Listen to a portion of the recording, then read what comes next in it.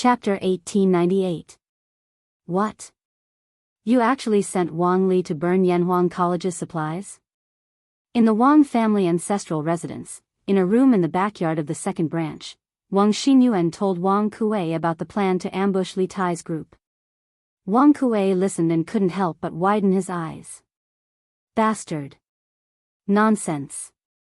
Didn't this old man tell you not to act rashly before establishing contact with the Turkic state preceptor or Shili Kagan? Moreover, Taiyuan city is currently under martial law, and the city is filled with soldiers and yamen runners. If your actions are caught, you, me, and the second branch of the Wang clan will all be finished. It was your grandson who was rash. Please calm your anger, grandfather.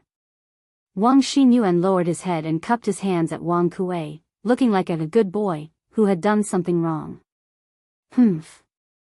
Calm my anger? How do you expect this old man to calm down? Wang Kuei slapped the table and pointed at Wang Xinyuan. This old man gave the second branch's shadow guards to you so that you could lead the second branch back to glory, not to destruction. If the imperial army and the provincial governor's residence find you, not just our second branch, but the entire Wang clan will suffer a calamity. In order to avoid being overheard, Wang Kuei deliberately lowered his voice despite his extreme anger. He had initially adopted Wang Xinyuan's plan and put Wang Xinyuan in charge of this plan only to revive the second branch. He had never thought of destroying the entire Wang clan. Wang Xinyuan lowered his head and said softly, "Grandfather, rest assured. The imperial army only captured Xinglang. The rest of the people who participated in the ambush were all buried in the sea of fire. Xinglang is an assassin that you have painstakingly cultivated over the years. Grandson believes that the imperial army will not be able to get anything out of him." Xinglang. You still have the face to mention Xinglang to this old man? Also, how did you know that Xinglang is an assassin that this old man has cultivated? Wang Kuei was completely enraged, but at the same time, he still had a question in his mind. How did Wang Xinyuan know Xinglang's identity and mobilize him? Wang Xinyuan lowered his head and said nothing. Whether or not Wang Li was here, he could not possibly reveal Wang Li's identity because he had been trying to win people's hearts recently. But even if he didn't say it, Wang Kuei, who was old and shrewd, could roughly guess. It was only to see Wang Kuei's brows furrow and he said with a livid expression, "It's Wang Li. You actually allowed Wang Li to mobilize the Star Wolf. Haha. Good. Very good. How many days has it been since you were adopted into the second branch?" His wings had hardened. "How dare you mobilize the assassins that this old man has secretly trained without permission? Then in a few days, will you dare to order Wang Li to kill this old man so that you can take my place?" At this moment, while Wang Kuei was angry and regretful, a sense of crisis finally rose in his heart. This was because Wang Xinyuan could mobilize Wang Li and Star Wolf behind his back today. Who knew if Wang Xinyuan would directly attack him or completely take over his position in the future? It had to be said that the speed of Wang Xinyuan's infiltration into Wang Kuei's forces made Wang Kuei feel a little fearful. Wang Xinyuan raised his head at this time and looked directly at Wang Kuei without avoiding. He said with a serious face, "Grandfather, you are my grandfather. I will never do anything to you." Previously, after Wang Li heard the news from the post house that Li Tai would personally escort the firepower generator, I felt that it was a good opportunity to break the situation. I also wanted to report to grandfather first, but the situation was urgent at that time. I had to let Wang Li prepare for the ambush first. Grandson has indeed overstepped his boundaries and acted rashly. Grandfather, please punish me. A good opportunity to break the situation? Humph. You really broke the situation by making such a fuss. However, you gave Li Tai and the others a chance to break the situation. Wang Kuei sneered and then said coldly, "I think you are getting bolder and bolder. From today onwards, you have no right to mobilize the secret guards of the second branch. You stay at home and reflect on your mistakes. You are not allowed to go anywhere." Now that things had developed to this point, Wang Kuei really didn't dare to let Wang Xinyuan do whatever he wanted. Wang Xinyuan was really too bold. He was simply joking with the lives of everyone in the Wang family. But now that things had developed to this point, he couldn't do anything to Wang Xinyuan. He couldn't kill him quietly, right?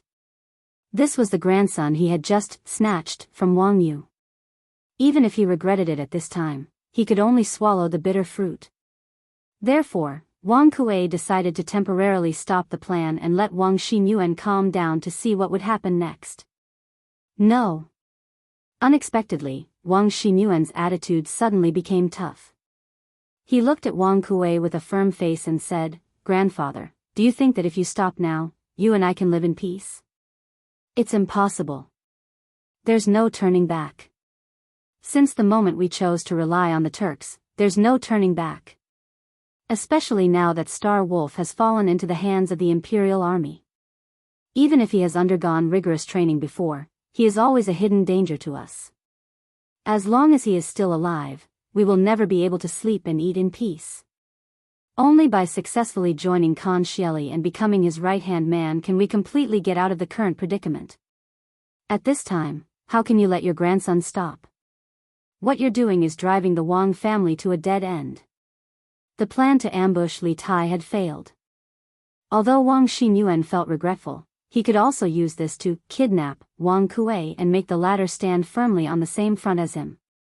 Not only did he want to get Wang Kuei's full support, but he also wanted all the resources and power of the Wang family's second branch.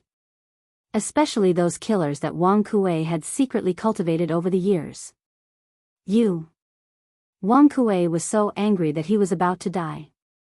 At this moment, he finally understood what it meant to ask a tiger for its skin. Those who asked a tiger for its skin should be mentally prepared to be bitten by the tiger at any time. Wang Xinyuan, the tiger, was as docile as a kitten at the beginning, but now, he had finally revealed his sharp fangs, which made Wang Kuei somewhat fearful. Although he was angry, Wang Kuei also understood that Wang Xinyuan's words were reasonable. There was no turning back. They had already attached themselves to the Turks through Guardian Zhao. Could they really stop now? In addition, at this time, he could not completely fall out with Wang Xinyuan, because he could hear a trace of determination in the latter's tone. If he really fell out with Wang Xinyuan, this guy might directly make the matter public and make a life-and-death struggle. At that time, the Wang family's second branch would only die faster. Forget it. Forget it. Seeing that you're doing this for the sake of the second branch, this old man will not punish you this time. You don't have to reflect on your mistakes in these few days. After pondering for a moment, Wang Kuei suppressed the anger in his chest and sighed as if he had accepted his fate. Then he changed the topic and said, "But before you make any decision, you must discuss it with this old man. Don't make any more decisions without my permission. Otherwise, this old man can take back the secret guards in your hands at any time. Do you understand?" Seeing that Wang Kuei had compromised, Wang Xinyuan smiled inwardly. He did not want to push Wang Kuei too hard, so he cupped his hands and said, "This grandson understands. Thank you for your forgiveness, grandfather. You, leave." Wang Kuei waved his hand at Wang Xinyuan rather tiredly. At this time, he had already begun to regret listening to Wang Xinyuan's slanderous words and mistakenly boarding the pirate ship. "Master, this subordinate has something to report." Wang Chengwu stood outside the study in the backyard of the Wang family's main house, knocked on the door frame, and spoke respectfully inside. "Come in." Soon, Wang Yu's voice came from inside the room. "Yes." Wang Chengwu did not enter immediately. He first turned his head and looked around. Seeing that there was no one around, he pushed the door open and walked in, then closed the door again. "Chengwu, what's the matter?" At this time, Wang Yu was reviewing official documents sent by the local government in Sui province. Counting the days, he had left Sui province for nearly half a month, and there was a backlog of government affairs in the local government. Wang Yu looked up at Wang Chengwu and asked faintly. Then, he lowered his head and continued to review official documents. "Master, this subordinate has just received news that a fire suddenly broke out in the south of the city." Thick smoke billowed. An imperial guard was also at the scene at that time, and they also caught an unidentified man who seems to be an assassin. He has been escorted to the post house. Wang Qinggu cupped his hands and bowed. What? Another assassin? Hearing this, Wang Yu's right hand, which was reviewing official documents, could not help but tremble. A slanted red line suddenly appeared on the booklet. Speaking of which, Wuxia Xianxia had just been assassinated in the city this morning, and the security patrols in the city had also been upgraded. How did another assassin pop out now? How could Wang Yu not be shocked and angry? Can you confirm that person is an assassin? Also, is King Wei in this Imperial Guard? Is His Highness injured? Wang Yu looked nervously at Wang Qinggu and asked in a deep voice. We still can't confirm that person's identity. Wang Qinggu shook his head and said, this subordinate has already sent someone to investigate. However, according to the report of my subordinates, His Highness King Wei was not among them. No one saw His Highness injured either. Please rest assured, family head. Hearing this, Wang Yu inwardly heaved a sigh of relief. As long as Li Tai was fine, everything else could be discussed. Also, this subordinate has discovered something else, but I don't know if I should say it. At this time, Wang Qinggu suddenly said hesitantly. Wang Yu frowned and said, what is it? Speak quickly. Wang Qinggu thought for a moment, then cupped his hands and said, replying to Master, after the fire broke out in the south of the city, this subordinate saw Wang Li of the second branch return with some people in a hurry. This subordinate feels that they are a little, Who was Wang Yu? He had been an official for half his life. What had he not seen? Although Wang Qinggu's words were not complete, he understood what Wang Qinggu wanted to say. He put down the red brush in his hand and walked up to Wang Qinggu with a serious expression. You mean to say that the fire in the south of the city is very likely related to Wang Li? When he said this, even Wang Yu himself felt a little apprehensive. The implications of this matter were too great. If things were not handled properly, the entire Wang clan could be consigned to eternal damnation. Chapter 1899. This subordinate doesn't dare to be sure, but when I saw Wang Li and the others return, they all seemed to be in a hurry. This subordinate went forward to greet them, but they didn't respond and rushed straight to the second branch's courtyard. Wang Qinggu did not directly assert that there was a problem with Wang Li's group, but rather cautiously replied. No. There must be a problem with Wang Li. Wang Yu's brow furrowed. After a moment of silence, he said with certainty, at noon, an imperial edict was sent to Taiyuan, and Fang Gongding successfully took over military authority in Bing province. The tens of thousands of soldiers in the Bing province camp all poured out and spread throughout Taiyuan city.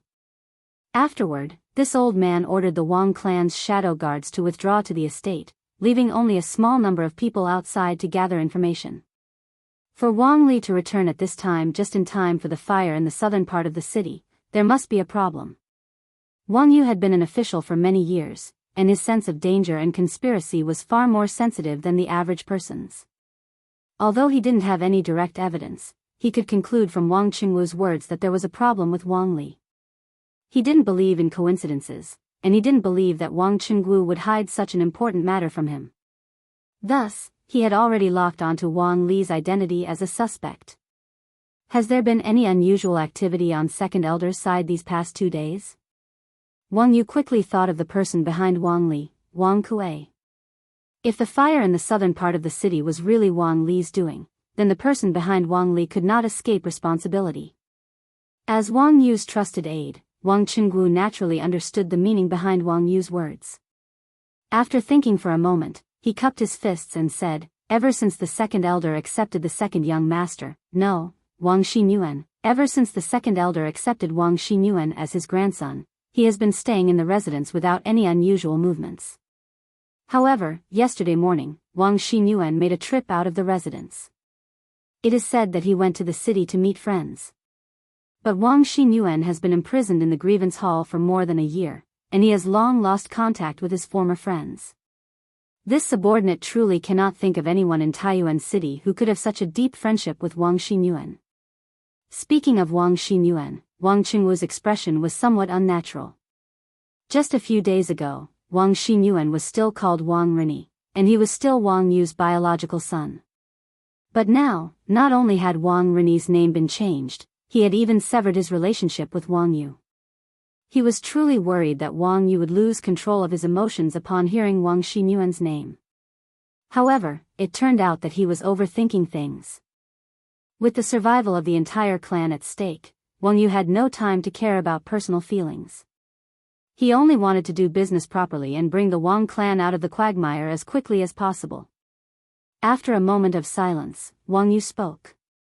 Cheng Wu, from now on, you will personally lead a few experts to secretly monitor the second branch's every move. Whether it's Renyi, Wang Xinyuan, or the second elder, once they do anything suspicious, report to me immediately.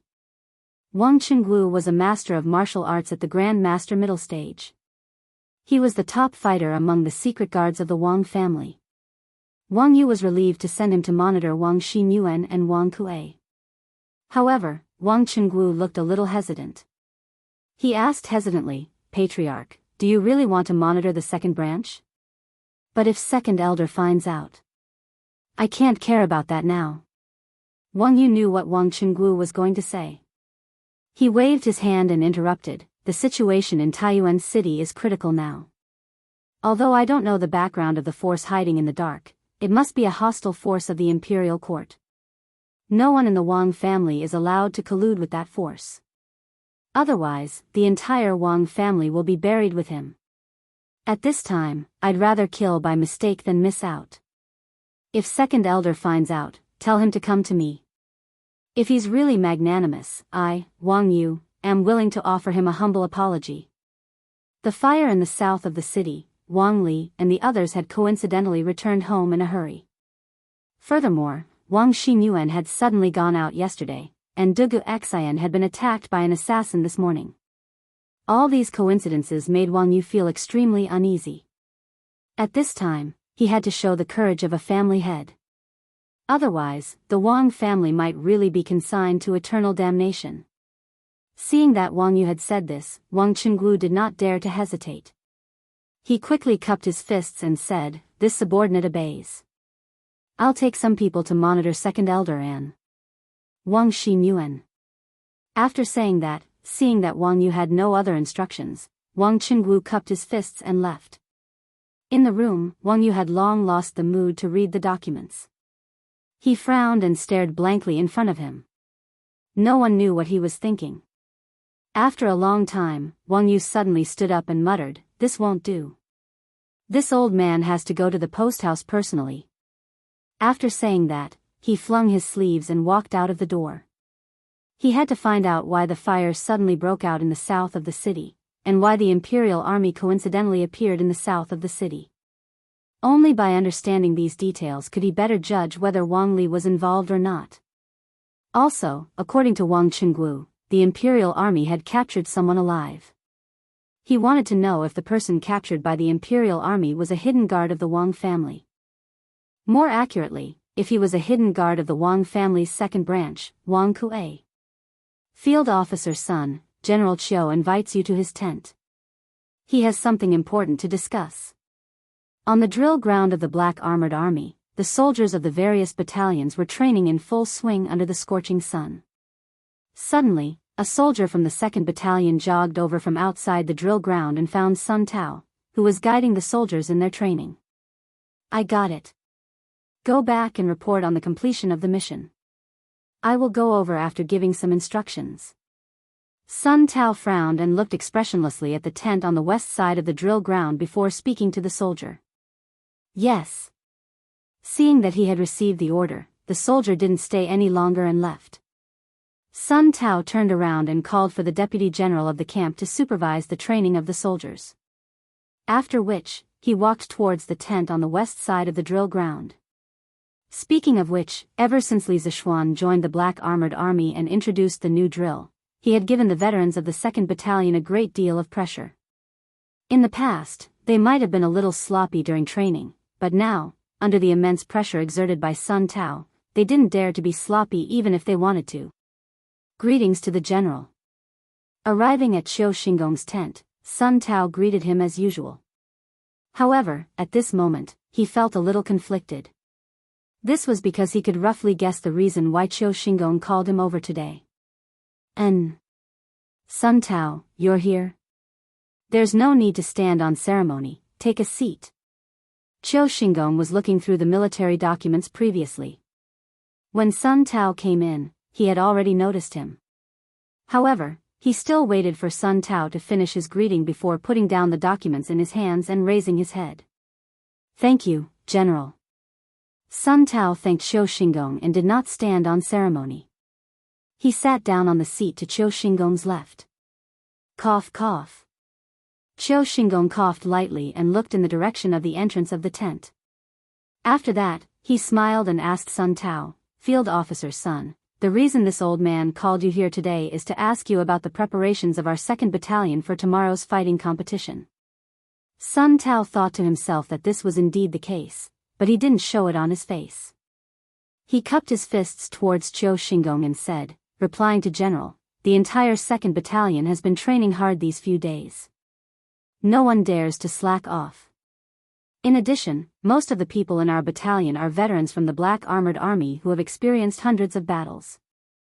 I believe that in tomorrow's martial arts competition, our 2nd Battalion will definitely not lose to the 5th Battalion.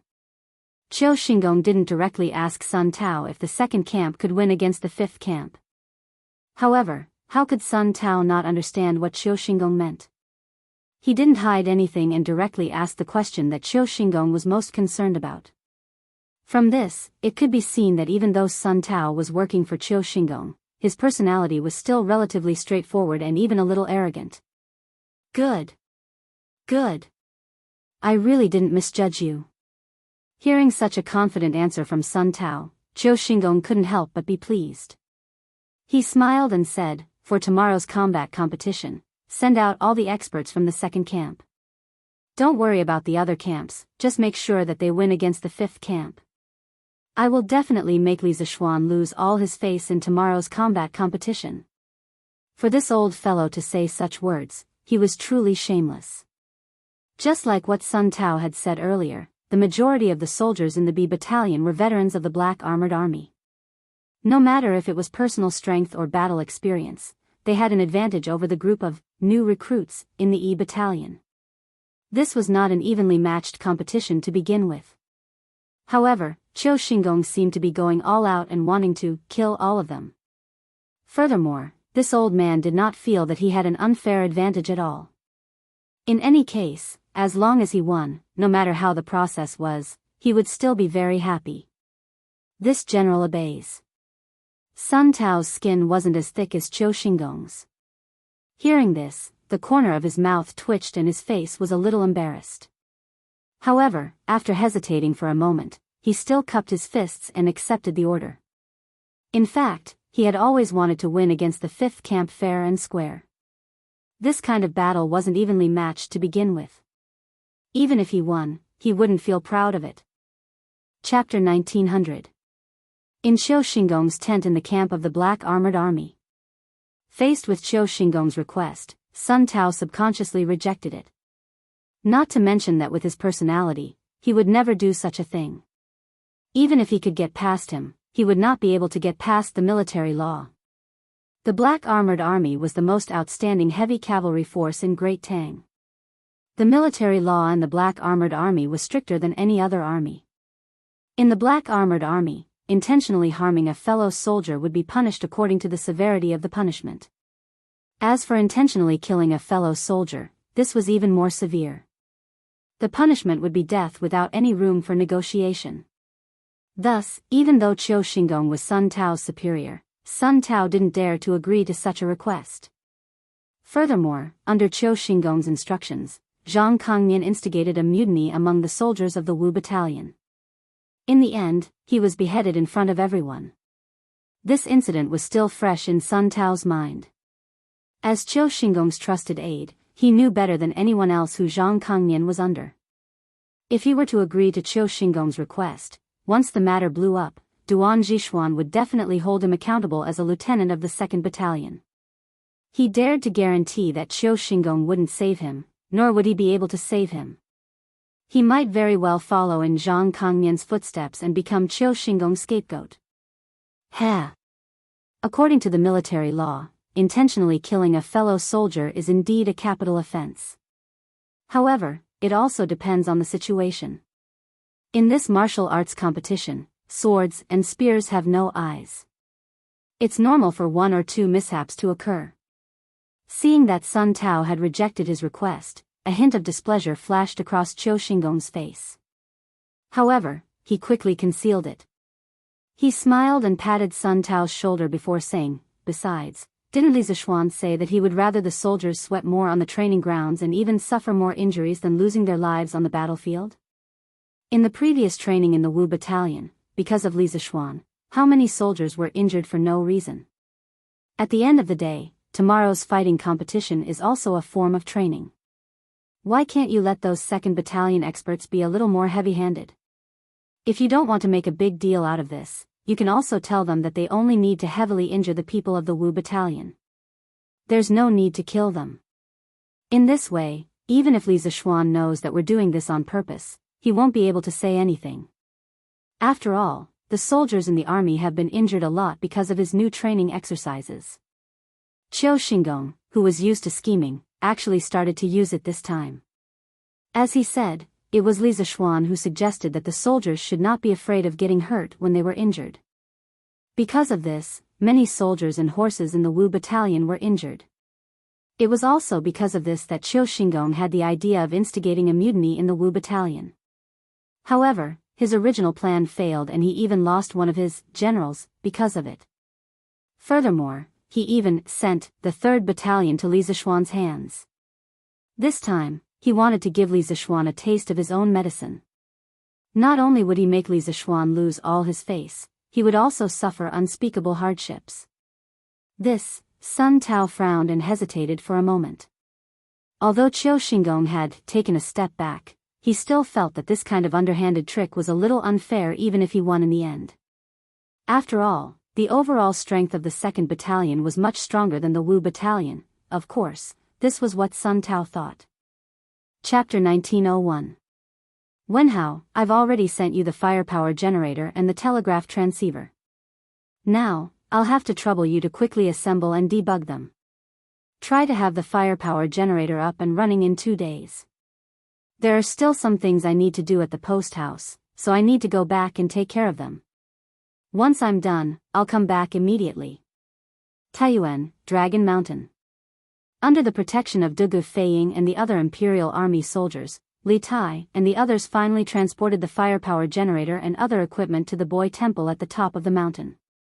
After all the equipment had been properly installed, Li Tai said to Meng Wenhao. In the morning, after they had finalized the location of Dragon Mountain as the telegraph relay station, Meng Wenhao had remained on Dragon Mountain to coordinate the preliminary preparations.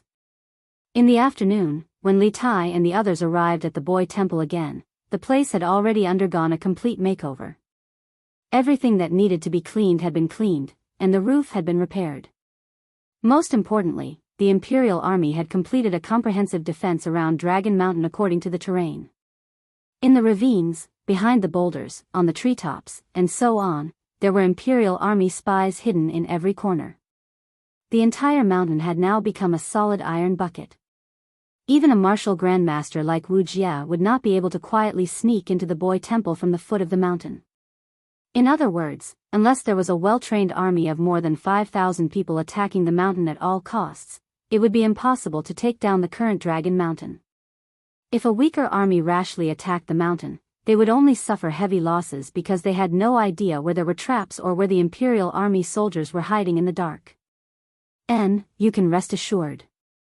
Although my experience in engineering projects is not as good as yours, these things won't be difficult for me. Besides, I have so many classmates helping me. Meng Wenhao nodded solemnly and promised. Then, he looked at Li Tai and said with a serious face, "Qingke, you should be more careful in the city. We've all heard about the assassination of General Dugu. I suspect that there's a group of people in Taiyuan City who don't want us to build a telegraph relay station. Qingke, your identity is special, so they will definitely find ways to make a move on you." It had been a long time since the assassination attempt on Dugu Xian in the morning. Although Meng Wenhao and the other students of Yanhuang Academy had been waiting here since they arrived at Dragon Mountain, they still heard the news of the assassination attempt on Dugu Xian. Those who could enter Yanhuang Academy were not stupid. They knew very well how dangerous the situation they were facing was. But even under such circumstances, not a single one of them wanted to withdraw out of fear. They were schoolmates, but at this moment, they were more like comrades in arms. In times of crisis, they helped each other and could trust each other with their backs. This was the golden generation of the Yanhuang Academy. In the future, when the Tang Empire defeated the Turks, there would definitely be a place for them in the history books. Wenhao, I'm relieved to hear your words. Li Tai smiled faintly, but his face was calm. He said, as for my safety, you don't have to worry. Now there are tens of thousands of soldiers in the Bing province barracks in the city.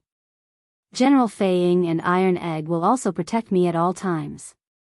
It won't be easy for those rats hiding in the dark to hurt me. Our main task now is to build the telegraph relay station as soon as possible. The more those people don't want us to build it, the more we won't let them. If Dragon Mountain lacks anything, you can send someone down the mountain to inform Mr. Mo Chui. He will prepare it for you. Chapter 1902.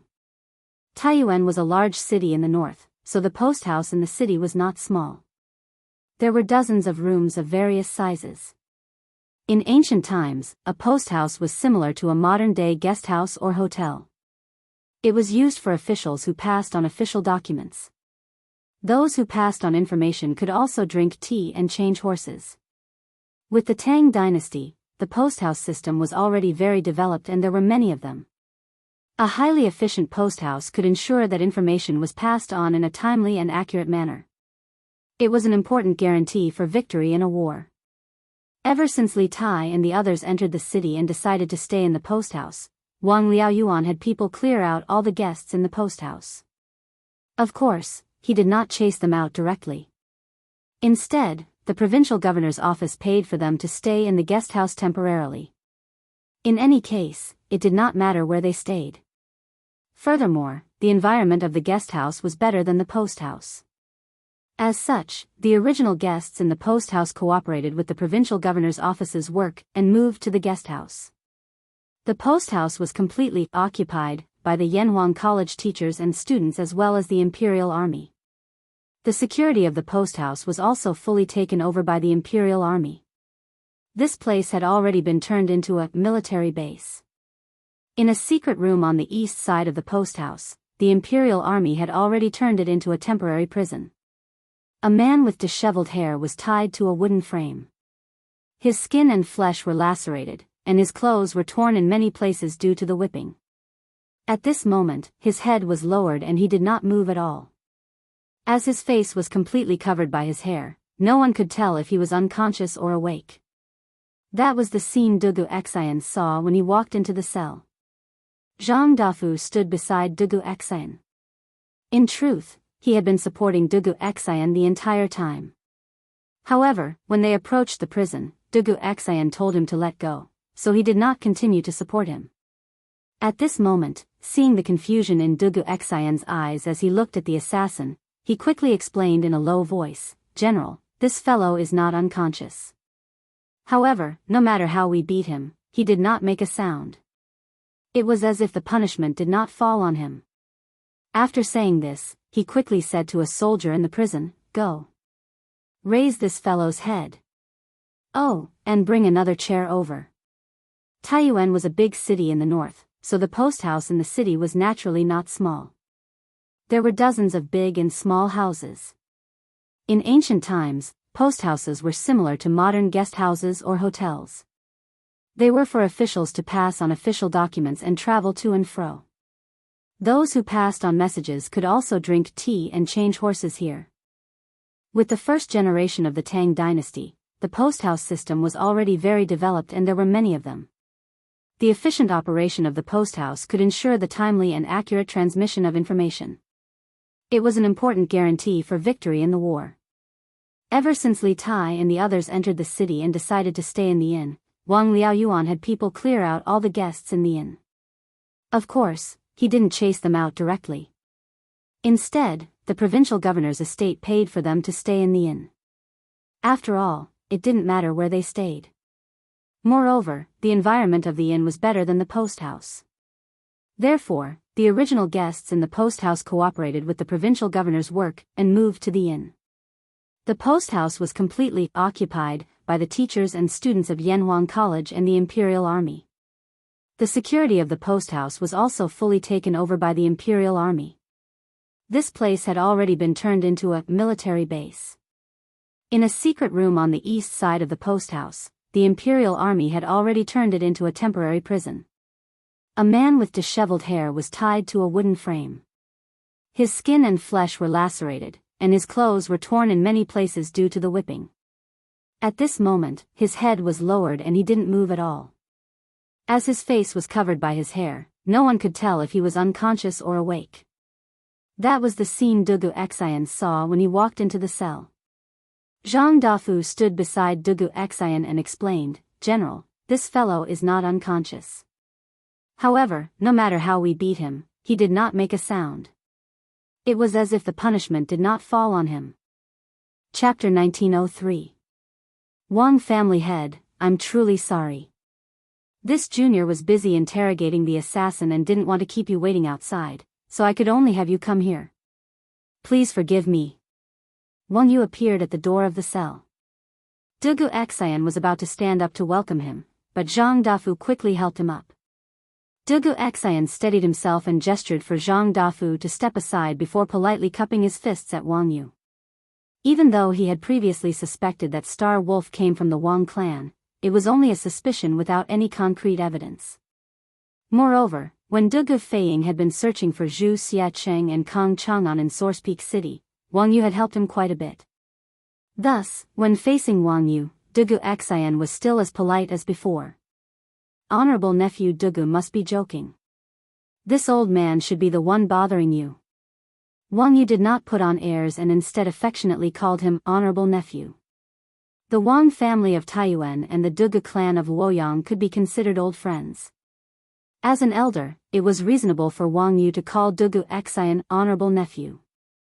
After this polite exchange, Wang Yu looked at Dugu Xian and asked with concern, "Honorable nephew, you've just been cured of the poison. Are you all right now?" "Thanks to Uncle Wang, I'm fine now. I also have to thank Uncle Wang for inviting the divine doctor to treat me. Otherwise, this junior really might not have been able to wake up." Dugu Xian solemnly cupped his fists at Wang Yu. Since Wang Yu had addressed him as nephew, it wouldn't be too much for him to address him as uncle. Furthermore, Dugu Xian had already heard about what had happened at the post house this morning from the people around him. He knew that if Wang Yu hadn't invited the best, and also the most difficult to invite, physician in Taiyuan, Gong Sun Liang, there was a high chance that he would have died from the poison by now. Thus, from a certain perspective, Wang Yu could be considered his savior.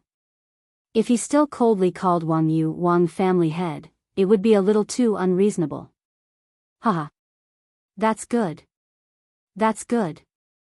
Dugu Xian addressing him as uncle made Wang Yu heave a sigh of relief. In just a few words, the relationship between the two of them had become much closer. Now, he could naturally ask Dugu Xian to help him investigate the identity of the captured assassin. This old man just received news that a fire broke out in the south of the city, and the Imperial Army happened to capture someone at the scene. This old man was worried about your highness' safety, so I came to take a look. Oh, right. Just now, my nephew said that he was interrogating the assassin. Could it be that the person the Imperial Guard caught in the southern part of the city was the assassin? Is His Highness doing well? Wang Yu remembered the purpose of his visit and the words Dugu Xian had said at the beginning. His expression was shocked, and he cupped his hands at Dugu Xian as he looked around the cell. He looked around and saw that there was another person hanging on the rack. It was Star Wolf. However, Star Wolf had lowered his head again. His messy hair easily covered his face, so Wang Yu couldn't see his face clearly.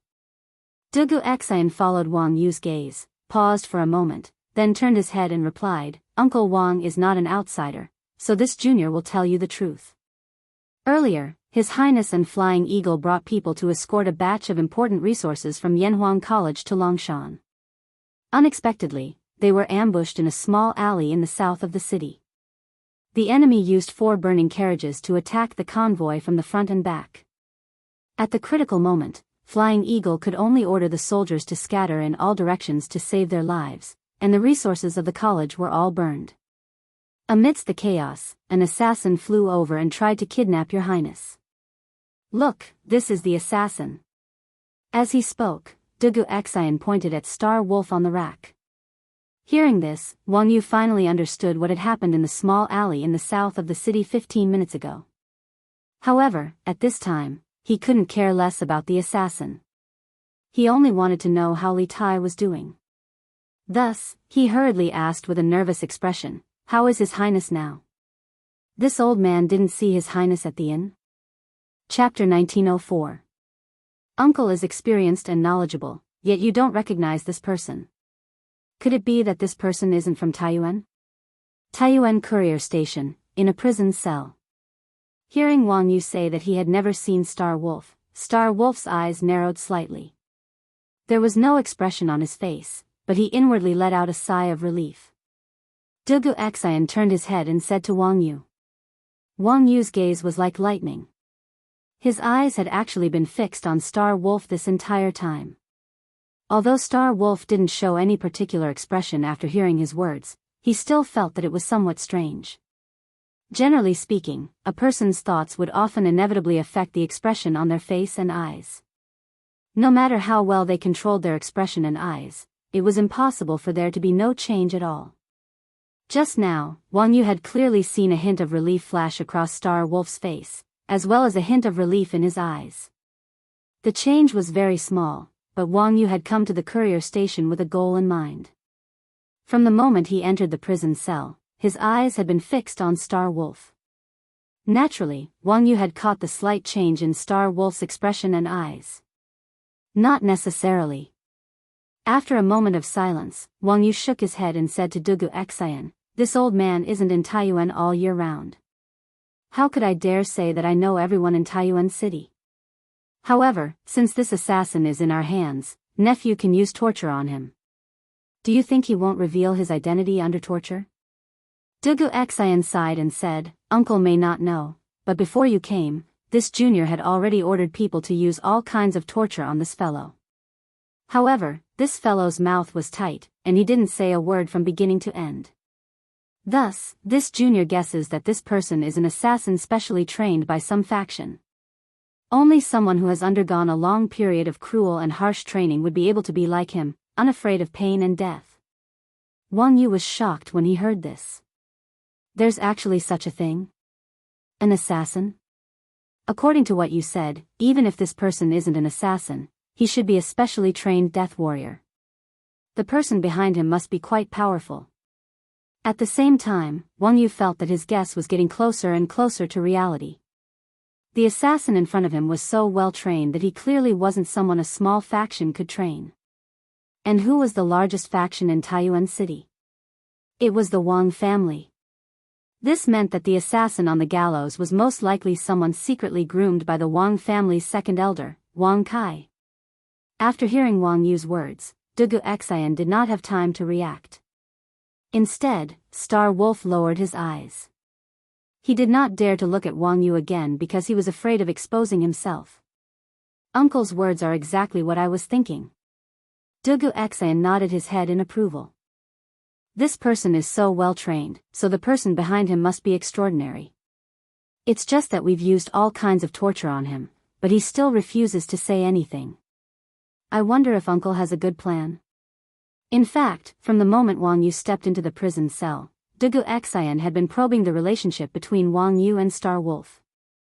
Up until now, Dugu Xian had basically confirmed that Wang Yu really didn't know Star Wolf. This was the intuition of a martial artist. Unless Wang Yu's acting skills were so superb that he could deceive the eyes of a martial scholar, Dugu Xian did not believe that his judgment would be wrong. Therefore, Dugu Xian was sincerely seeking advice from Wang Yu, hoping to find a way to break out of this situation. Chapter 1905. Who are Wang Li and Wang Kuei? After Wang Yu left his cell, Dugu Xian also left his cell with the help of an imperial army soldier. After returning to his room, he sat down and asked Zhao Eru, the imperial army soldier who had helped him back. Zhao Eru had come with Dugu Feiying to Source Peak City to gather intelligence and eliminate hidden threats, so he had a relatively good understanding of the situation in the city. Upon hearing this, he replied, "General, based on what this subordinate knows, Wang Kuei is the second elder of the Wang clan and belongs to the second branch of the Wang clan. But this subordinate has never heard of this Wang Li. Should this subordinate go and investigate? The second elder of the Wang clan?" Hearing this, Dugu Xian's heart moved. After pondering for a moment, he instructed Zhao Eru, "Go investigate this Wang Li's identity and see if he's related to this Wang clan's second elder." In the matter of investigating the identity of the assassin, Wang Yu could be said to have contributed both in terms of strategy and effort. As a result, it was basically ruled out that the assassin was related to Wang Yu. However, Dugu Xian still felt that Wang Yu seemed to know something and was hiding something from him. Especially the 2 sentences Wang Yu had asked Star Wolf before he left, which made Dugu Xian even more suspicious. Thus, it was imperative to investigate the identities of Wang Li and Wang Kuei first. Yes. Zhao Eru cupped his fists in acknowledgement. Seeing that Dugu Xian had no other orders, he turned and left. Who are Wang Li and Wang Kuei? After Wang Yu left, Dugu Xian left his cell with the help of an imperial army soldier and returned to his room. After sitting down, he asked Zhao Eru, the imperial army soldier who had helped him back. Zhao Eru had come with Dugu Feiying to Source Peak City to gather intelligence and eliminate hidden threats, so he had a relatively good understanding of the situation in the city. Upon hearing this, he replied, "General, based on what this subordinate knows, Wang Kuei is the second elder of the Wang clan and belongs to the second branch of the Wang clan. But this subordinate has never heard of this Wang Li. Should this subordinate go and investigate? The second elder of the Wang clan?" Hearing this, Dugu Xian's heart moved. After pondering for a moment, he instructed Zhao Eru, "Go investigate this Wang Li's identity and see if he's related to this Wang clan's second elder." In the matter of investigating the identity of the assassin, Wang Yu could be said to have contributed both in terms of strategy and effort. As a result, it was basically ruled out that the assassin was related to Wang Yu. However, Dugu Xian still felt that Wang Yu seemed to know something and was hiding something from him. Especially the 2 sentences Wang Yu had asked Star Wolf before he left, it made Dugu Xian even more suspicious. Therefore, it was very necessary to investigate the identities of Wang Li and Wang Kuei first. Here. Zhao Eru cupped his fists and accepted the order. Seeing that Dugu Xian had no other orders, he turned and left. Who are Wang Li and Wang Kuei? In Source Peak Courier Station, after Wang Yu left, Dugu Xian left his cell with the help of an imperial army soldier and returned to his room. After sitting down, he asked Zhao Eru, the imperial army soldier who had helped him back. Zhao Eru had come with Dugu Feiying to Source Peak City to gather intelligence and eliminate hidden threats, so he had a relatively good understanding of the situation in the city. Upon hearing this, he replied, "General, based on what this subordinate knows, this Wang Kuei is the second elder of the Wang clan and belongs to the second branch of the Wang clan. But this subordinate has never heard of this Wang Li. Should this subordinate go and investigate? The second elder of the Wang clan?" Chapter 1906. This old man, who this old man is isn't important. What is important is that this old man has intercepted an urgent report. This matter concerns the life and death of His Highness King Wei and the several 100,000 people of Taiyuan City. General, please quickly open the gates and do not delay this important military mission. Outside the western gate of Taiyuan City, the burly man dressed in coarse brown robes looked up at the captain of the Bing province barracks and loudly shouted. This matter concerns the life and death of His Highness King Wei and the several 100,000 people of Taiyuan City. Ha! What bold words! The captain had originally believed that this old man had important information to report, but after hearing the old man's words, he snorted derisively. Taiyuan City was the largest city in the north of the Great Tang. Its walls were tall and thick, and the city had tens of thousands of elite soldiers. Most importantly, Taiyuan City was not on the border and was surrounded by other provinces and counties. If Taiyuan City encountered an emergency, the soldiers of the other provinces and counties would rush to the rescue. In these circumstances, the captain truly did not believe that anyone could threaten the lives of the several 100,000 people of Taiyuan City. You should go back.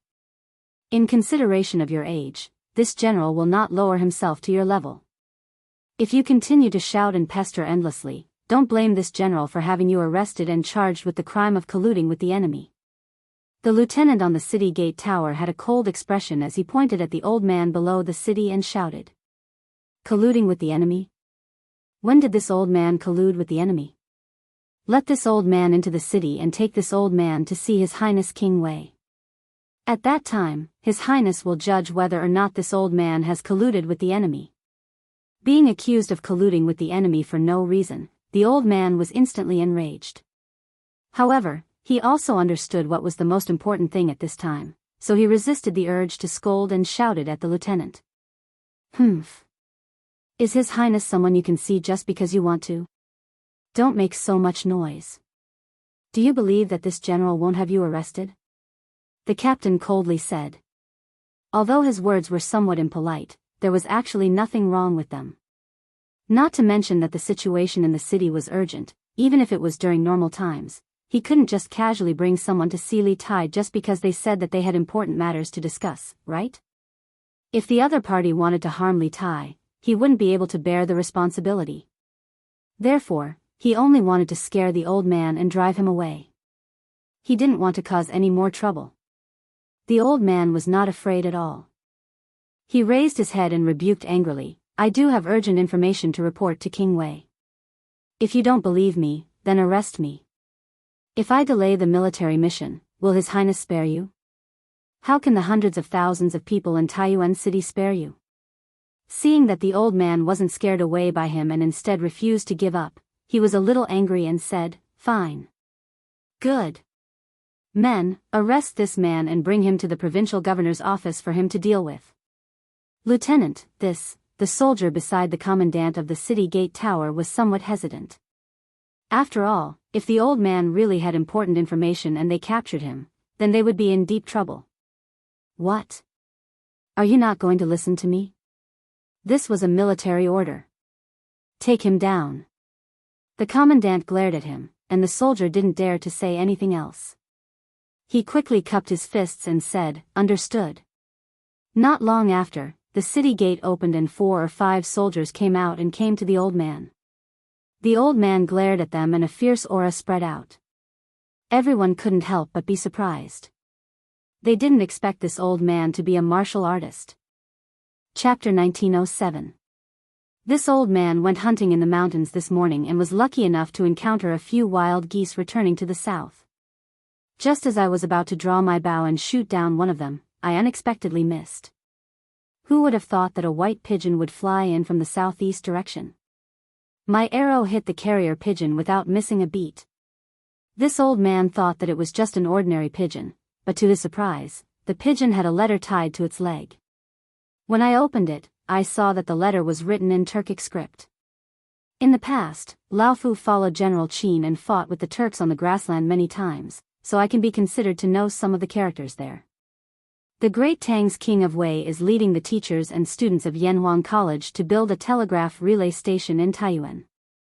Once this station is completed, the Tang army will be able to communicate with each other anywhere on the steppe and send news back to Chang, and in an instant.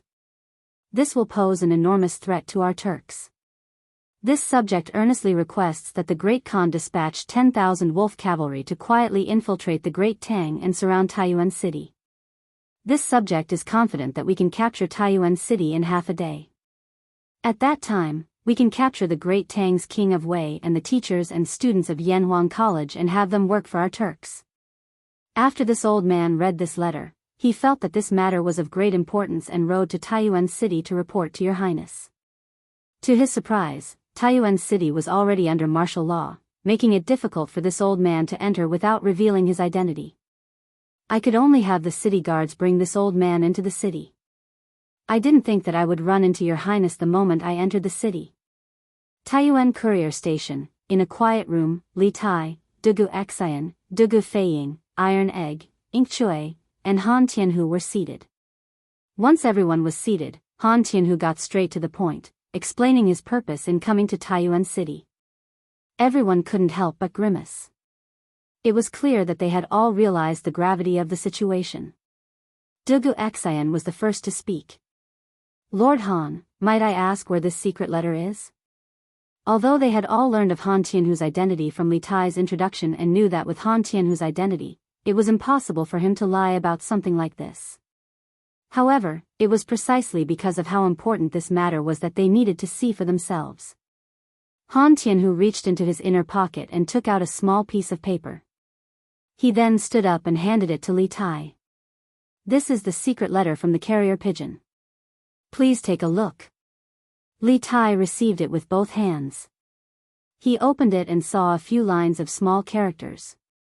However, he did not understand the Turkic language, so he could not tell what it was.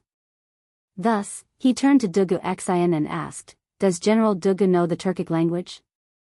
As the commander of the imperial army, Dugu Xian had to maintain the safety of the palace. He had to deal with foreign spies on a daily basis, so he naturally understood the Turkic language. Hearing this, he nodded and said, "This general understands a little." Li Tai handed the piece of paper over to Dugu Xian. "General Dugu, please take a look." "Here." Dugu Xian did not waste any time on pleasantries.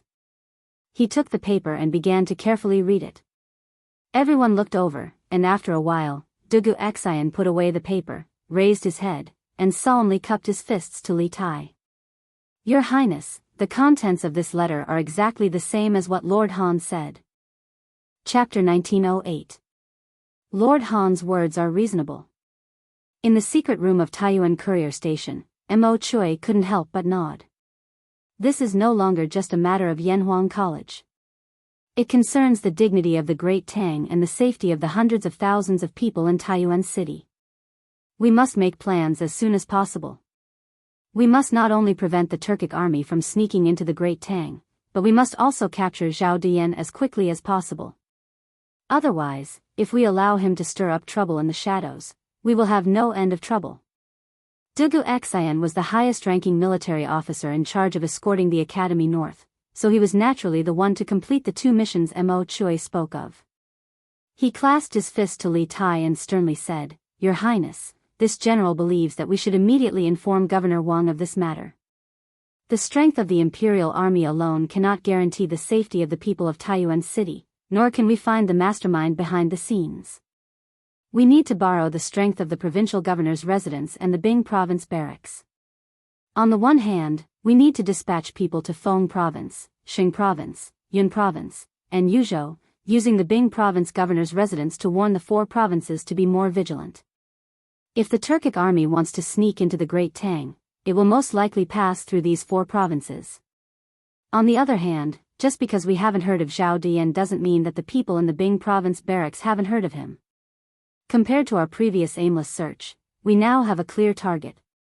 As long as we find out who Zhao Dian is, it will be much easier to find him. Moreover, I believe that there is one person who has definitely heard of Zhao Dian. Who is it?"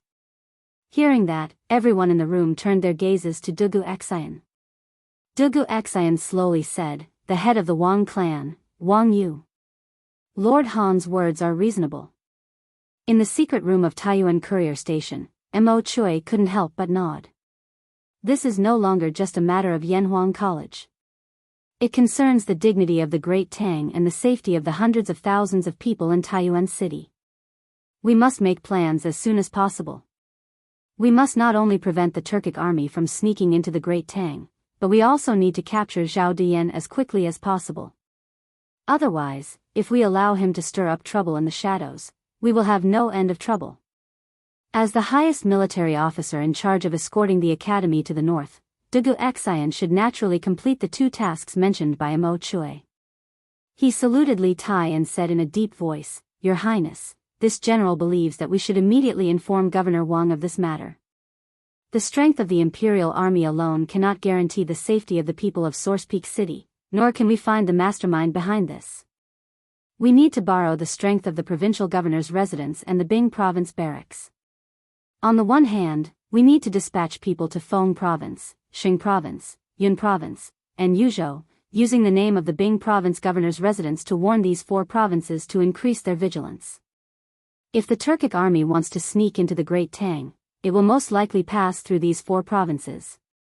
On the other hand, although we haven't heard of Zhao Diyan, it doesn't mean that the people in the government office or the Bing Province barracks haven't heard of him. Compared to the previous aimless search, at least we have a clear target now. As long as we find out Zhao Diyan's background, it will be easier to find him. Moreover, I believe that one person must have heard of Zhao Diyan. Who is it? Hearing that, everyone in the room turned their gazes to Dugu Xian. Dugu Xian slowly said, the head of the Wang clan, Wang Yu. Lord Han's words are reasonable. In the secret room of Source Peak Courier Station, Mo Chui couldn't help but nod. This is no longer a matter of Yanhuang College. It concerns the dignity of the Great Tang and the safety of the hundreds of thousands of people in Source Peak City. We must make plans as soon as possible. We must not only prevent the Turkic army from sneaking into the Great Tang, but we also need to capture Zhao Diyan in the city as quickly as possible. Otherwise, if we allow this person to stir up trouble in the shadows, we will have no end of trouble. As the highest military officer in charge of escorting the Academy North, Dugu Xian should naturally complete the 2 tasks mentioned by Mo Chui. He cupped his fists to Li Tai and sternly said, Your Highness, this general believes that we should immediately notify Governor Wang. Your Highness, this general believes that we should immediately inform Governor Wang of this matter. The strength of the Imperial Army alone cannot guarantee the safety of the people of Source Peak City, nor can we find the mastermind behind this. We need to borrow the strength of the provincial governor's residence and the Bing Province barracks. On the one hand, we need to dispatch people to Feng Province, Xing Province, Yun Province, and Yuzhou, using the Bing Province barracks name to warn the 4 provinces to be more vigilant. This is because if the Turkic army wants to sneak into the Great Tang, it will most likely pass through these 4 provinces. On the other hand, just because we haven't heard of Zhao Diyan doesn't mean that the people in the Bing Province barracks haven't heard of him. Compared to our previous aimless search, we now have a clear target. As long as we investigate Zhao Diyan's background, it will be much easier to find him. Moreover, I believe that there is someone who has definitely heard of Zhao Diyan. Who is it? Hearing that, everyone in the room turned their gazes to Dugu Xian. Dugu Xian slowly said, the head of the Wang clan, Wang Yu. Lord Han's words are reasonable. In the secret room of Source Peak Courier Station, Mo Chui couldn't help but nod. This is no longer just a matter of Yanhuang College. It concerns the dignity of the Great Tang and the safety of the hundreds of thousands of people in Source Peak City. We must make plans as soon as possible. We must not only prevent the Turkic army from sneaking into the Great Tang, but we also need to capture Zhao Diyan as quickly as possible. Otherwise, if we allow him to stir up trouble in the shadows, we will have no end of trouble. Dugu Xian was the highest-ranking military officer in charge of escorting the Academy North, so he naturally had to complete the 2 missions Mo Chui had spoken of. He clasped his fist to Li Tai and sternly said, Your Highness, this general believes that we should immediately inform Governor Wang of this matter. The strength of the Imperial Army alone cannot guarantee the safety of the people of Source Peak City, nor can we find the mastermind behind the scenes. We need to borrow the strength of the provincial governor's residence and the Bing Province barracks. On the one hand, we need to dispatch people to Feng Province, Xing Province, Yun Province, and Yuzhou, using the name of the provincial governor's residence to warn these 4 provinces to be more vigilant. This is because if the Turkic army wants to sneak into the Great Tang, it will most likely pass through these 4 provinces. On the other hand, just because we haven't heard of Zhao Diyan doesn't mean that the people in the Bing Province barracks haven't heard of him. Compared to our previous aimless search, at least we now have a clear target. As long as we find out Zhao Diyan's background, it will be much easier to find him. Moreover, I believe that there is one person who has definitely heard of Zhao Diyan. Who is it? Hearing that, everyone in the room turned their gazes to Dugu Xian. Dugu Xian slowly said, the head of the Wang clan, Wang Yu. Lord Han's words are reasonable. In the secret room of Taiyuan Courier Station, Mo Chui couldn't help but nod. This is no longer just a matter of Yanhuang College. It concerns the dignity of the Great Tang and the safety of the hundreds of thousands of people in Taiyuan City. We must make plans as soon as possible.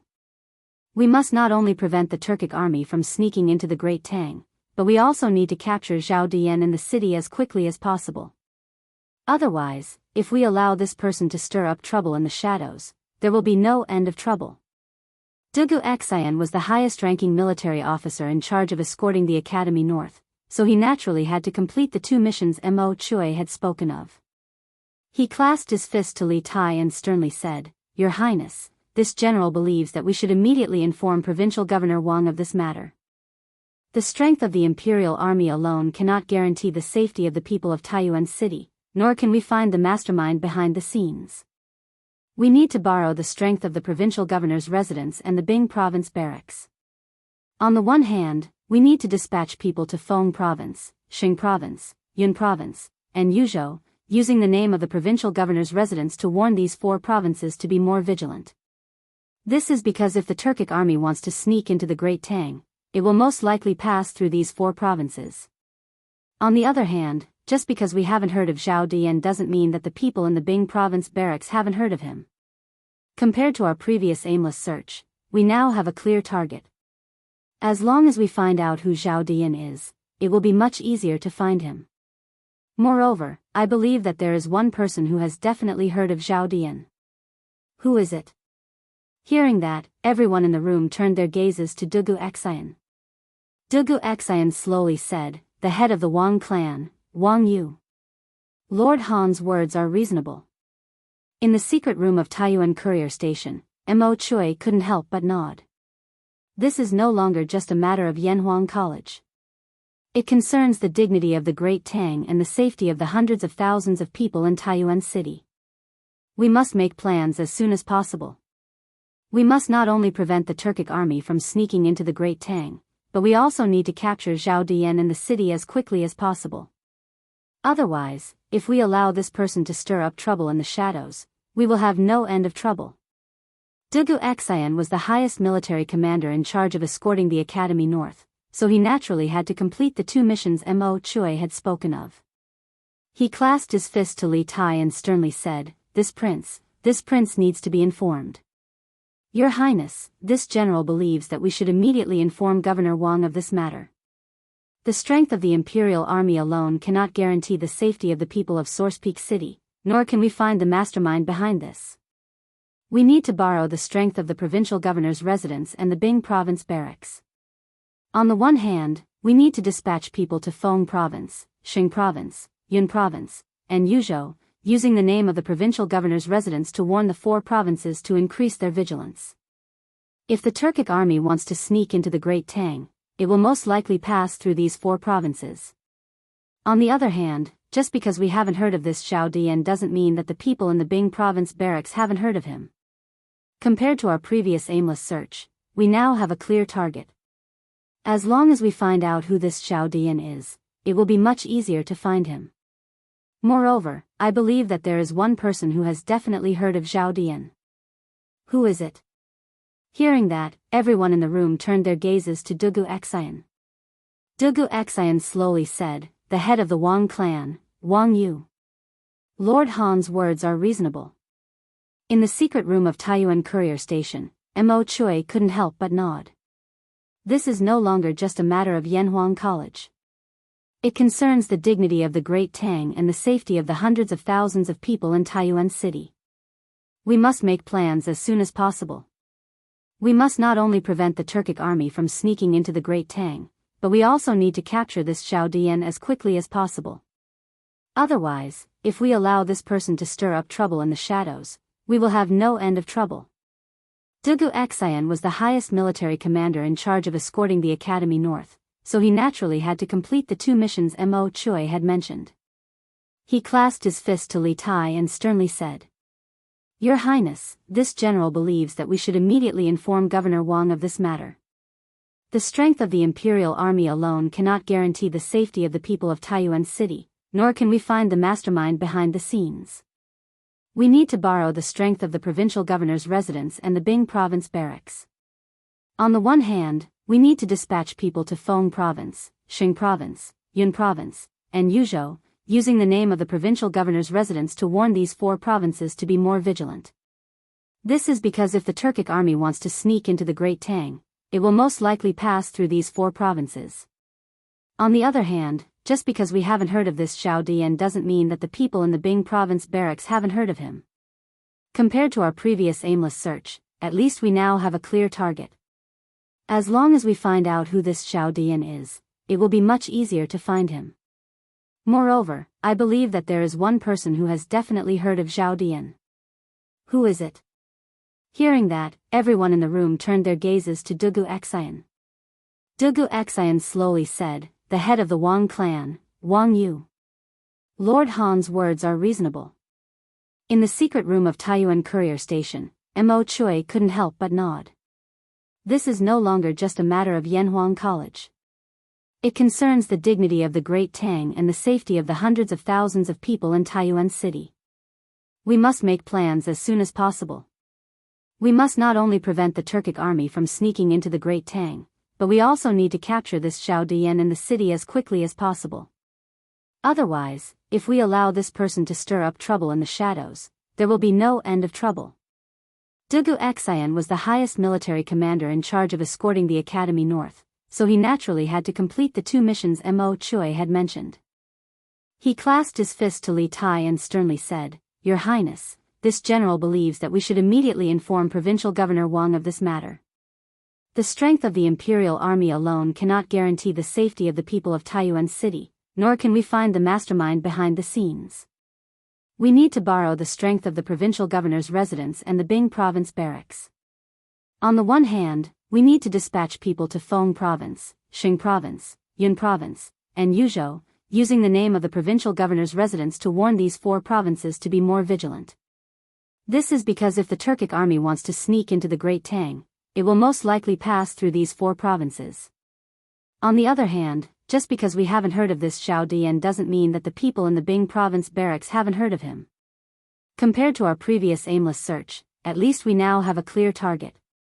As long as we find out who this Xiao Dian is, it will be much easier to find him. Moreover, I believe that there is one person who has definitely heard of Xiao Dian. Who is it?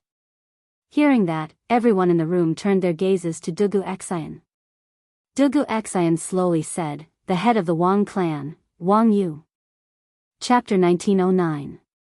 Father, since you've come to Taiyuan City, why don't you stay here for a while? After a short discussion, Li Tai went to his room to send a message. Dugu Xian took a carriage and a group of guards to the Wang family's ancestral home.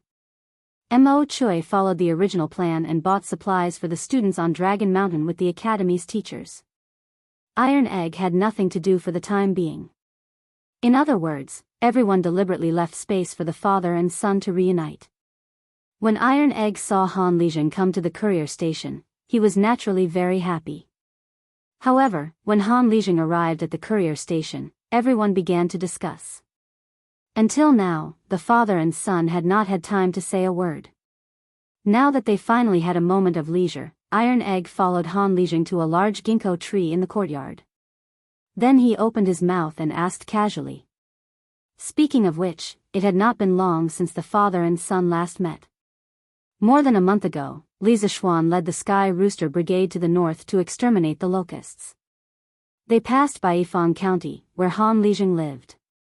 At that time, the father and son were reunited for a few days.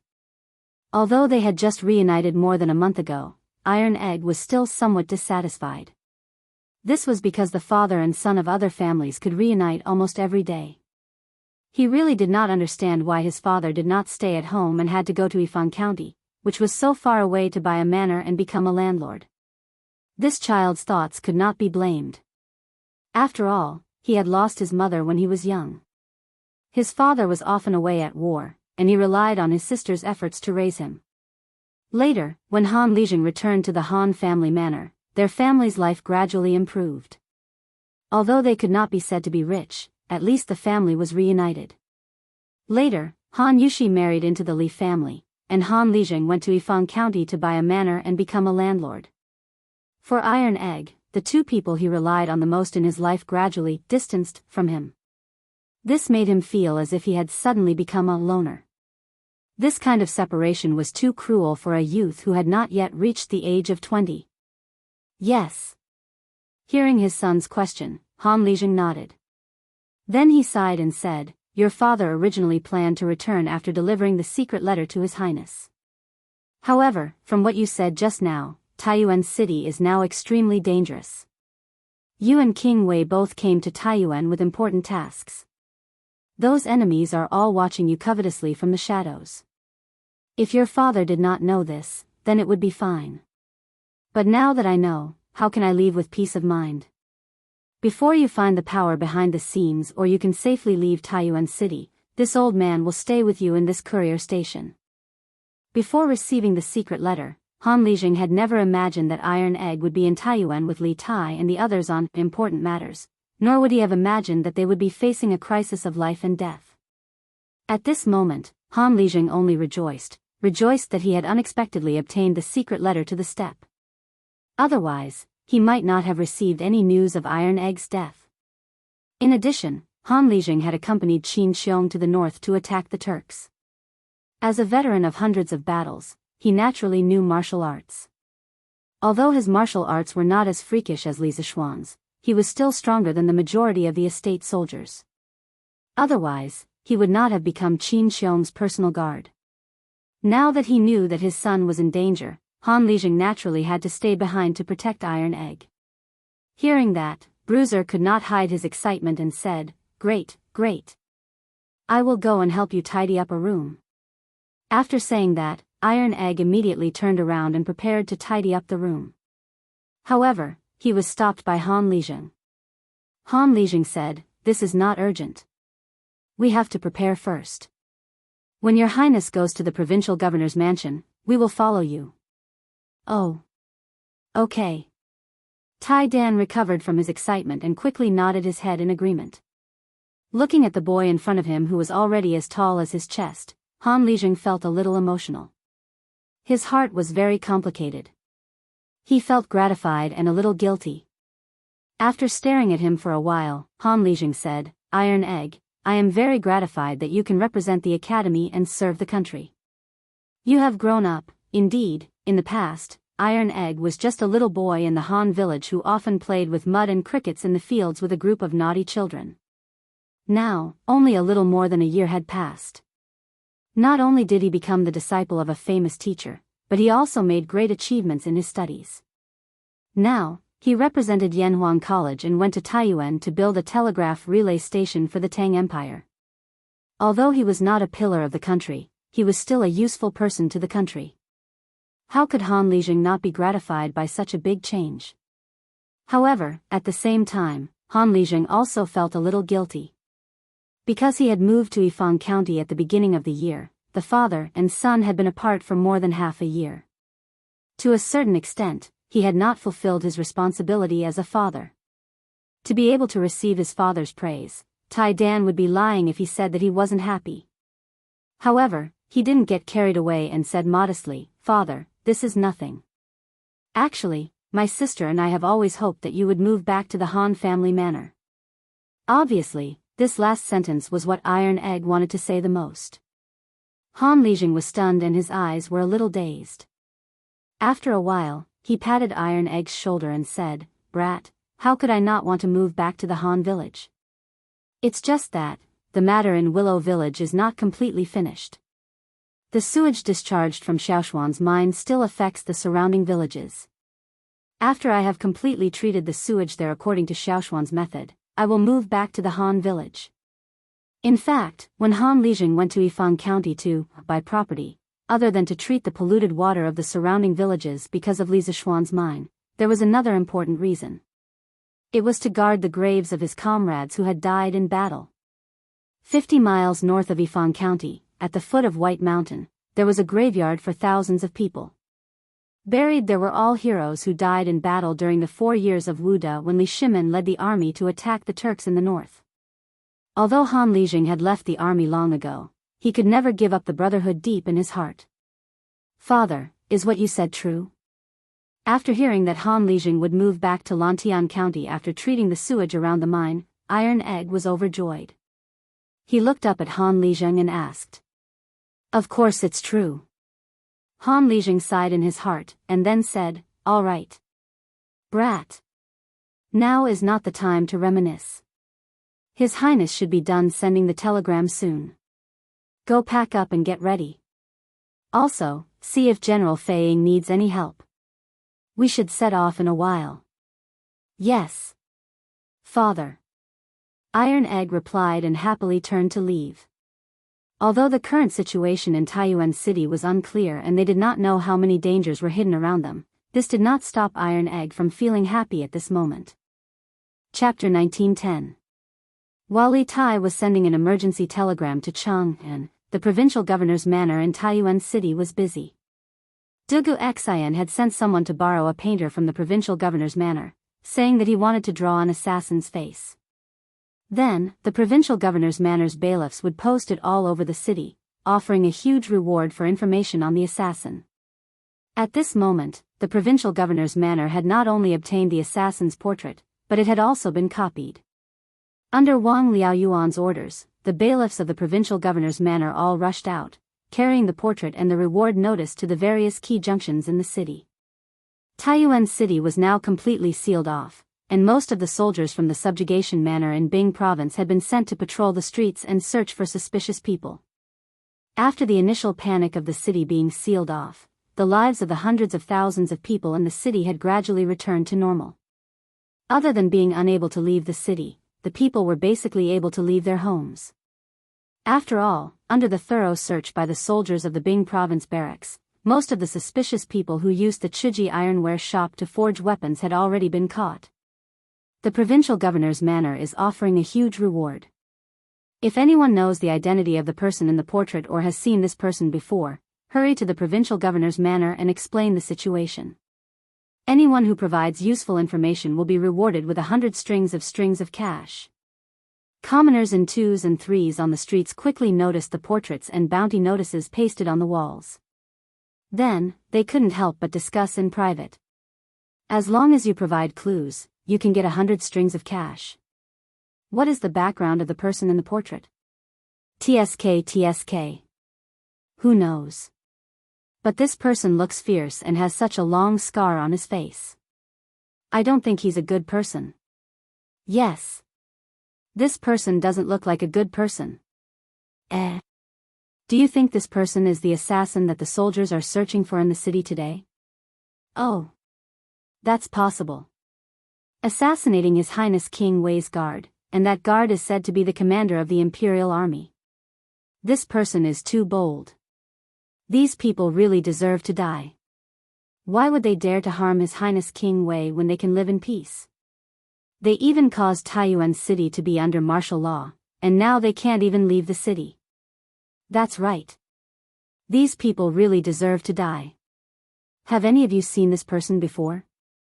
Hurry up and provide clues to the authorities. The sooner they catch these people, the sooner the better. Even if there's no reward. Taiyuan City can be peaceful and quiet soon. That's right. Have any of you seen this person before? While Li Tai was in the provincial governor's manor in Taiyuan City, the provincial governor's manor in Taiyuan City wasn't idle. Previously, Dugu Xian had sent someone to borrow a painter from the provincial governor's office, saying that he wanted to draw the appearance of an assassin. Then, the provincial governor's office's bailiffs would post it throughout the city, offering a large reward for clues about the assassin. At this moment, the provincial governor's manor had not only obtained the portrait of the assassin, but they had also finished copying it. Under Wang Liaoyuan's orders, the provincial governor's manor rushed out with the portrait and the reward notice. Taiyuan City was now under lockdown, and most of the soldiers from the manor of subjugation in Bing province were sent to patrol the streets and search for suspicious people. After the initial panic of the lockdown, the lives of the hundreds of thousands of people in the city gradually returned to normal. Other than those who couldn't leave the city, most of the people were able to leave their homes. After all, the soldiers from the Bing province barracks had already caught most of the suspicious people who used the Chiji ironware shop to forge weapons. The provincial governor's manor is offering a huge reward for anyone who knows the identity of the person in the portrait or has seen this person before. Go to the provincial governor's manor as soon as possible to explain the situation. Those who provide useful clues will be rewarded with 100 strings of cash. Commoners in 2s and 3s on the streets quickly noticed the portraits and bounty notices pasted on the walls. Then, they couldn't help but discuss in private. As long as you provide clues, you can get 100 strings of cash. What is the background of the person in the portrait? Tisk tsk. Who knows? But this person looks fierce and has such a long scar on his face. I don't think he's a good person. Yes. This person doesn't look like a good person. Do you think this person is the assassin that the soldiers are searching for in the city today? Oh. That's possible. Assassinating His Highness Prince of Wei's bodyguard, and that bodyguard is said to be the commander of the Imperial Army. This guy is too bold. These people deserve to die. Why would they dare to harm His Highness Prince of Wei if they don't want to live a peaceful life? They even caused Taiyuan City to be under martial law. Now we can't even leave the city. Yes. These people deserve to die. Have any of you seen this person before? Go and provide clues to the authorities. The sooner we catch these people, the sooner we can. Even if there's no reward, it's fine. Taiyuan City can also be peaceful as soon as possible. Yes. Have any of you seen this person before? While Li Tai was sending an emergency telegram to Jianghu City, the provincial governor's mansion in Taiyuan City was not idle either. Wuxia Xianxia had sent someone to borrow a painter from the provincial governor's mansion. He said that he wanted to draw the assassin's face and have the bailiffs of the provincial governor's mansion posted all over the city, offering a huge reward for clues about the assassin. At this time, the provincial governor's mansion had not only obtained the assassin's portrait, but they had also finished copying it. Under Wang Liaoyuan's orders, the bailiffs of the provincial governor's mansion came out together, holding the portrait and the reward notice, and rushed to the various key junctions in the city. Currently, Taiyuan City was completely sealed off. Most of the soldiers from Bing Province's Shichong Manor were sent to patrol the streets and search for suspicious people. After experiencing the initial panic of the city being sealed off, the lives of the hundreds of thousands of civilians in the city gradually returned to normal. Except for those who couldn't leave the city, the civilians were basically able to leave their homes. After all, under the thorough search of the soldiers from Bing Province's barracks, most of the suspicious people who owned Chiji Ironware Shop had been caught. The provincial governor's mansion is offering a huge reward. If anyone knows the identity of the person in the portrait or has seen this person before, go to the provincial governor's mansion as soon as possible to explain the situation. For those who provide useful clues, the provincial governor's mansion will reward them with 100 strings of cash. The people on the streets in 2s and 3s quickly noticed the portrait and the reward notice on the wall. Then, they could not help but discuss in private. As long as you provide clues, you can get 100 strings of cash. What is the background of the person in the portrait? Tsk. Who knows? But this person looks fierce and has such a long scar on his face. I think he's not a good person. Yes. This person doesn't look like a good person. Do you think this person is the assassin that the soldiers are searching for in the city today? Wow. It's possible. Assassinating His Royal Highness Prince Wei's bodyguard, and that bodyguard is said to be the commander of the Imperial Army. This guy is too bold. These people deserve to die. How could he dare to harm His Highness, Prince of Wei, if he did not want to live a peaceful life? They even caused Taiyuan City to be under martial law. Now, they can't even leave the city. That's right. These people deserve to die. Have any of you seen this person before? Quickly go and provide clues to the authorities. The sooner they catch these people, the sooner they'll be rewarded. Taiyuan City will be able to enjoy peace and quiet as soon as possible. That's right. Have any of you seen this person before? While Li Tai was in the courier station sending an urgent telegram to Jianghu City, the provincial governor's mansion in Taiyuan City was not idle at the moment. Previously, Wuxia Xianxia had sent someone to borrow a painter from the provincial governor's mansion, saying that he wanted to draw the appearance of an assassin. Then, the provincial governor's mansion's bailiffs would post it throughout the city, offering a large reward for clues to the assassin. At this moment, the provincial governor's mansion had not only obtained the assassin's portrait, but also finished copying it. Under Wang Liaoyuan's orders, the bailiffs of the provincial governor's mansion all rushed out, carrying the portrait and the reward notice to the various key junctions in the city. Currently, Taiyuan City was completely sealed off. Most of the soldiers from Bing Province's Shichong Manor were sent to patrol the streets and search for suspicious people. After experiencing the initial panic of the city being sealed off, the lives of the hundreds of thousands of civilians in the city gradually returned to normal. Except for those who couldn't leave the city, the civilians were basically able to leave their homes. After all, under the thorough search of the soldiers from Bing Province's barracks, most of the suspicious people who owned Chuji Ironware Shop had been caught. The provincial governor's mansion is offering a large reward for anyone who knows the identity of the person in the portrait or has seen this person before. Hurry to the provincial governor's mansion and explain the situation. For those who provide useful clues, the provincial governor's mansion will reward them with 100 strings of cash. Commoners in 2s and 3s on the streets quickly noticed the portraits and bounty notices pasted on the walls. Then, they couldn't help but discuss in private. As long as you provide clues, you can get 100 strings of cash. What is the background of the person in the portrait? Tisk tsk. Who knows? But this person looks fierce and has such a long scar on his face. I don't think he's a good person. Yes. This person doesn't look like a good person at first glance.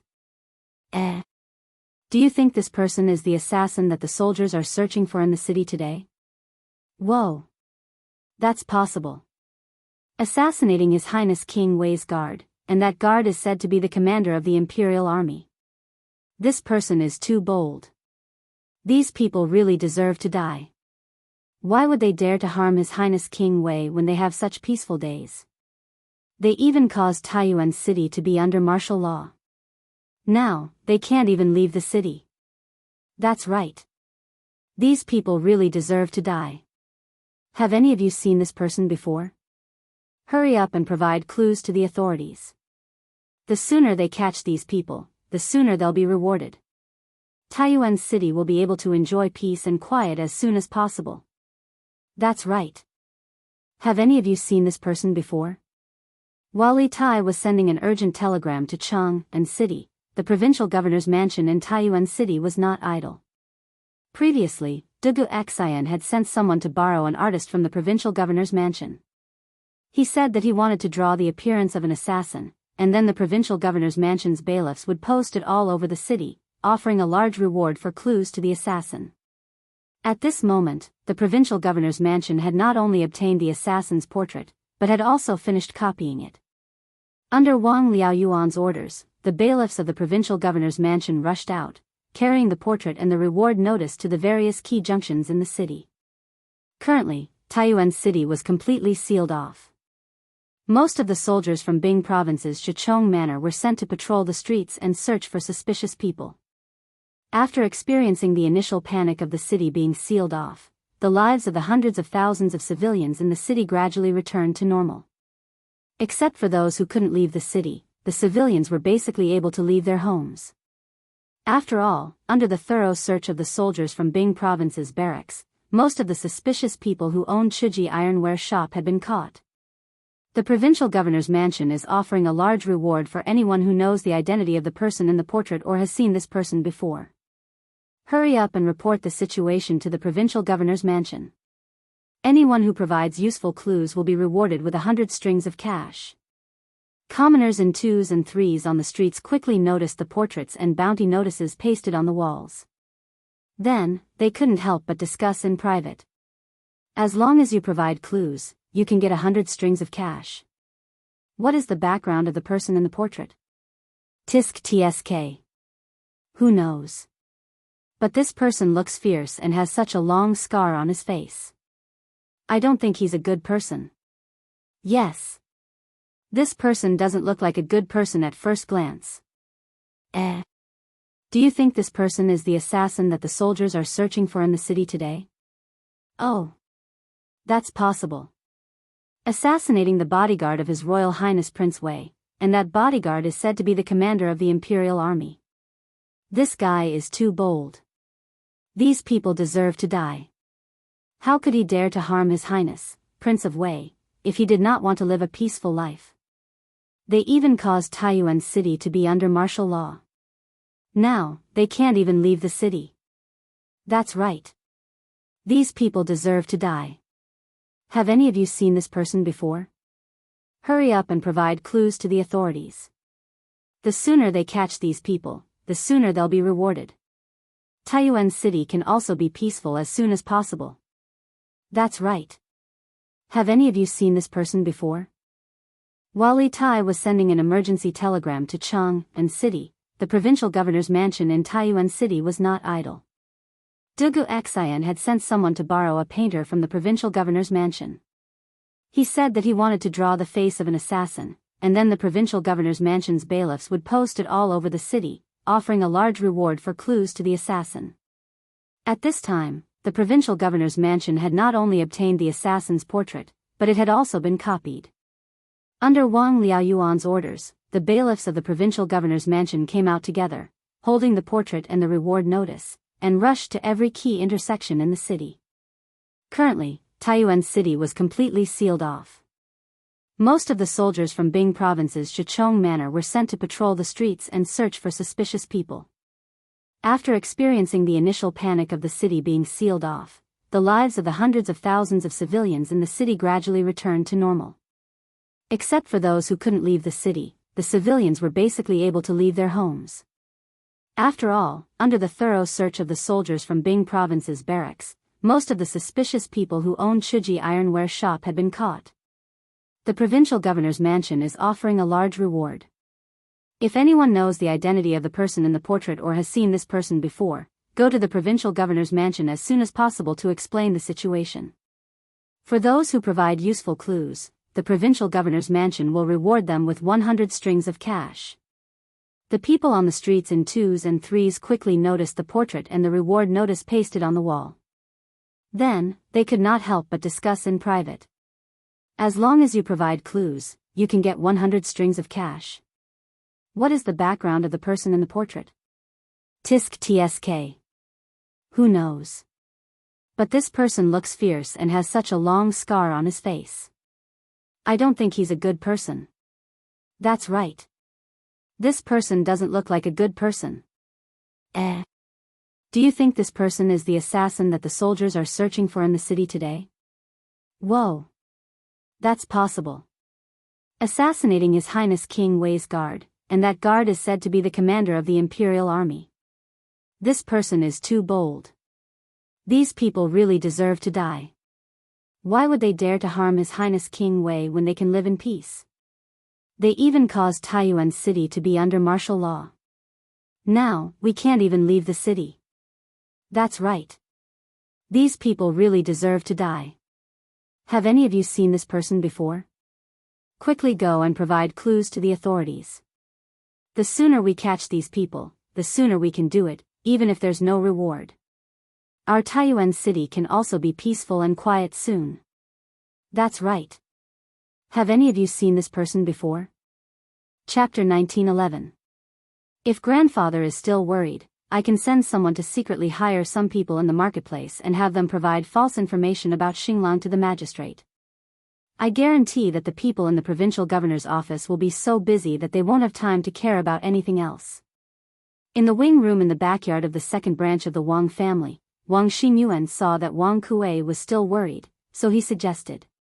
When Wang Kuei heard this, he shook his head and refused without thinking, no. At this time, we can't cause any more trouble. The more we do, the more likely it is that we will be discovered by the magistrate. You'd better behave yourself. Without my permission, you're not allowed to act on your own. Wang Kuei was actually very afraid that Wang Xingyuan would do something like he did in the afternoon and cause trouble without saying a word. This would put him in a very passive position. Unlike Wang Xingyuan's radicalism, Wang Kuei was quite cautious and conservative. Before he had absolute confidence, he would not expose himself in front of others. Before Wang Xingyuan came, Wang Li had already been here. Furthermore, he had been severely reprimanded by Wang Yu. He had also warned Wang Li not to cooperate with Wang Xinyuan's unauthorized actions. In this way, he had also taken away Wang Xinyuan's military power in disguise. Yes. Grandson will follow grandfather's instructions. Wang Xinyuan knew that it was not the right time to fall out with Wang Kuei, so he pretended to be obedient and cupped his hands. But grandfather, please take care of Xinglang's family and ensure that his family won't report to the magistrate. Suddenly, Wang Xinyuan's eyes flashed. He stood up and looked at Wang Kuei. Humph. I have my own plans. You don't have to worry about this matter. You can go back first. Wang Kuei frowned and waved his hand. Grandson will take his leave. Wang Xinyuan seemed to want to say something, but he hesitated for a moment and did not say anything. He cupped his hands and left. Wang Kuei, who was in the room, looked at Wang Xinyuan's back as he left. He was both angry and helpless. Now, seeing that the government was about to investigate him step by step, he really began to regret listening to Wang Xinyuan's bewitchment. Wasn't it good to be the second elder of the Wang family who lived in luxury every day and didn't have to worry about food and drink? Why did he have to take the risk of risking his life? It's all because of human greed. Wang Kuei sighed in his heart for a while before shouting outside, Wang Li. Creak.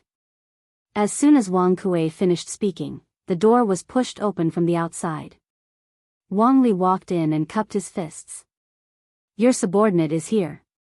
Wang Kai's face was cold as he said in a deep voice, after dark, you go to the Triumph House and quietly get rid of that old man. Do it cleanly. This old man doesn't want anyone to notice. Do you understand?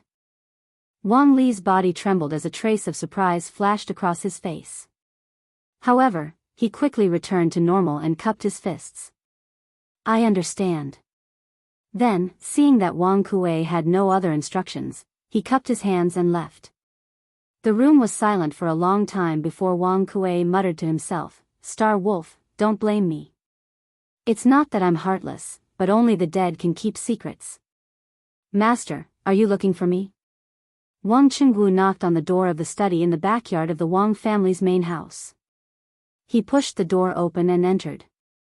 He bowed and cupped his fists towards Wang Yu, who was sitting behind the desk. Yes. Wang Yu put down the reward notice in his hand, looked up at Wang Qingwu, and asked, Qingwu, is there any movement from the second branch?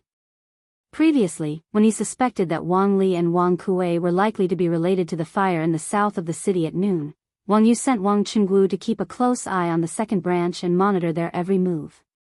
Now that the portrait of Star Wolf and the reward notice were all in the hands of the Wang family servants, Wang Yu guessed that Wang Kuei would definitely take action after seeing the reward notice, so he called Wang Qingwu over to ask about it. Hearing this, Wang Qingwu thought for a moment, then cupped his fists and said, reporting to the patriarch, according to the informant I placed in the second branch, the second elder didn't do anything after seeing the reward notice, but he asked Wang Xinyuan to go to the side room in the backyard. After a while, Wang Xinyuan left again. As for what the two of them said in the side room, because there were guards outside the room, our people didn't dare to get too close, so we didn't hear clearly. Wang Yu's eyes flashed, and after a moment of thought, he said, continue to monitor the second elder, Wang Xinyuan, and Wang Li closely. If there are any abnormal movements, immediately report to me. If they leave the residence, you must send someone to follow them closely, but be careful not to be discovered by them. Wang Qingwu bowed and said, this subordinate understands. Master, don't worry. If necessary, this subordinate will personally follow them.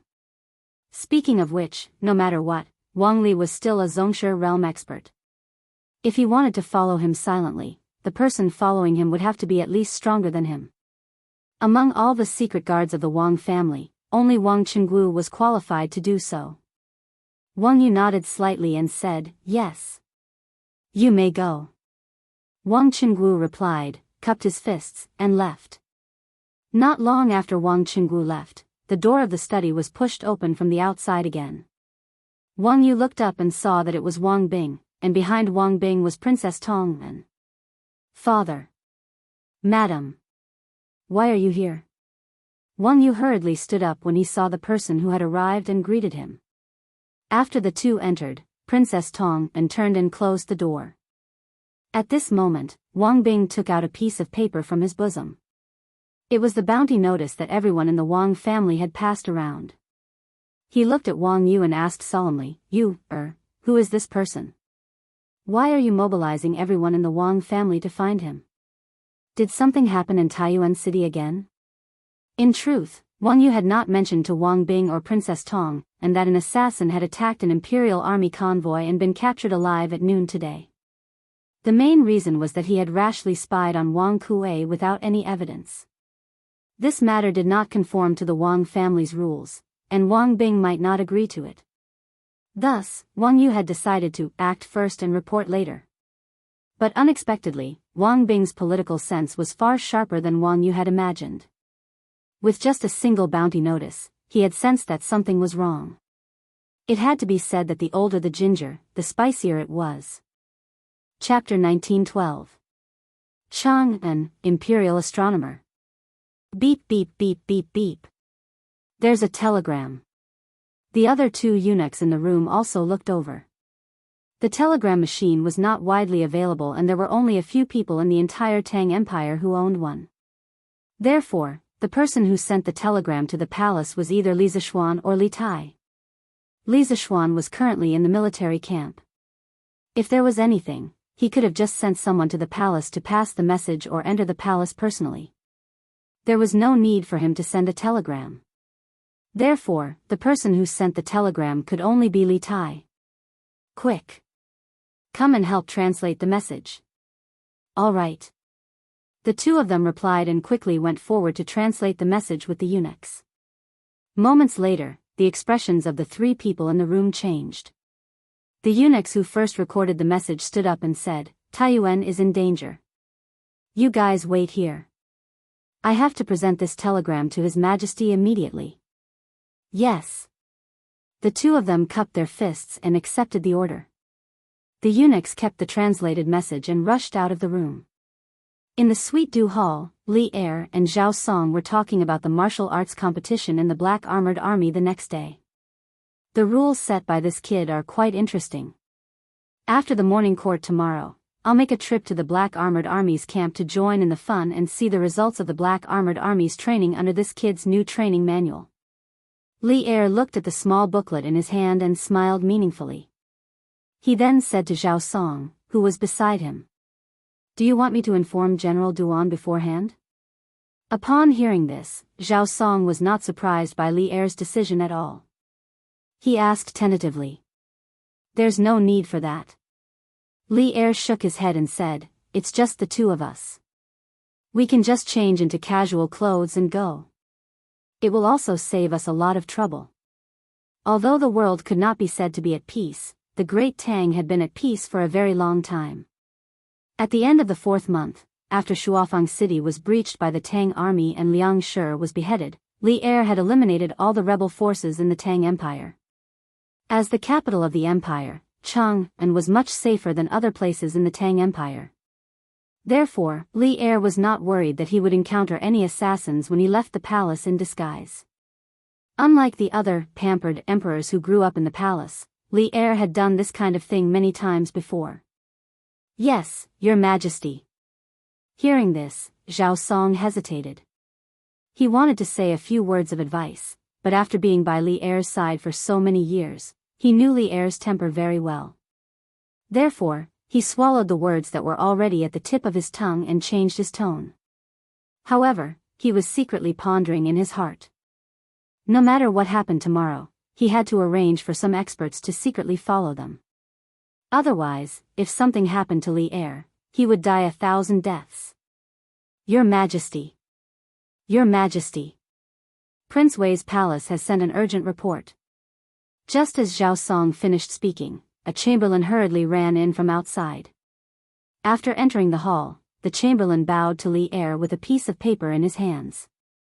Before this, Li Er had instructed the Imperial Army soldiers outside the Taiji Palace to report to the Imperial Astronomer if there were any urgent matters. They could directly enter Ganlu Palace without any notice. What? Green Sparrow urgent report? Quickly present it.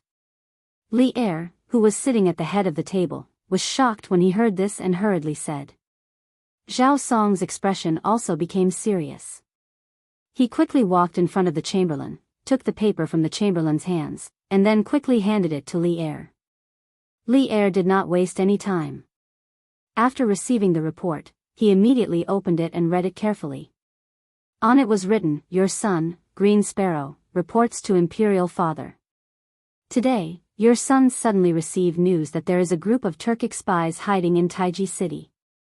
The leader is a Han man named Zhao Dian, formerly the village head of the Han family manor, Han Tianhu. This morning, we accidentally intercepted a letter that this person sent to the grasslands. This telegram was not long, but it was not short either. It was more than 300 words long. The main reason was that this matter was too important and too complicated. It could not be explained in a few words. If it was not explained clearly, it could easily affect Li Er's judgment and decision-making.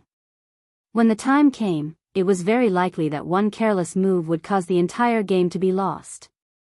Therefore, Li Tai used as concise words as he could to tell Li Er everything that had happened that afternoon, including how Tai Dan had disguised himself as him to escort a batch of fake goods to Longshan and how he had been ambushed in the south of the city. Li Tai also told him about how Tai Dan had disguised himself as him and escorted a batch of fake goods to Longshan. However, Li Tai did not mention Wuxia Xianxia's conjectures about the Wang clan in this telegram. The main reason was that they had no proof at the moment. It would be rather inappropriate to rashly mention them. The telegram of more than 300 words took a very long time to translate, but it seemed that he could finish reading it in a few moments. After reading the telegram, Li Er's brow was tightly furrowed, his face dark.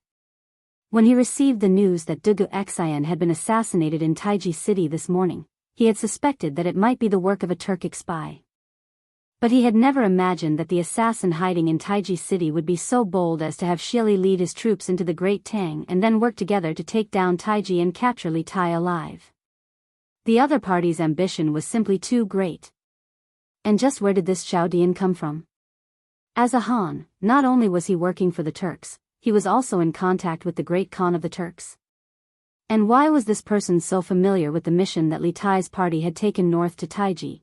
And why was he so familiar with the functions of the telegram relay station? These were top secrets of Yanhuang College.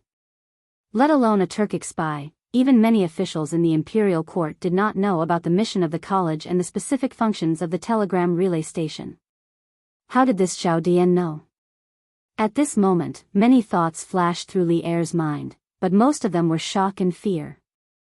Just think, if Han Lijing had not been able to intercept Zhao Dian's messenger pigeon, Li Tai, Wuxia Xianxia, and the others in Taiji City would not have known who their opponents were until the Turkic wolf cavalry arrived at the city gates. How could they have prepared in advance? Quickly send a message to Qingke and order Bingzhou Governor Wang Liaoyuan to send a warning document to Feng Province, Xing Province, Yunzhou, and Yuzhou at the speed of 800 li. Remind the governors of these four provinces to strengthen the defense of the border passes and not allow a single Turk to enter the Great Tang. Violators will be punished by military law. Forcefully suppressing the questions in his mind, Li Er put down the message in his hand and looked up at the chamberlain as he sternly ordered. As the chamberlain quickly recorded Li Er's words, he bowed and said, "This servant obeys the decree. In addition, order Bingzhou's Shenzhou Prefecture to protect Qingke and the teachers and students of Yanhuang College at all costs. In addition, for the safety of Taiji City, order Bingzhou Governor Wang Liaoyuan to find out Zhao Dian's identity within 3 days and arrest him." Li Er thought for a moment and added, "This servant obeys the decree." The chamberlain's pen flew through the air as he quickly recorded Li Er's words on the book in his hand. He bowed and replied, "Go." Li Er thought for a moment and had no other orders, so he waved his hand for the chamberlain to leave. The chamberlain bowed and then left Sweet Dew Palace. Zhao Song stood to the left of Li Er. From start to finish, he did not ask what was written on the telegram. Even though he was extremely curious, he understood that if Li Er wanted him to know, there was no need for him to ask. Li Er would tell him directly. On the contrary, if Li Er did not want him to know, even if he asked, Li Er would not tell him. On the contrary, he might even punish him. At this moment, Li Er picked up the telegram and passed it to Zhao Song. Zhao Song, go and check if there is a Han high-ranking official named Zhao Dian under Shili's tent. This is a telegram from Qin Ke. Take a look. Zhao Song received the telegram with both hands and bowed. This old servant obeys the decree. Before he could flip through the telegram, Li Er spoke again. Has Li Junxian and the rest arrived at Taiyuan City? Zhao Song clasped his hands and said, Your Majesty, half an hour ago, this old servant received a message from Commander Li. He said that he had arrived at Taiyuan City in the morning and discovered that there was a hidden faction in Taiyuan City secretly monitoring Your Highness and the rest. He is currently hiding in the dark to make it easier to find out the background of this faction. Thus, he did not appear to meet Your Highness. Instead, he has been hiding in the dark to protect Your Highness. Hearing this, Li Er felt much more at ease. He nodded and said, Li Juanxian's work is truly reassuring. It is easy to dodge a spear in the open but difficult to defend against a hidden arrow. Let him hide in the dark. At this point, Li Er suddenly frowned. He suddenly remembered that Li Juanxian's method of communication was actually through a messenger pigeon. After experiencing the convenience of the telegraph, the messenger pigeon was already a backward method of communication in Li Er's eyes. After all, how could a messenger pigeon be faster than a telegram, electromagnetic wave? It was a pity that none of the 100 horsemen knew how to use a telegraph. Otherwise, he could have given the 100 horsemen a few telegraph machines so that Li Junxian could report the situation in Taiyuan City to him at any time. Your Majesty is right. Zhao Song replied. After a moment of silence, Li Er suddenly said, Don't let the Empress know about this for now. Otherwise, she'll be so worried that she'll have nightmares all night. Speaking of nightmares, Li Er couldn't help but recall the dream that Empress Jiangsun had described to him. Reality seemed to be reflecting that dream. There was a group of Han people in Taiyuan City who had sided with the Turks, and they were planning to harm Li Tai and the rest. Then, would Li Tai and the rest be captured by that group of people? They won't. We will never let those rascals succeed. Li Er said firmly in his mind. This old servant understands. Zhao Song responded. Li Er waved his hand at him and said, Go ahead. Help us find out Zhao Dian's identity as quickly as possible. Yes. Zhao Song bowed and accepted the order. Hugging the report from Li Tai, he walked out of the hall. Chapter 1913. General, your subordinate has already found the identity of the owner of Tongfu Inn. In a residence near Tongfu Inn in Taiyuan City, a muscular man dressed in casual clothes clasped his fist and bowed to Li Junxian.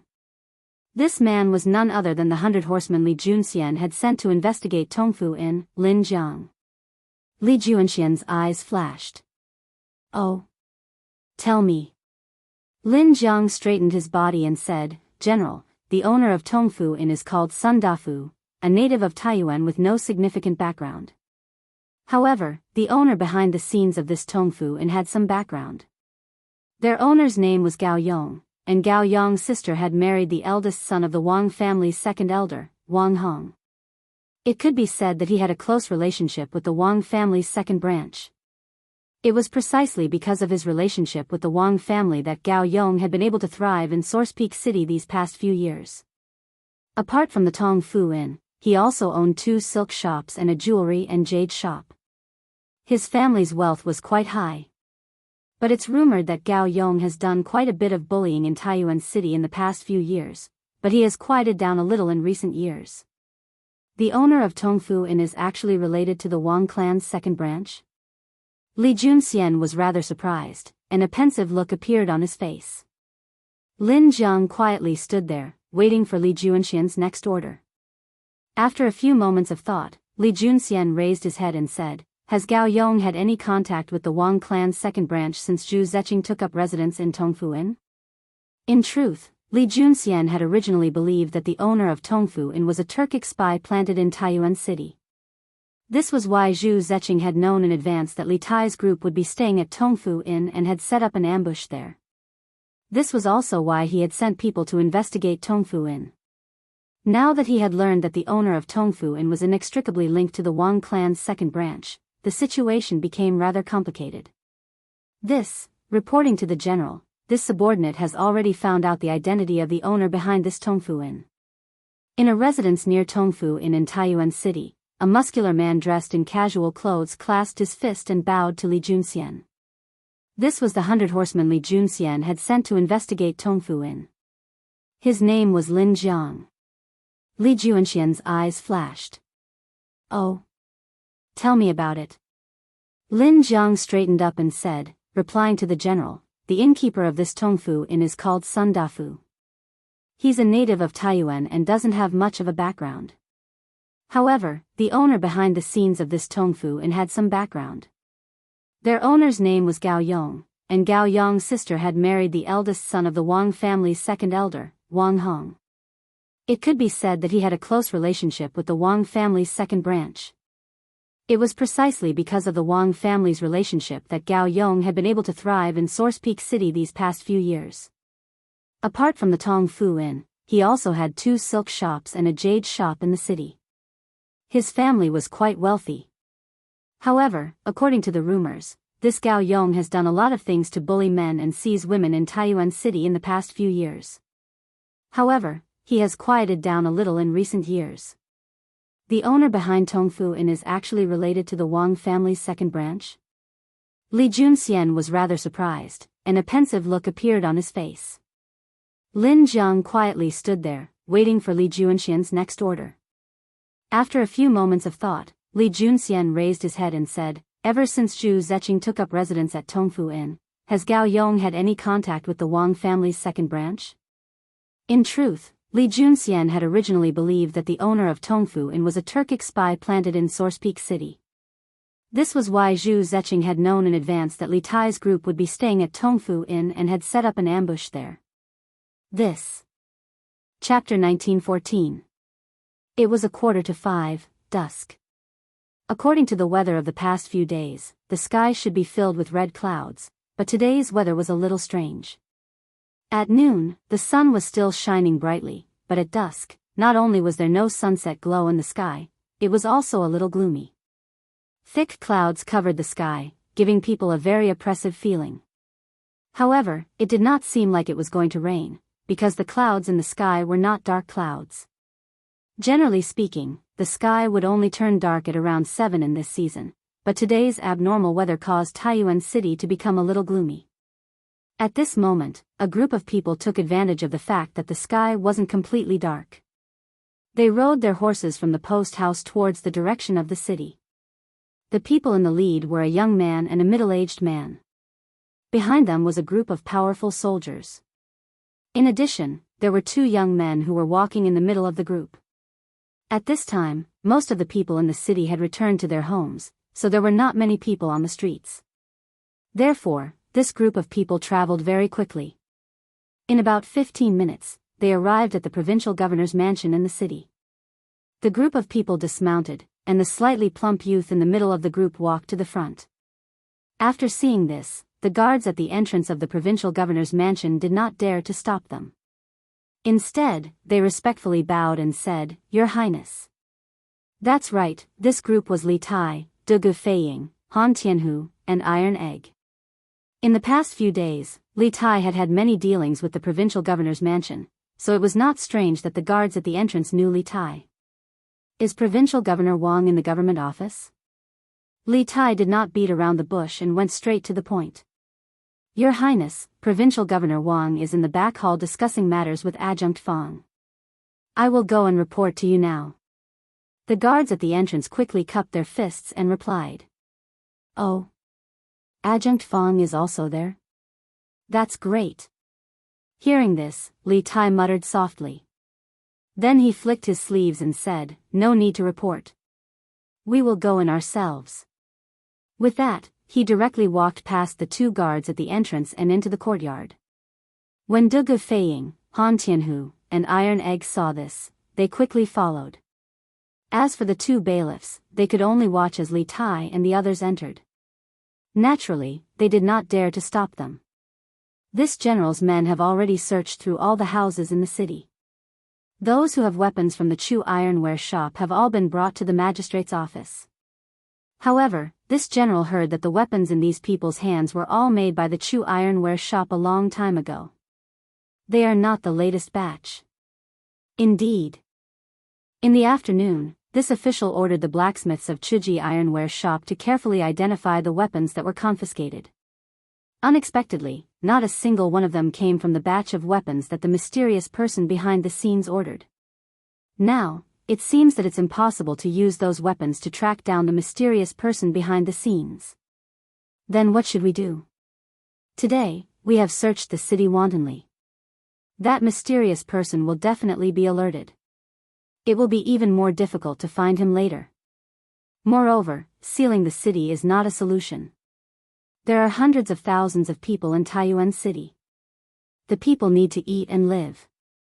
If the city is sealed for a long time, the people in the city will definitely panic. The daily lives of the people in the city will also be greatly affected. Sigh. How can this official not know what you are saying? His Majesty only gave us 7 days to close the case. This official is more anxious than anyone else. Provincial Governor Wang, there is no need to be anxious. This prince has come to give you a clue. When Li Tai walked near the back hall, he happened to hear Fang Gongteng and Wang Liaoyuan discussing today's large-scale search. Hearing this, and seeing that the door was not closed, he directly lifted his feet and walked into the room. Your Highness? As there was no report, Wang Liaoyuan and Fang Gongteng did not know that Li Tai had come to the provincial governor's mansion. When they saw Li Tai suddenly appear at the door, the two were shocked. Then they hurriedly greeted him and said, "This official, this general, pays his respects to your highness." Chapter 1915. Xiao Bao has come on master's orders to report to milords. My master and I have met the person the government is looking for today. In the rear hall of the government office, the young alchemist from Rejuvenation Hall cupped his hands to Wang Liaoyuan after greeting everyone in the room. Speaking of this little medicine boy, they had just seen him in the morning. He was the youth that Gong's son Liang had brought with him when he came to the post house to detoxify Dugu Xian. His name was Xiao Bao, and he and Gong's son Liang should have a master-disciple relationship. What? You've seen the person in the portrait? After Lil Bao finished speaking, the room was silent for a moment. Then, Li Tai said in surprise. Li Tai had wanted to personally interrogate the assassin he had captured in the afternoon after returning from Dragon Mountain, but on the way back, he had run into Han Tianhu, who had rushed over from Yifang County. Later on, he had seen the letter Zhao Dian had sent to the Turks via messenger pigeon. For the sake of the overall situation, Li Tai had no choice but to temporarily put aside the idea of personally interrogating the assassin. Instead, he had come to the provincial governor's residence to deliver Li Er's decree to Wang Liaoyuan and Fang Gongteng.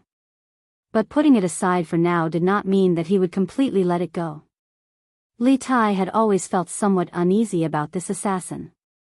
He had speculated that the assassin might have come from another faction in Taiyuan City, and that this faction might be in cahoots with Zhao Dian. Li Tai had not expected to find clues related to the assassin in the provincial governor's residence, so he was naturally overjoyed. Xiao Bao also knew of Li Tai's identity. Upon hearing Li Tai's question, he turned and cupped his hands to Li Tai. Your Highness, my master once treated the mother of this person in the portrait. Starting from the beginning of last year, he would come to our rejuvenation hall every once in a while to get medicine. Although he sometimes did not go in person, it was still possible to tell from the prescription that he had asked someone else to get the medicine for him. Li Tai was delighted to hear this.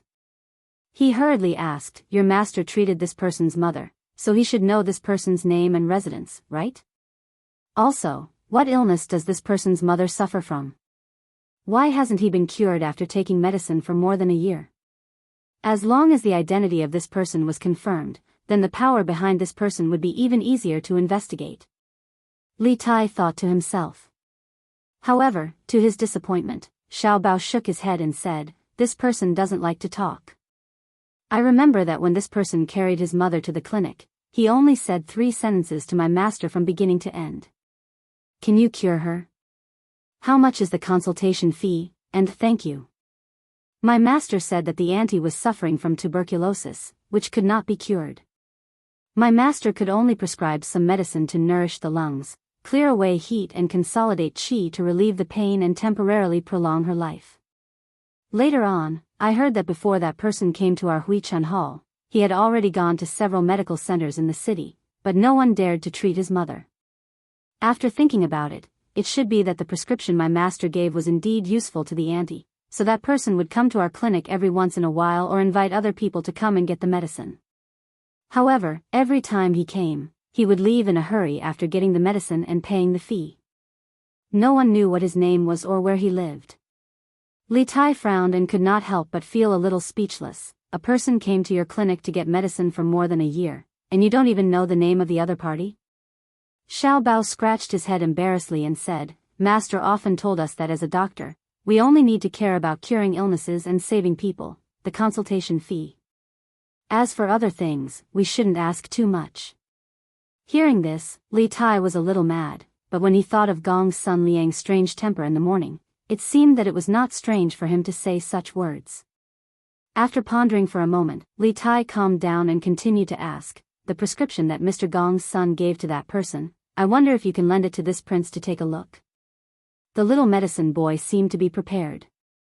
He took out a folded rice paper from his sleeve and stepped forward. Before coming to the yamen, my master wrote another copy of the prescription. Your Highness, please take a look. Dugu Feiying stepped forward and took the prescription from the little medicine boy, then went forward and handed it to Li Tai. Li Tai took the prescription and looked at it carefully. He saw the words on the prescription: top quality Gladitsia, 12 chien, Ophiophagon, 10 chien, Xingdi, 18 chien, 15 chien, Baiji, 20 chien, tortoise shell, 12 chien, caterpillar fungus, 10 chien. Li Tai naturally did not have any medical knowledge. The purpose of him looking at the prescription was not to find any problems with it.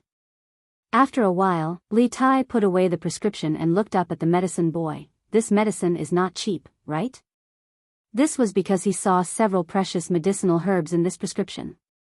After staying in Yanhuang College for more than a year, Li Tai was no longer the prince who did not eat the food of mortals. At the very least, he knew the hardships of the people. The little medicine boy nodded and said, Your Highness guessed right. This medicine costs 700 chien. The patient takes one in the morning and one in the evening. Every time that person went to get the medicine, he would get 10 days worth of medicine because some herbs will lose their efficacy after being stored for a long time. Master suggested that he only get 10 days worth of medicine each time at most. However, although that person did not dress like a rich person, he did not hesitate at all when he paid. Moreover, he has never defaulted on the payment of medicine to our Huichun hall. One medicine costs 700 chien, once in the morning and once in the evening. In other words, that auntie's medicine cost nearly 2 strings of money a day. Hearing this, Li Tai's eyes flashed and he seemed to be thinking about something. For a prince like him, this amount of money was insignificant. However, Li Tai understood that for a commoner, the cost of 2 strings of money a day was a huge burden. A normal family would not be able to afford it. Not only did that assassin bear it, but he also persisted for more than a year. This was enough to show that he definitely had a powerful backing behind him. All right. This prince knows everything. In the future, please help me find out more about this person's background. It would be even better if you know where this person lives. After coming back to his senses, Li Tai looked at Xiao Bao and said in a deep voice. Yes. Your Highness's words, Xiao Bao will definitely pass it on to Master when I return. It's just that. The medicine boy cupped his hands and then scratched his head embarrassedly. He wanted to say something but stopped. Just what? Seeing this, Li Tai asked subconsciously. The medicine boy hesitated for a moment. In the end, as if he had made up his mind, he stammered, just that. Xiao Bao saw on the notice that anyone who provides useful clues will be rewarded with 100 strings of money. I don't know if the clue I provided is considered a useful clue. It turned out that the medicine boy's main purpose was to provide clues. His main purpose was to ask for the reward. Hearing this, everyone did not know whether to laugh or cry. As the provincial governor of Bing province, Wang Liaoyuan posted the notice in the name of the provincial governor's residence. At this moment, he stood up and said to the medicine boy, "Haha. The clue you provided is naturally useful. In a while, I will get someone to bring you to receive your reward." The medicine boy was overjoyed and quickly bowed to Wang Liaoyuan. "Thank you, provincial governor." This enthusiasm was completely different from when he answered Li Tai's question. It was as if he was a completely different person. It was as if he had money, he was the boss. Seeing this, Li Tai could not help but say, "No wonder Mr. Gongsun didn't come. It turns out that you want to earn some pocket money from the provincial governor's residence." This was originally a joke. In Li Tai's opinion, such an important matter should have been handled by Gongsun Liang himself. But now, only the little alchemy boy had come. It was very likely that the little alchemy boy had seen the reward notice and wanted to earn some pocket money, so he had secretly come behind Gongsun Liang's back. Unexpectedly, this sentence seemed to annoy Wang Liaoyuan. "Xiao Bao is here to report to all of you on the orders of my master. Today, my master and I have seen the person posted on the notice." In Taiyuan City, the medicine boy from Huichun Hall cupped his hands to Wang Liaoyuan after greeting everyone in the room. Speaking of this little medicine boy, they had just seen him in the morning. He was the youth that Gongsun Liang had brought with him when he came to the post house to detoxify Dugu Xian. His name was Xiao Bao, and he and Gongsun Liang should have a master-disciple relationship. "What? You've seen the person in the portrait?" After Lil Bao finished speaking, the room was silent for a moment.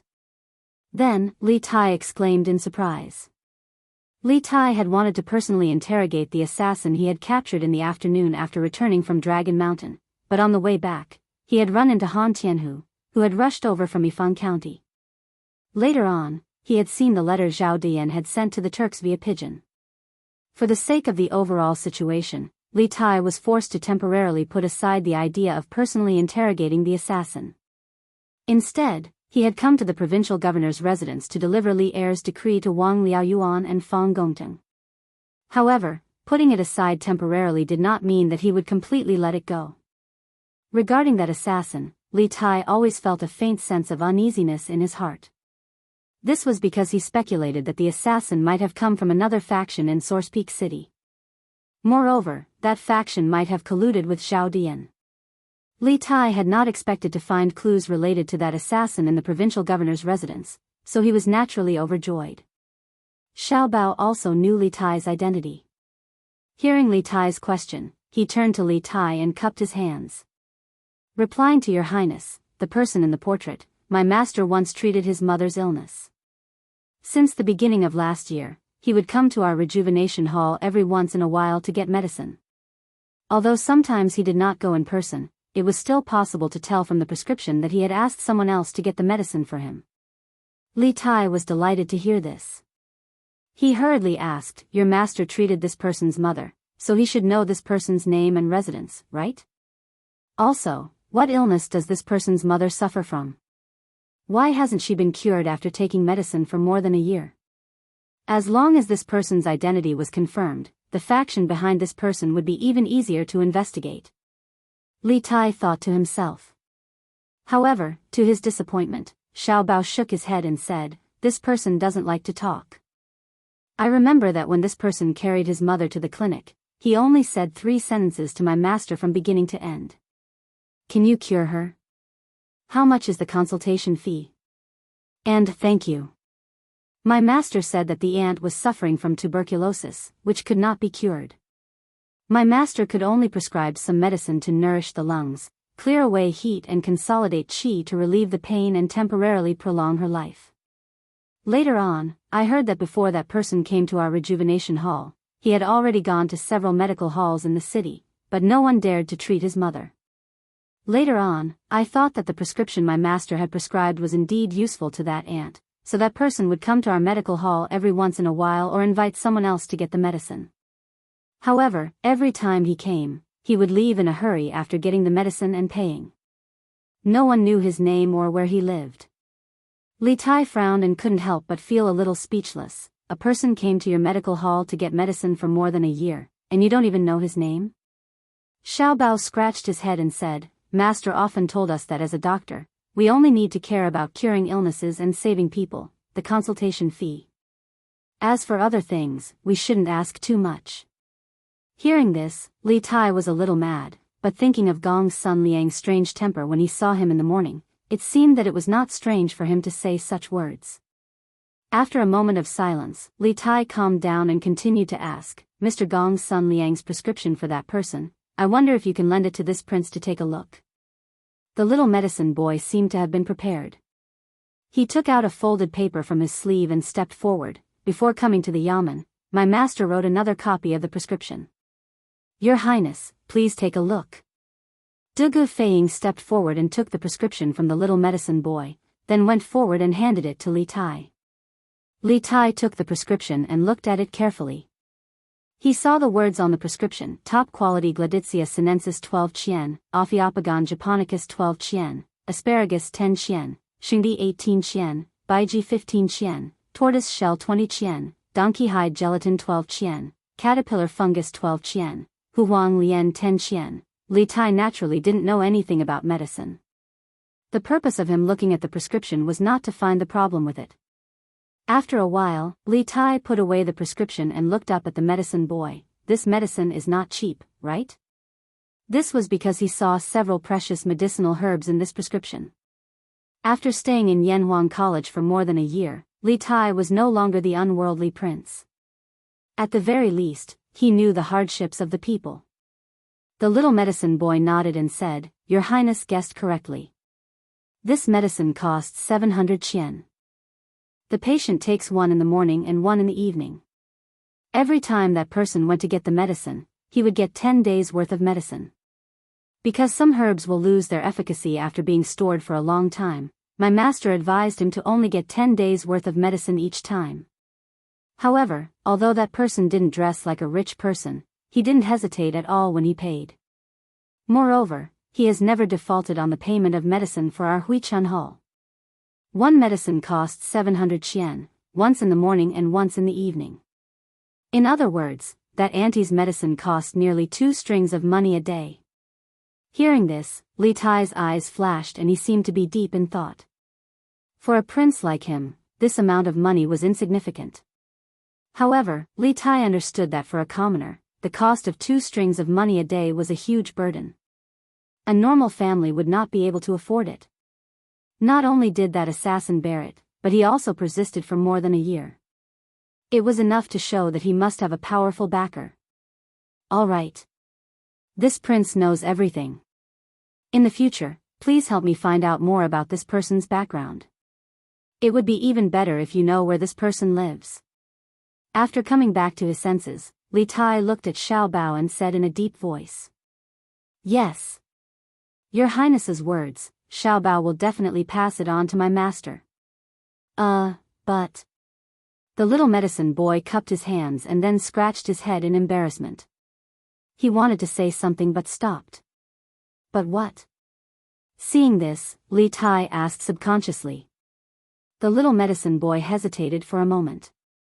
In the end, he seemed to have made up his mind and said, But, Xiao Bao saw on the notice that anyone who provides useful clues will be rewarded with 100 strings of money. I don't know if the clue I provided is considered a useful clue. It turned out that the little medicine boy's main purpose was to provide clues. His main purpose was to ask for the reward. Hearing this, everyone didn't know whether to laugh or cry. As the Bing Province provincial governor, Wang Liaoyuan posted the notice in the name of the provincial governor's office. At this moment, he stood up and said to the little medicine boy, Haha. The clue you provided is naturally useful. In a while, I will get someone to bring you to receive your reward. The little medicine boy was overjoyed and quickly bowed to Wang Liaoyuan. Thank you, provincial governor. This enthusiasm was completely different from when he answered Li Tai's question. It was as if he was a completely different person. It was as if he had money, he was the boss. Seeing this, Li Tai couldn't help but say, No wonder Mr. Gongsun didn't come. It turns out that you want to earn some pocket money from the provincial governor's office. This was originally a joke. In Li Tai's opinion, such an important matter should be handled by Gongsun Liang himself. Now that only the little medicine boy came, it was very likely that the little medicine boy saw the reward notice and wanted to earn some pocket money. So, he secretly came alone behind Gongsun Liang's back. Who knew that this sentence seemed to annoy Wang Liaoyuan? Chapter 1895, Reward. Chapter 1916. Xiao Dian. Tuberculosis prescription. A moment later, in the back hall of the provincial governor's mansion, a handsome young man with resolute facial features stood in front of Wang Liaoyuan and Fang Gongteng. Holding his chin, he asked thoughtfully, I wonder if Provincial Governor Wang and Adjunct Fang have heard of Xiao Dian before? Generally, this official has never heard of this person. Wang Liaoyuan thought for a few moments before shaking his head. This general has also never heard of him. Fang Gongteng frowned and shook his head. This young man was none other than Li Junxian. When Li Tai's group had left the courier station for the Yamen, Li Junxian had been following them from a distance. Not even the Peak Chi transformation Dugu Feiying had noticed him, much less anyone else. Ever since they had entered Taiyuan City, Li Junxian had been secretly protecting Li Tai. He had not appeared to meet Li Tai primarily because he was afraid that the factions hidden in the city would notice. After all, someone had eavesdropped on Li Tai and Ning Chui's conversation at the courier station at noon. Li Junxian had no choice but to be even more cautious. After Li Tai's group left the governor's residence, Li Junxian did not leave with them. His primary goal was to understand what information Li Tai had gathered from Wang Liaoyuan. In a little while, I will send a message to Chang and have the 100 cavalry in the capital review the files and find out Xiao Dian's identity as quickly as possible. Li Junxian said after a few moments of thought. The 100 Cavalry Division was the Great Tang's most mysterious and elite spy organization. Although it had not been established for very long, it was filled with experts skilled in gathering intelligence. The files of the 100 Cavalry Division not only recorded the people and events within the Great Tang, it also had information on the surrounding countries, especially the Turks. Then I must trouble General Li. Wang Liaoyuan clasped his hands at Li Junxian. After all, Li Er had given him a deadline of 3 days to find out Xiao Dian's identity. Li Junxian was helping him. Governor Wang is too polite. Li Junxian indifferently replied. He then turned to Fang Gongteng and said, Advisor Fang, since we already know that the assassin the Imperial Army captured this afternoon has a severely ill mother, the scope of our investigation has been greatly reduced. Today, the soldiers of the Bing Province barracks are searching the entire city. After Adjunct Fang returns to the barracks, you can ask the soldiers who participated in the search today to recall whether or not they encountered any elders with tuberculosis in their homes. I believe there will definitely be some results. Hearing this, Fang Gongteng's eyes lit up. He nodded and said, General Li is right. After this general returns to the camp, I will immediately gather all the generals to inquire. Fang Gongteng was temporarily acting as the commandant of the Bing Province Army. Although in terms of rank, Li Junxian was on the same level as him, and there was no direct relationship between them, Li Junxian was still the commander of the 100 Cavalry Division and an official of the capital. Even Wang Liaoyuan treated him with respect, so how could he dare to act rashly? Moreover, Li Junxian's suggestion truly was feasible. If he could find out the assassin's identity through this method, he would have done a great service, so how could he not agree? Li Junxian nodded and said, Tuberculosis is not a common disease, and ordinary people can't last very long with it. Thus, once we find out if there are any families in the city that suffer from this disease, I must trouble Advisor Fang to immediately send men to investigate to prevent any undue delay. Undue delay? General Li is worried. Fang Gongteng's heart trembled as he sternly asked. Li Junxian nodded and said, Correct. The power behind this assassin is extraordinary. It is possible that the other party will send someone to kill him or hide him. Li Junxian did not directly voice his suspicions about the Wang clan. Firstly, he had no evidence, and secondly, this matter involved the Wang clan, so he did not completely trust Fang Gongteng and Wang Liaoyuan. Fang Gongteng solemnly clasped his fist and said, This Fang understands. This one will return to the barracks and gather the officers to investigate. If there are any suspicious targets, this Fong will personally bring men to investigate. This one will take his leave first. Advisor Fong, take care. Wang Liaoyuan and Li Junxian clasped their fists to Fong Gongting in return, and Fong Gongting left. Only Wang Liaoyuan and Fong Gongting were left in the room. Since Governor Wang is busy, this general will not disturb you any longer. If Governor Wang wishes to find me in the future, you can send men to the second residence on the east side of Tongfuan. Through their conversation just now, Li Junxian knew that Li Er had given Wang Liaoyuan another imperial decree. Wang Liaoyuan would be very busy in the coming days, so he clasped his fist and bid farewell. But before leaving, he told Wang Liaoyuan where the 100 cavalry were staying in the city. After all, he was only protecting Li Tai from the shadows, so he did not know the latest reports that Li Tai had received. Moreover, he could not have too much contact with Li Tai, so he could only keep in contact with Wang Liaoyuan and exchange intelligence at any time. Okay. This official will remember. Wang Liaoyuan silently noted down the order and clasped his fist. Li Junxian left the room, jumped onto the eaves, and then vanished into the darkness. On the steppe, in Tuli's camp was completely different from how it had been during the day. The camp was a complete mess, and some of the tents had been destroyed or even set alight. Moreover, the ground was littered with severed limbs. This was a living hell. It was clear that this place had just been through a bitter battle. Tuli's old face was as dark as ink as he listened to Enai Shirtua's report on the casualties in the Tooth Courtyard. Tang Jian was also present in the Tooth Courtyard. However, Tang Jian's face was devoid of any expression. He was still as confident as before. Bam! After hearing Enai Shirtua's report, Tuli finally couldn't hold back any longer. He slapped the table in front of him and angrily roared, "They're going too far. These tribes have suddenly increased their offensive. Someone must have ordered them to do so. Are you trying to kill this Khan?" Tugu, Shili Khan. Shili Khan's full name was Ashina Tugu. Speaking to this point, Tuli looked at Tang Jian, who was sitting calmly below. A trace of anger flashed through his eyes. Soon after, he coldly said, "Duke Ju, we just released the news of the 7th month's frost this morning. In the evening, we suffered a fierce attack from various tribes. What do you think?" Tang Jian's face turned serious, and he stood up and clasped his hands to Tuli. Is Khan blaming this Tang for dividing the tribes? Humph. Tuli snorted.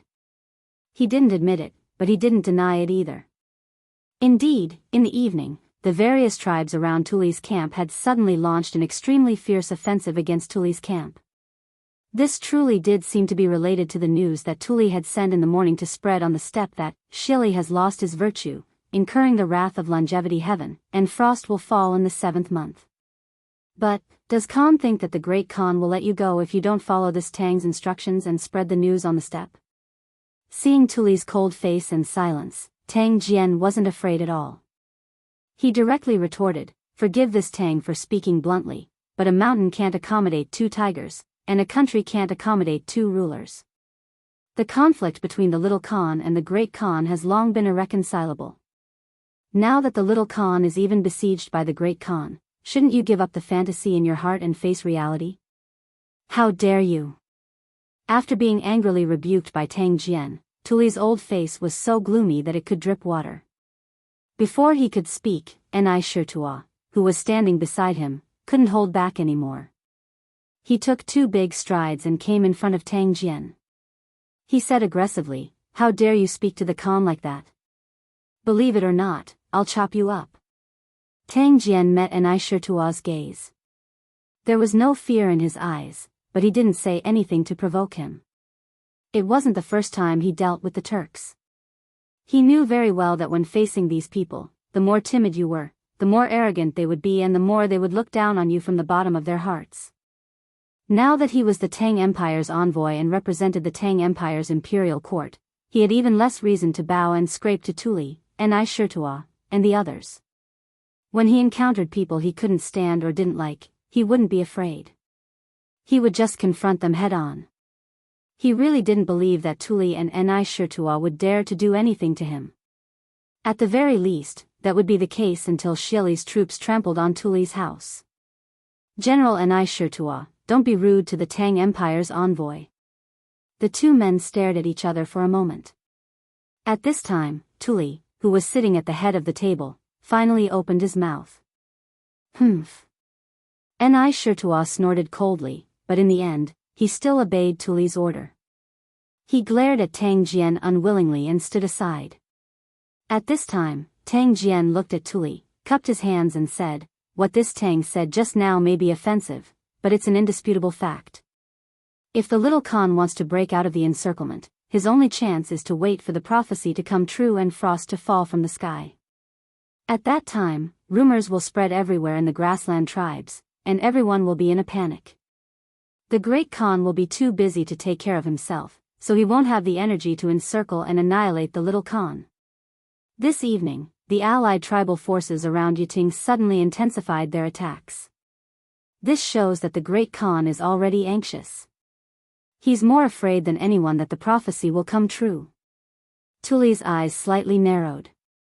After a moment of silence, he said expressionlessly, "Envoy Tang's words are reasonable, but this Khan has lost more than 40,000 men in this evening's battle. According to this kind of offensive, does Envoy Tang think this Khan will first wait for frost to fall from the sky or be completely wiped out?" In fact, this was the problem that Tuli was most worried about. Upon hearing this, Tang Jian pondered for a moment. Then, he cupped his hands and said, "It's only 2 days until the 8th lunar month. Life and death will depend on these 2 days. This Tang believes that as long as the generals and soldiers under the Great Khan's tent unite and fight to the death, we will certainly be able to wait until the prophecy comes true.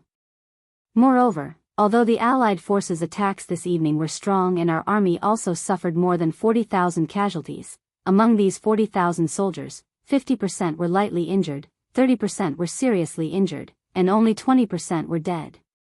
This shows that although the tribal leaders under the Great Khan's tent have intensified their attacks on us according to the Great Khan's order, they haven't used their full strength. They even deliberately showed mercy to us. Because even a rabbit will bite when cornered, let alone a tiger. If we are forced into a desperate situation, the warriors under the Great Khan's tent will certainly fight back with all their might. As for those tribal leaders who are attacking us, none of them will be willing to bear our desperate counterattack. Under this kind of situation, they are more afraid of death than us. Therefore, this Tang believes that we will certainly be able to hold on until frost falls from the sky." Chapter 19:17. If a lie was repeated many times, it was very likely that one would believe it. This was the case for Tang Jian right now. At that time, when he was in danger, he had to brace himself and bring a few guards to the prairie in disguise at such a sensitive time. At that time, even he himself did not believe in the prophecy of frost in July. But after telling Tuli so many times, he seemed to have such a belief in his heart that at the end of July, frost would definitely fall on the prairie. To him, this was no longer a prophecy or a lie, but a fact. Just like, the sun will definitely rise from the east tomorrow, it was an ironclad fact. Oh. Do you mean that the Chigui and Hueha tribes did not use their full strength in the evening? And they deliberately showed mercy to us?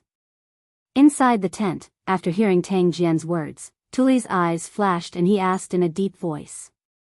In fact, before he was invited to the tent, Tang Jian had already made an extremely detailed analysis of the battle in the evening. At this time, he could be said to have a card up his sleeve, because he saw more things behind the casualty figures. Hearing Tuli's question, Tang Jian cupped his hands and said, "This time, the Great Khan has mobilized 300,000 elite soldiers from the Chigui and Hueha tribes to encircle us.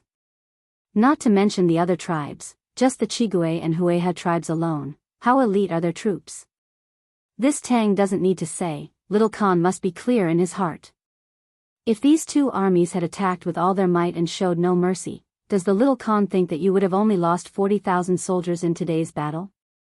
Moreover, among these 40,000 casualties, would only 20% have died in the battle?" After listening to Tang Jian's analysis, Tuli and Ni Shirtua also came back to their senses. They looked at each other, and Ni Shirtua nodded imperceptibly at Tuli, indicating that Tang Jian's analysis was indeed reasonable.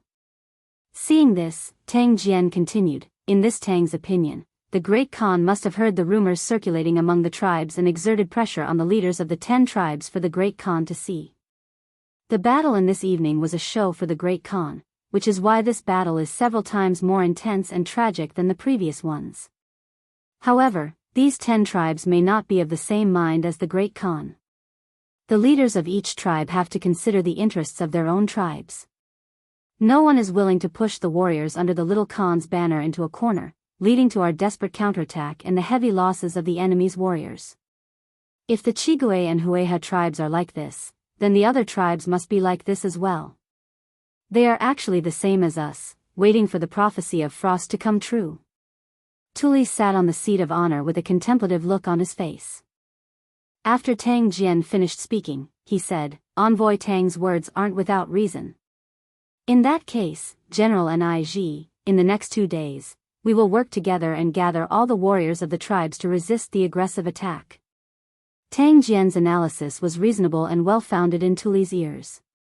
In addition, he did receive news at noon that Shili had summoned the leaders of the 10 tribes to the royal court for a discussion. This was simply the same as Tang Jian's conjecture. With the two as evidence, Tang Jian's analysis was even more credible. Yes. This subordinate obeys. With a solemn expression, Nij Tua placed one hand on his chest and bowed to Tuli. The fierce battle in the evening must have frightened Envoy Tang. General Nij, send someone to bring Envoy Tang to rest. Envoy Tang is this Khan's honored guest. Remember to let the people below treat him well. At this time, Tuli looked at Tang Jian and spoke again. Yes. Nij Tua knew that Tuli was asking him to leave. He responded and came to Tang Jian's side. Extending his hand, he made a please gesture and said, Duke Ju, this way please. Tang Jian secretly breathed a sigh of relief. Then, he said lightly, there's no need to trouble General Nij. This Tang knows the way back to the tent. Farewell. After saying that, Tang Jian lifted his feet and walked out of the tent. Chapter 1918. General Fei Ying, where is the assassin you caught in the afternoon? While Fang Gongting was preparing to lead the troops out of the camp, Li Tai and the rest had already returned to the post house. As soon as they stepped through the door, Li Tai turned to Dugu Fei Ying and asked. When he returned from Dragon Mountain in the afternoon, he wanted to interrogate Star Wolf and get some clues from him. However, because he met Han Lijing halfway, his plan was disrupted. However, the information he got from the provincial governor's office made him more confident in interrogating Star Wolf. Your Highness, the assassin is in the torture chamber. Dugu Fei Ying was stunned for a moment before replying. Good. Bring me there. I want to interrogate him tonight. Li Tai ordered. There was a hint of excitement in his voice. After all, he was a prince. Even though he had joined the Yanhuang Academy last year, he rarely had the opportunity to come into contact with matters related to the investigation of cases. Previously, he had exposed the scam of the Venerable Du Yi of the Heavenly Dragon sect and the Ice Needle murder case, which was one of the proudest experiences of Li Tai. Although Taiyuan City was now in crisis, wasn't it similar to the crisis of the Heavenly Dragon sect in Chang'an City? This caused Li Tai, the prince, to feel a little excited, and even a little impatient. If Li Zishuan knew what Li Tai was thinking, he would definitely say, rich people like to seek excitement. Your Highness, you mustn't. Your body is priceless. How can you go to that kind of place? Moreover, the assassin's martial arts is very strong. What if? Dugu Fei Ying was shocked and wanted to stop him, but Li Tai interrupted him. General Fei Ying, you don't have to say any more. Since the assassin has been caught by you, how can he harm me in our territory? Now that we are in a passive position in the city, we must find a breakthrough from this assassin. Quickly bring me to the torture chamber. Yes. Your Highness. Dugu Fei Ying hesitated for a moment. With him by his side and the assassin's hands and feet tied, Li Tai's safety was not too much to worry about. Thus, he nodded in agreement. "Qingke, I'll go with you," Iron Egg said.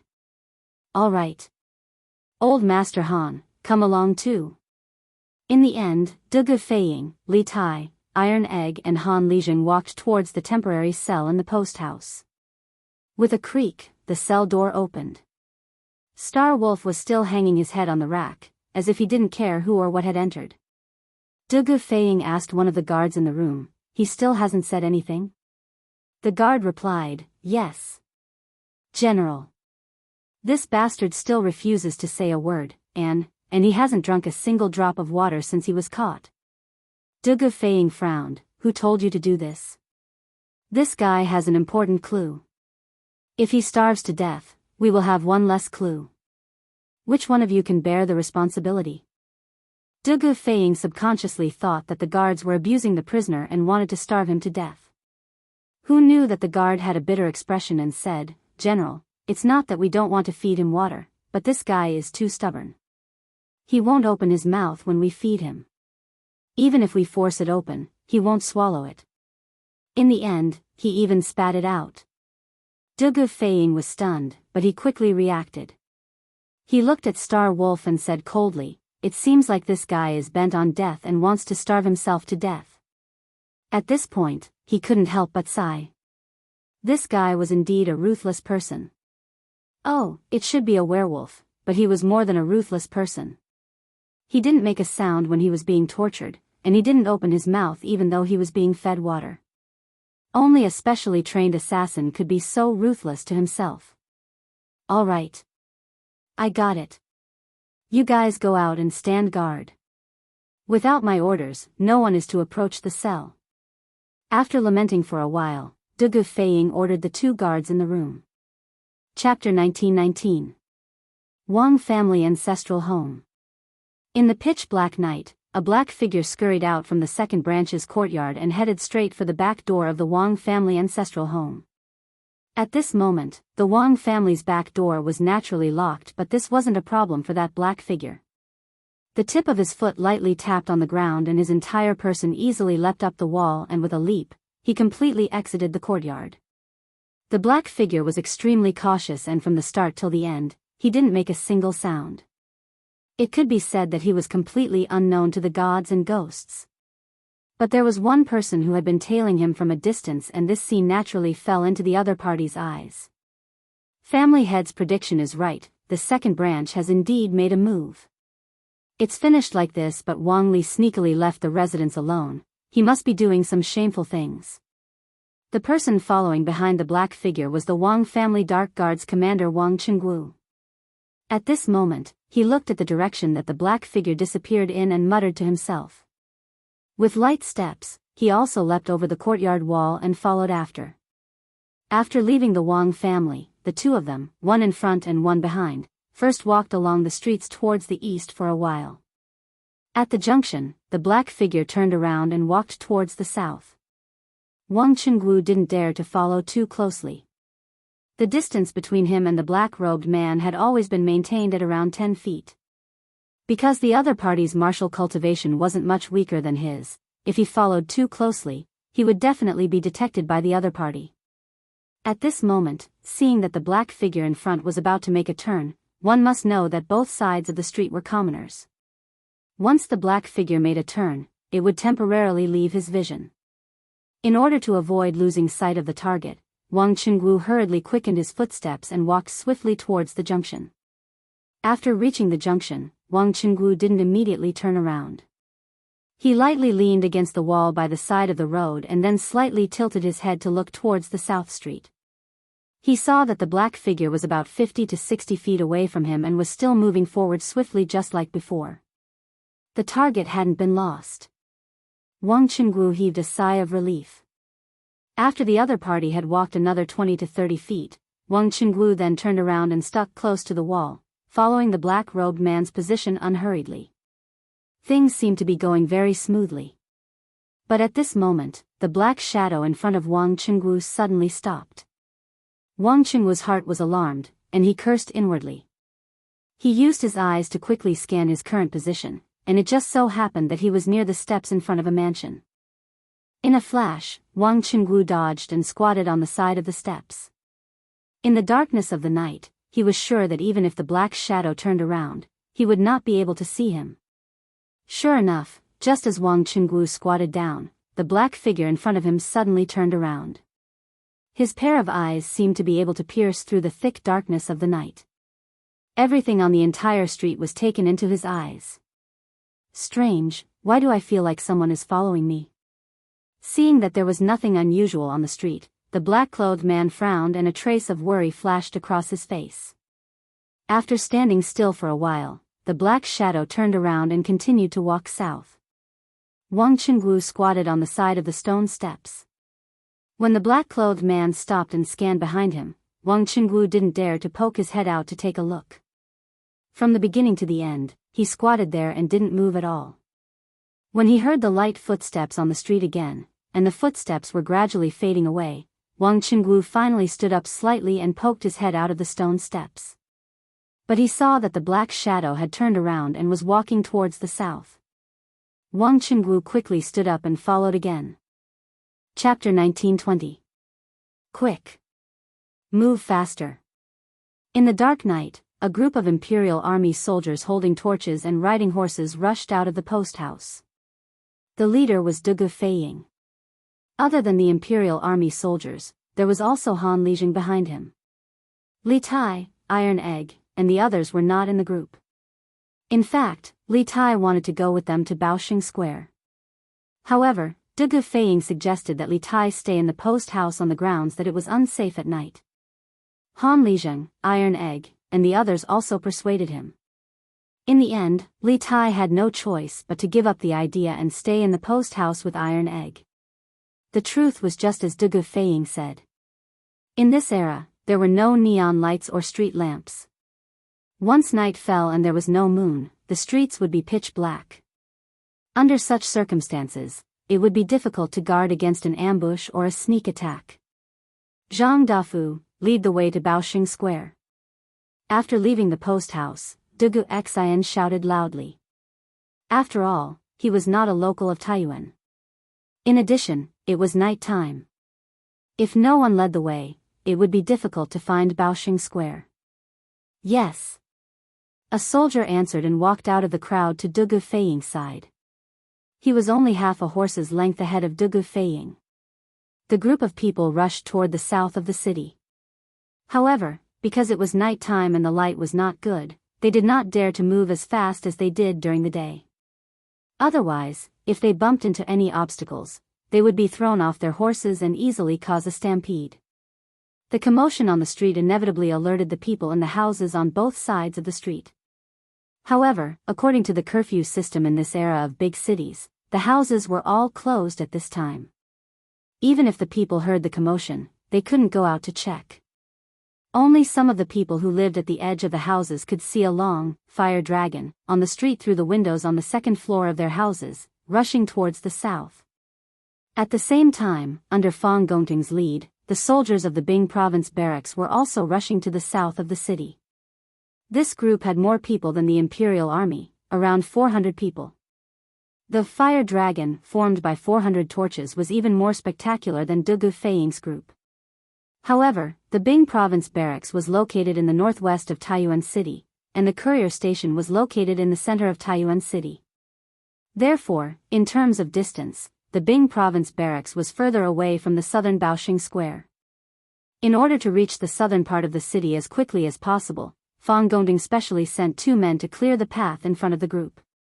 This way, even if there were obstacles on the road, only the 2 men would be knocked over, and it would not affect the speed of the entire group. Speaking of which, if there was a moon tonight, they could take advantage of the moonlight to gallop at full speed without having to worry about bumping into obstacles in the dark. However, there was no moon tonight, and Fang Gongting could only use this stupid method to increase the speed of their group as much as possible. However, the speed of their group was much faster than Dugu Feiying's group. After all, most of the soldiers of the Bing province barracks had lived in Taiyuan City for many years. Their familiarity with the roads in the city was far inferior to that of the Imperial Army. When it came to traveling at night, they naturally had the advantage. Since Uncle Wang has never heard of this Zhao Dian, this junior will take his leave first.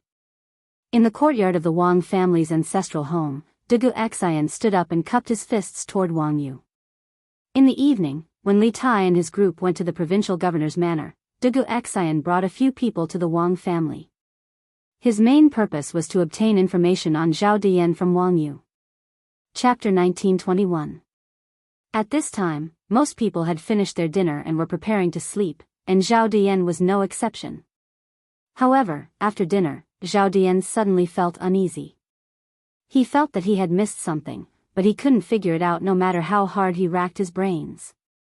Thus, he sat in front of the desk without moving, staring blankly. Da-da-da-da-da. Suddenly, the sound of horse hooves came from the north side of the inn. Zhao Dian came back to his senses and quickly stood up. He strode to the window near the north side of the room. Tongfu Inn was located in the south of the city, and the heavenly room that Zhao Dian was staying in was located in the northwest corner of the inn. After he opened the window, he saw a fire dragon running wildly on the north side of the street. The officials have been searching for an entire day. Why aren't they stopping at night? Seeing this scene, Zhao Dian subconsciously muttered. However, he quickly realized that something was wrong. His expression changed slightly, and he said softly, "That's not right. Why would the officials send cavalry to search for people? Could it be that they are going to capture people?" Speaking of this, Zhao Dian suddenly remembered the fire in the long alley in the south of the city in the afternoon, and a bad premonition rose in his heart. Xianyi, Sky Eagle. Zhao Dian frowned and shouted in a low voice. Although there was no one else in this room other than him, and there was no one guarding the door, he was trying his best to hide his identity now. If there were guards outside the door, it would be too conspicuous. The room next to the heavenly room was occupied by two of his subordinates, two of his most powerful subordinates. Although there was a wall between the two rooms, the soundproofing of the buildings in this era was far inferior to the modern era. Moreover, his two subordinates were martial arts experts with sharp senses. Zhao Dian believed that they would be able to hear his words.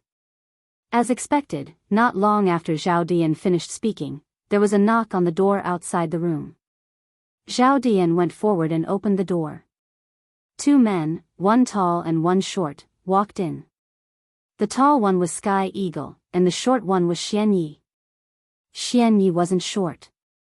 He was the height of an ordinary person. The main reason was that Sky Eagle was too tall, so when the two of them walked together, he appeared shorter. "Guard Master. Are you looking for us?" After closing the door, Zhao Dian led the two to the northern window. The two bowed and cupped their fists towards Zhao Dian. At this time, most people had already finished their dinner and were preparing to sleep. Zhao Dian was no exception. However, after dinner, Zhao Dian suddenly felt a little uneasy. He kept feeling that he seemed to have missed out on something, but he couldn't figure it out no matter how hard he racked his brains. Thus, he sat motionlessly in front of the desk, staring blankly into space. Da-da-da-da-da. Suddenly, a flurry of horse hooves came from the north side of the inn. Zhao Dian abruptly came back to his senses and quickly stood up. With 2 strides, he arrived at the window near the north side of the room. The Tongfu Inn was located in the south of the city, and the heavenly room that Zhao Dian was staying in was located in the northwest corner of the inn. After he opened the window, he saw a fire dragon running wildly on the street to the north. The officials have been searching for the whole day, why haven't they stopped at night? Seeing this scene, Zhao Dian muttered subconsciously. However, he quickly realized that something was wrong. His expression changed slightly, and he said softly, "That's not right. Why would the officials send cavalry to search for people? Don't tell me they are going to capture people?" Speaking of this, Zhao Dian suddenly recalled the fire in the long alley in the south of the city in the afternoon. In his heart, a bad premonition suddenly arose. "Xianyi, Tianying." Zhao Dian frowned, and then called out softly. Although there was no one else in this room other than him, and there was no one guarding outside the door, he was trying his best to hide his identity now. If there were guards outside the door, it would be too conspicuous, but the room next to the heavenly room was occupied by two of his subordinates, two of his most powerful subordinates. Although there was a wall between the two rooms, the soundproofing of the buildings in this era was far from comparable to the modern era. Moreover, his two subordinates were martial arts experts, and their five senses were sharp. Zhao Dian believed that they would be able to hear his words. As expected, not long after Zhao Dian finished speaking, there was a knock on the door outside the room. Zhao Dian went forward to open the door, and two men, one tall and one short, walked in. The tall one was Tianying, and the short one was Xianyi. Xianyi wasn't short, but he was the height of an ordinary person. The main reason was that Tianying was too tall, so when the two of them walked together, he appeared shorter. Guard leader. Are you looking for us? After closing the door, Zhao Dian led the two of them to the window in the north, and the two of them bowed and cupped their fists to Zhao Dian. At this time, most people had finished their dinner and were preparing to sleep, and Zhao Dian was no exception. However, after dinner, Zhao Dian suddenly felt uneasy. He kept feeling that he had missed something, but he couldn't figure out why no matter how hard he racked his brains. Therefore, he just sat in front of the desk, motionless, in a daze. Da-da-da-da-da. Suddenly, there was a flurry of horse hooves from the north of the inn. Zhao Dian came back to his senses abruptly, then quickly stood up and strode to the window near the north side of the room. The Tongfu Inn was located in the south of the city, and the heavenly room that Zhao Dian was staying in was located in the northwest corner of the inn. After he opened the window, he saw a fire dragon running wildly on the street to the north. The officials have been searching for the entire day. Why aren't they stopping at night? Seeing this scene, Zhao Dian muttered subconsciously. However, he quickly realized that something was wrong. His expression changed slightly, and he whispered, "That's not right. Why would the officials send cavalry to search for people? Could it be that they are going to capture people?" At this point, Zhao Dian suddenly recalled the fire in the long alley in the south of the city in the afternoon, and a bad premonition arose in his heart. Xianyi, Tianying. Zhao Dian frowned, then called out in a low voice. Although there was no one else in this room other than him, and there were no guards outside the door, he was trying his best to hide his identity now, and it would be too conspicuous if there were guards outside the door. The room next to the heavenly guest room was occupied by two of his subordinates, two of his most powerful subordinates. Although there was a wall between the two rooms, the soundproofing of the buildings in this era was far inferior to the modern era. Moreover, his two subordinates were martial arts experts, and their five senses were sharp. Zhao Dian believed that they would definitely be able to hear him. As expected, not long after Zhao Dian finished speaking, there was a knock on the door outside the room. Zhao Dian went forward to open the door, and two men, one tall and one short, walked in. The tall one was Tianying, and the short one was Xianyi. Xianyi was actually not short. The height of an ordinary person was mainly because Tianying was too tall, so when the two of them walked together, he appeared shorter. Guard master. Are you looking for us? After closing the door, Zhao Dian led the two of them to the window in the north, and the two of them bowed to Zhao Dian with cupped fists. At this time, most people had finished their dinner and were preparing to sleep, and Zhao Dian was no exception. However, after dinner, Zhao Dian suddenly felt a little uneasy. He kept feeling that he seemed to have missed something, but he couldn't figure out why no matter how hard he racked his brains. So, he just sat in front of the desk, motionless, in a daze. Da-da-da-da-da. Suddenly, there was a chaotic sound of horse hooves coming from the north of the inn. Zhao Dian suddenly came back to his senses, then quickly stood up and strode to the window in the room near the north. Tongfu Inn was located in the south of the city, and the heavenly guest room that Zhao Dian was staying in was located in the northwest corner of the inn.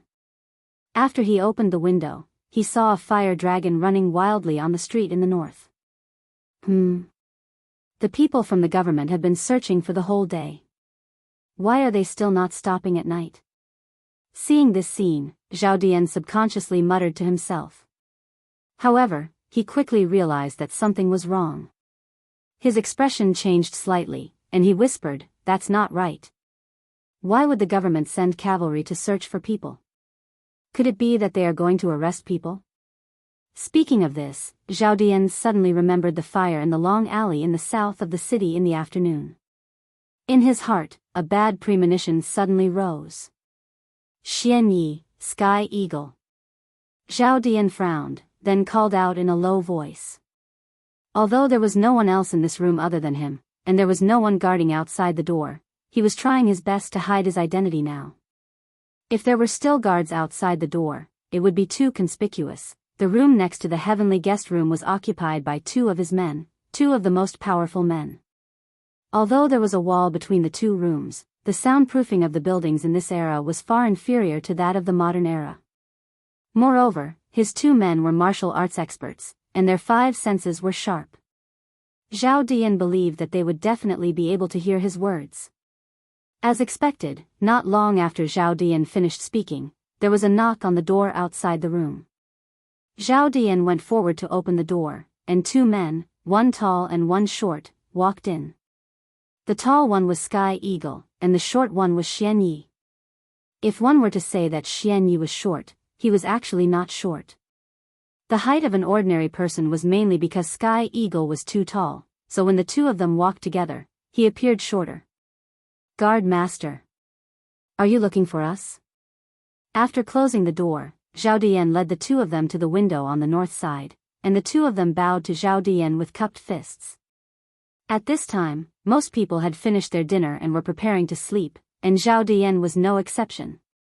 However, after dinner, Zhao Dian suddenly felt uneasy. He kept feeling that he seemed to have missed something, but he could not figure out why no matter how hard he racked his brains. So, he just sat in front of the study table, motionless, in a daze. Da-da-da-da. Suddenly, a flurry of horse hooves came from the north side of the inn. Zhao Dian abruptly came back to his senses, then quickly stood up and strode to the window on the north side of the room. Tongfu Inn was located in the south of the city, and the heavenly guest room that Zhao Dian was staying in was located in the northwest corner of the inn. After he pushed open the window, he saw a fire dragon running wildly on the north side of the street. The officials have been searching for an entire day in the day. Why aren't they stopping at night? Seeing this scene, Zhao Dian muttered subconsciously. However, he quickly realized that something was wrong. His expression changed slightly, and he whispered, "That's not right. Why would the officials send cavalry to search for people? Could it be that they are going to capture people?" At this point, Zhao Dian suddenly recalled the fire in the long alley in the south of the city in the afternoon, and a bad premonition suddenly arose in his heart. Xian Yi, Sky Eagle. Zhao Dian frowned, then called out softly. Although there was no one else in this room other than him, and there were no guards outside the door, he was trying his best to hide his identity now. If there were guards outside the door, it would be too conspicuous. The room next to the heavenly guest room was occupied by two of his subordinates, two of his most powerful subordinates. Although there was a wall between the two rooms, the soundproofing of the buildings in this era was far inferior to that of the modern era. Moreover, his two subordinates were martial arts experts with sharp senses. Zhao Dian believed that they would definitely be able to hear him. As expected, not long after Zhao Dian finished speaking, there was a knock on the door outside the room. Zhao Dian went forward to open the door, and two men, one tall and one short, walked in. The tall one was Sky Eagle, and the short one was Xian Yi. Xian Yi was actually not short. The height of an ordinary person was mainly because Sky Eagle was too tall, so when the two of them walked together, he appeared shorter. Guard Master. Are you looking for us? After closing the door, Zhao Dian led the two of them to the window on the north side, and the two of them bowed to Zhao Dian with cupped fists. At this time, most people had finished their dinner and were preparing to sleep, and Zhao Dian was no exception. However, after dinner, Zhao Dian suddenly felt uneasy. He kept feeling that he seemed to have missed something, but he couldn't figure out why no matter how hard he racked his brains. Therefore, he just sat in front of the desk, motionless and spaced out. Da-da-da-da-da. Suddenly, there was a flurry of horse hooves coming from the north side of the inn. Zhao Dian came back to his senses abruptly, then quickly stood up and strode to the window on the north side of the room. Tongfu Inn was located in the south of the city, and the heavenly room that Zhao Diyan was staying in was located in the northwest corner of the inn. After he pushed open the window, he saw a fire dragon running wildly on the north side of the street. Huh! The people from the government have been searching for the entire day. Why are they still not stopping at night? Seeing this scene, Zhao Diyan subconsciously muttered to himself. However, he quickly realized that something was wrong. His expression changed slightly, and he whispered, "That's not right. Why would the government send cavalry to search for people? Could it be that they are going to capture people?" Speaking of this, Zhao Diyan suddenly remembered the fire in the long alley in the south of the city in the afternoon. In his heart, a bad premonition suddenly rose. "Xianyi, Sky Eagle." Zhao Diyan frowned, then called out in a low voice. Although there was no one else in this room except for him, and there was no one guarding outside the door, he was trying his best to hide his identity now, and if there were guards outside the door, it would be too conspicuous. The room next to the heavenly room was occupied by two of his men, two of the most powerful men.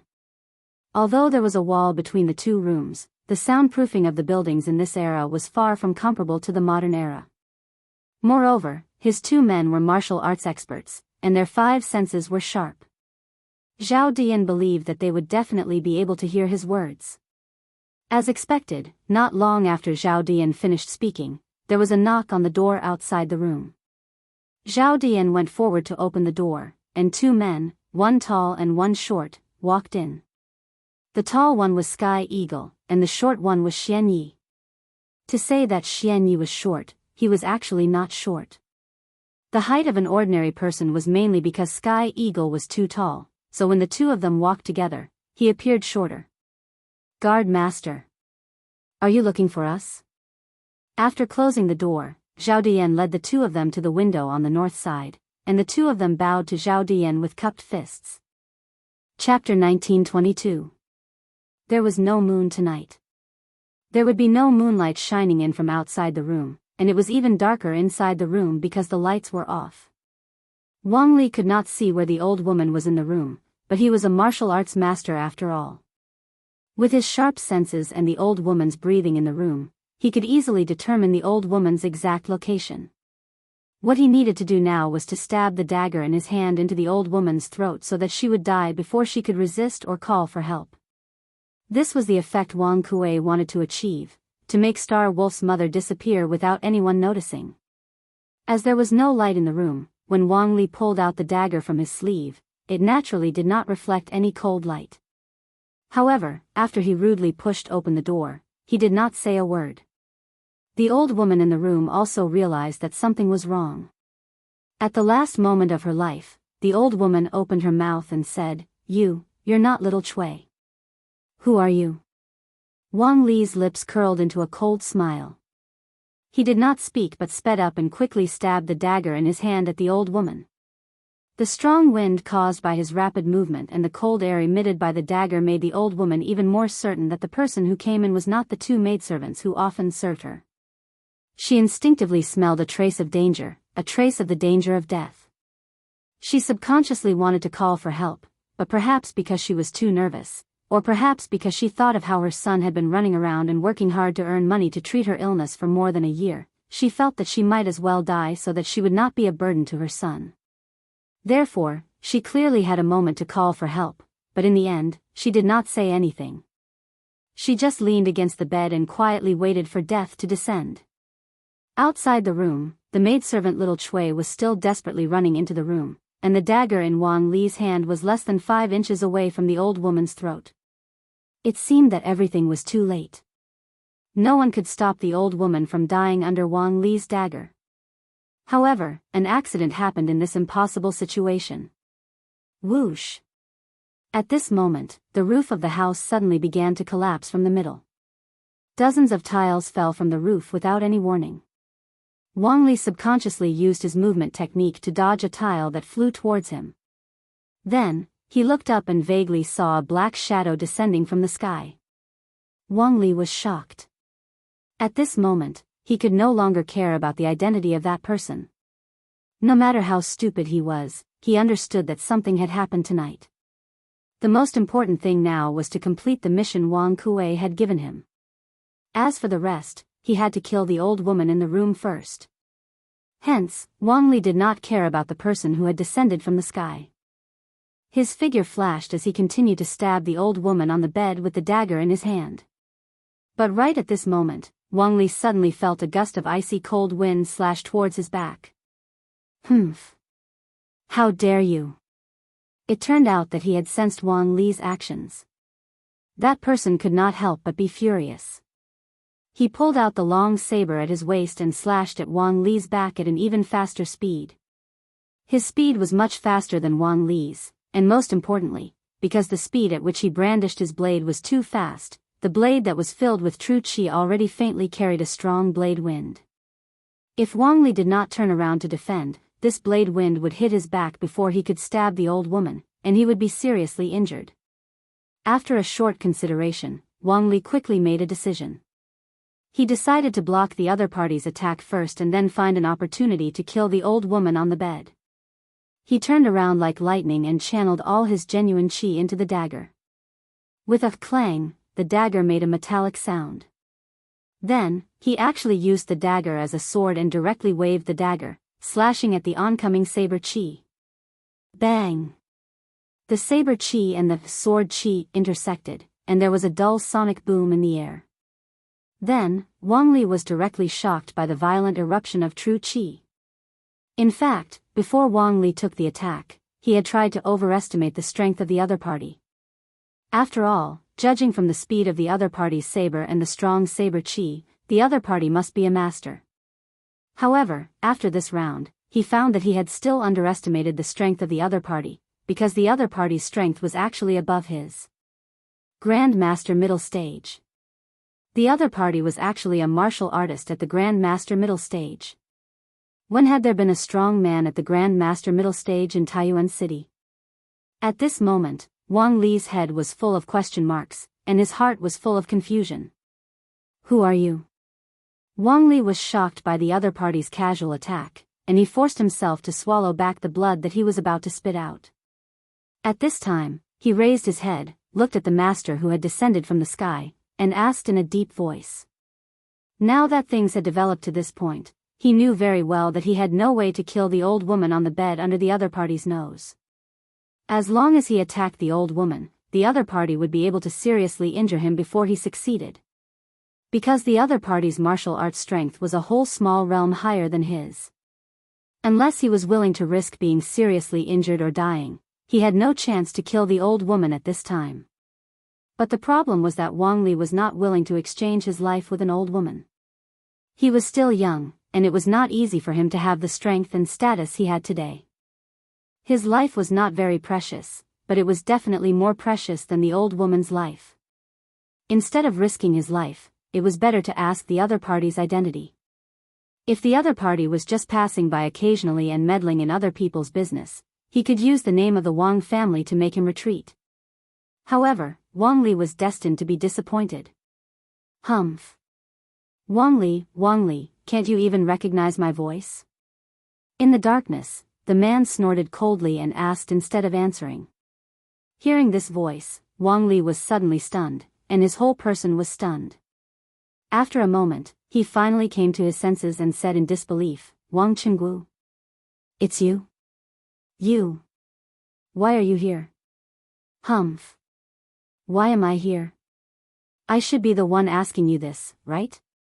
Wang Qinggu sneered and continued, as the dignified second commander of the Wang family, instead of resting at home at night, you came to this remote place to kill a weak old woman. Do you know what you are doing? You are making the entire Wang family unjust. When Wang Li heard this, he secretly cursed in his heart. If his purpose of coming here to kill was reported by Wang Qinggu to Wang Yu, then the matter of Wang Kuei and Wang Xinyuan colluding with the Turks might also be exposed. At that time, only a dead end awaited them. Kill? Wang Qinggu, don't slander me. I just happened to pass by and came to visit my good brother's elder. Who said I came here to kill? Wang Li's eyes turned, and his thoughts turned quickly, and he defended himself. Anyway, no matter what, he would not admit his purpose of coming here in front of Wang Qingguo. Wang Qingguo could not help but ridicule, happened to pass by. Humph. I think you came here to kill to silence, right? During the day, the imperial army caught an assassin, but the assassin's identity is unknown, so the provincial governor's mansion is looking for clues in the city. Could this house be the assassin's home, and you came here to kill to silence? In fact, this was just Wang Qingguo's guess. He wanted to use this to trick Wang Li. He was not sure if the assassin caught by the imperial army in the afternoon was related to Wang Li, and he was even less sure that this was the assassin's home. Wang Qingguo would never have thought that his guess was infinitely close to the truth of the matter. Wang Li's heart jumped when he heard this. At this time, if the lights in the house were lit, Wang Qingguo would definitely see his expression change. Nonsense. What assassin? What killing to silence? If you want to convict someone, you can always find a pretext. Wang Qingguo wanted to say something, but at this time, the old woman in the dark spoke. She asked anxiously, "Young master, what did you say just now? You said that my Qing is wanted by the authorities? That's impossible. My son has always been honest and dutiful, and all these years, he has been working by the Wang family's second master's side. How could he be wanted by the authorities?"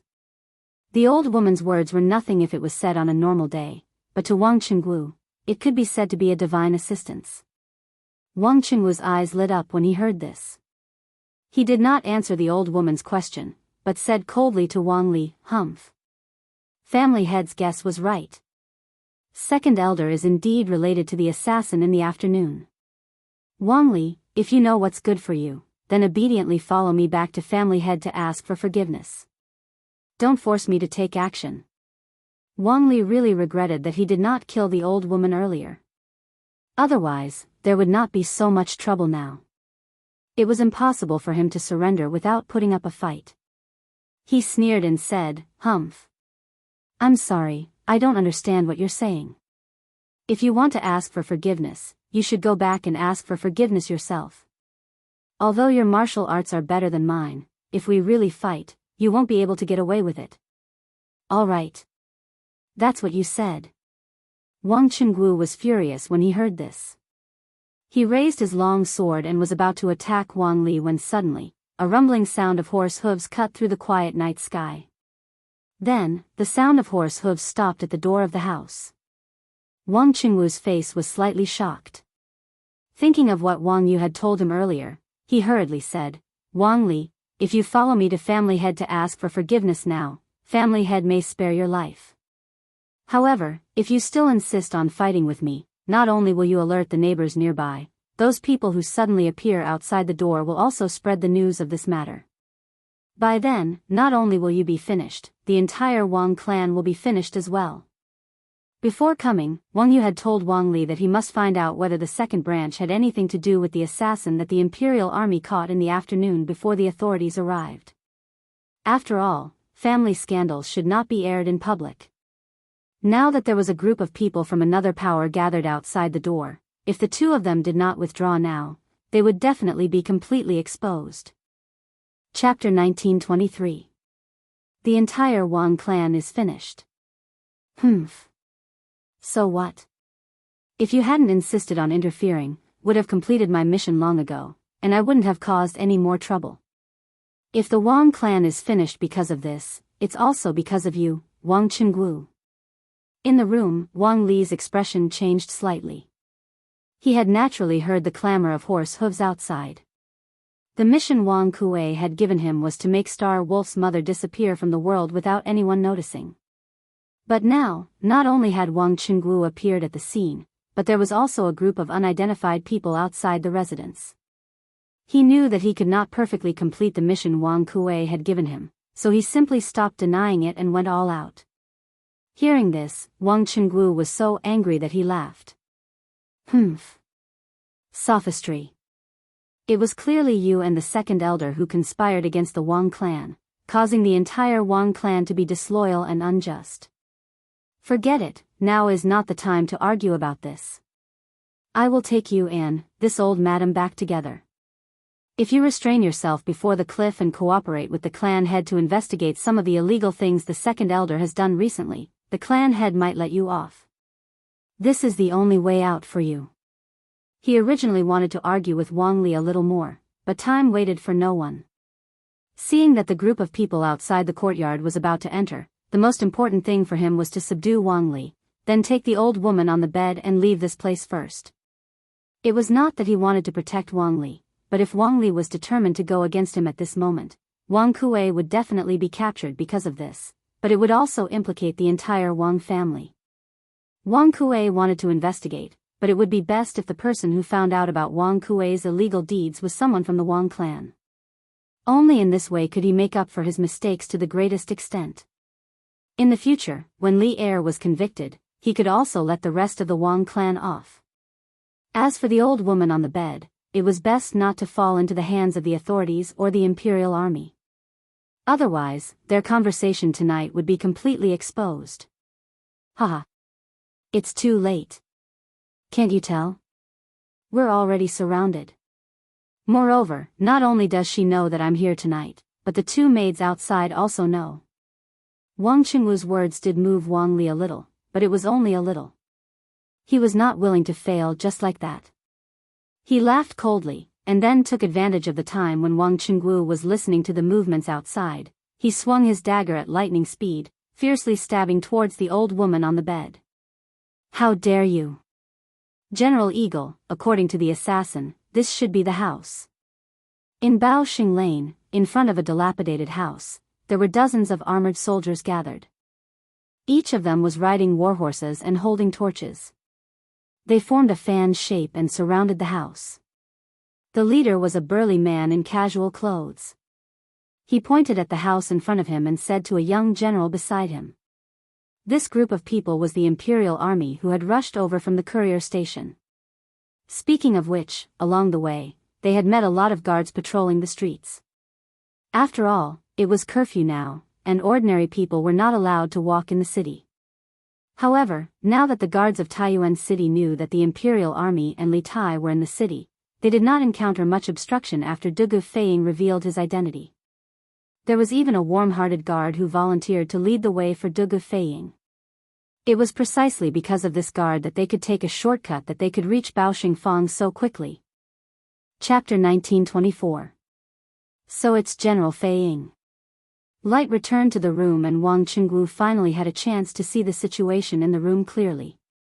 Seeing that Wang Li was killed by his blade and the old lady's life was not in danger, he couldn't help but heave a sigh of relief.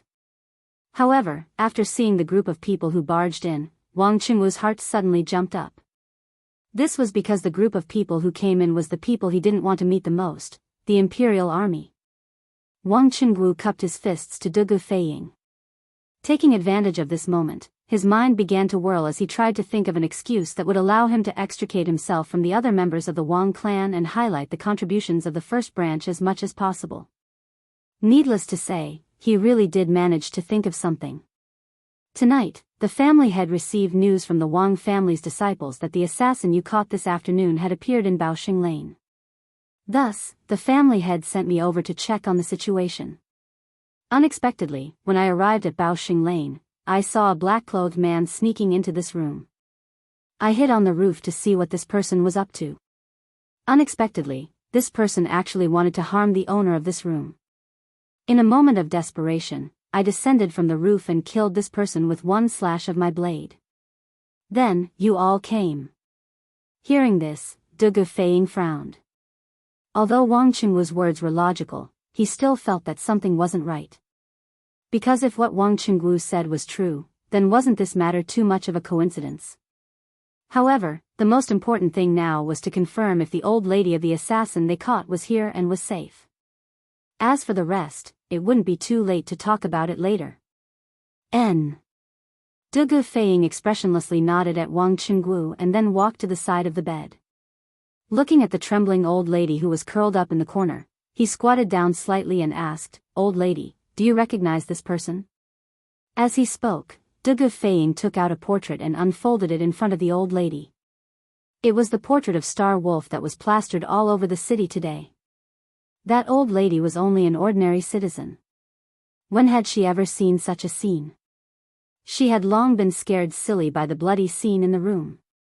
She didn't seem to be able to hear Dugu Feiying's words. Seeing this, Dugu Feiying could only repeat his words a few more times and move the portrait closer to the old woman. Finally, the old woman caught a glimpse of the person in the portrait. Her lifeless eyes suddenly lit up.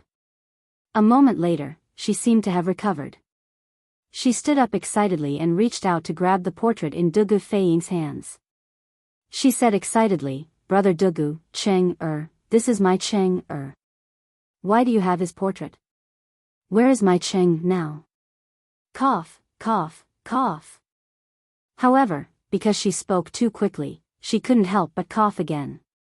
Dugu Feiying's heart calmed down a lot when he saw that the old woman really knew the assassin. However, he also remembered that if this old woman was really the assassin's mother, then she should have tuberculosis. This disease was contagious, so Dugu Feiying took a step back and tried to keep a certain distance from the old woman. Then he smiled and said to the old woman as calmly as possible, "I'm sorry, but I'm sorry." "Auntie, do you mean that the person in the portrait is your son?" The old lady was stunned, then nodded and said, "Yes. This is my Cheng-er. Quickly tell me, where is my Cheng now?" Dugu Feiying was finally relieved after hearing the confirmation from the old woman. He smiled warmly and replied, "Auntie, your son is with us right now. For your safety, I need to bring you back.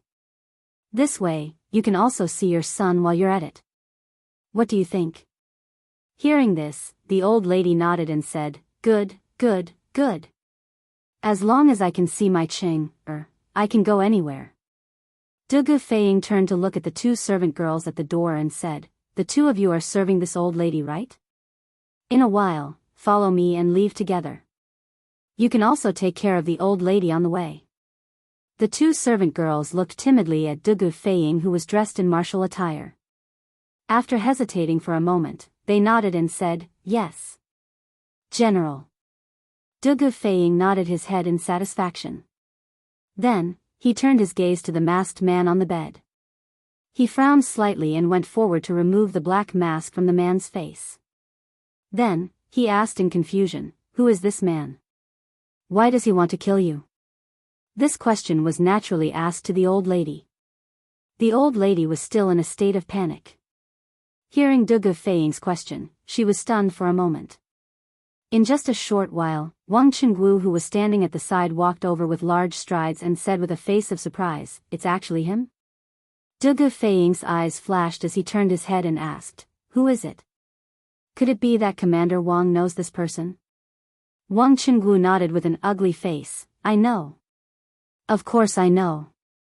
When we were fighting in the dark, I felt that the other party's martial arts were somewhat familiar, but I didn't expect it to be him. To be honest, this person is the second commander of our Wang family guards, Wang Li. He has always taken orders from our second elder. Now that he has appeared here and wants to kill this old lady, I think our second elder can't be separated from this matter. This is a serious matter. I have to go back and inform the family head as soon as possible. I will take my leave first." Wang Chengwu's idea was very simple. He couldn't let Dugu Feiying know that he knew Wang Li's identity in advance and followed the latter to the Baoxing lane. Otherwise, the two of them would be suspected of having a common enemy. Only by pretending that they met by chance and didn't know Wang Li's identity in advance could he completely remove the Wang family from this matter and show the Wang family's crucial contribution in protecting the witness to the greatest extent. The only loophole in this excuse was that the old lady had heard his conversation with Wang Li. However, the meaning of their conversation was mostly ambiguous. Under the situation where the old lady didn't know the cause and effect of the entire matter, based on those few words, she might not know the pros and cons of this matter. Moreover, it was him who had saved the old lady from Wang Li's hands. No matter what, he was the old lady's savior. He believed that the old lady wouldn't deliberately mention these details to Dugu Feiying. In addition, even if the old woman told Dugu Feiying about the conversation between him and Wang Li, it would not be a big deal. After all, he had killed Wang Li and saved the old woman. This was an irrefutable fact. Just based on this point, it was impossible for him and the power behind him to be on the same side as Wang Li. Wang Li's life was the Wang family's pledge of allegiance to Li heir and the imperial court. It's the second commander of the Wang family's guards. Hearing this, De Feiying couldn't help but be shocked. He looked at Wang Qinggu with an inexplicable expression in his eyes. Then, he nodded at Wang Qinggu and said, "Since this has happened, we should indeed inform the Wang family head. Commander Wang, please return quickly." Wang Qinggu clasped his fists at everyone and said, "Then I shall take my leave." After saying that, he seemed to inadvertently glance at the old lady. Seeing that the latter's face was still in shock, he felt slightly relieved and turned to leave. As for Wang Li's corpse, he definitely couldn't bring it back. Of course, he didn't want to bring it back either. Go. Return to the post house immediately. After Wang Qinggu left, De Feiying waved his hand and ordered. Clatter, clatter, clatter. However, as soon as his voice fell, a rumbling sound of horse hooves could be heard from outside the courtyard. Wang Qinggu's complexion changed slightly. He subconsciously thought that it was the hidden forces of Source Peak City, but after thinking about it for a moment, he realized that the entire city was under martial law now. Even if those people had the guts, they wouldn't dare to make such a big move unless they were tired of living. Thus, he ordered an imperial guard beside him, "Go. See what's going on outside." "Yes, General." The imperial guard received the order and left. De Feiying, Han Li, and the other imperial guards in the room guarded the old lady behind them with vigilant expressions.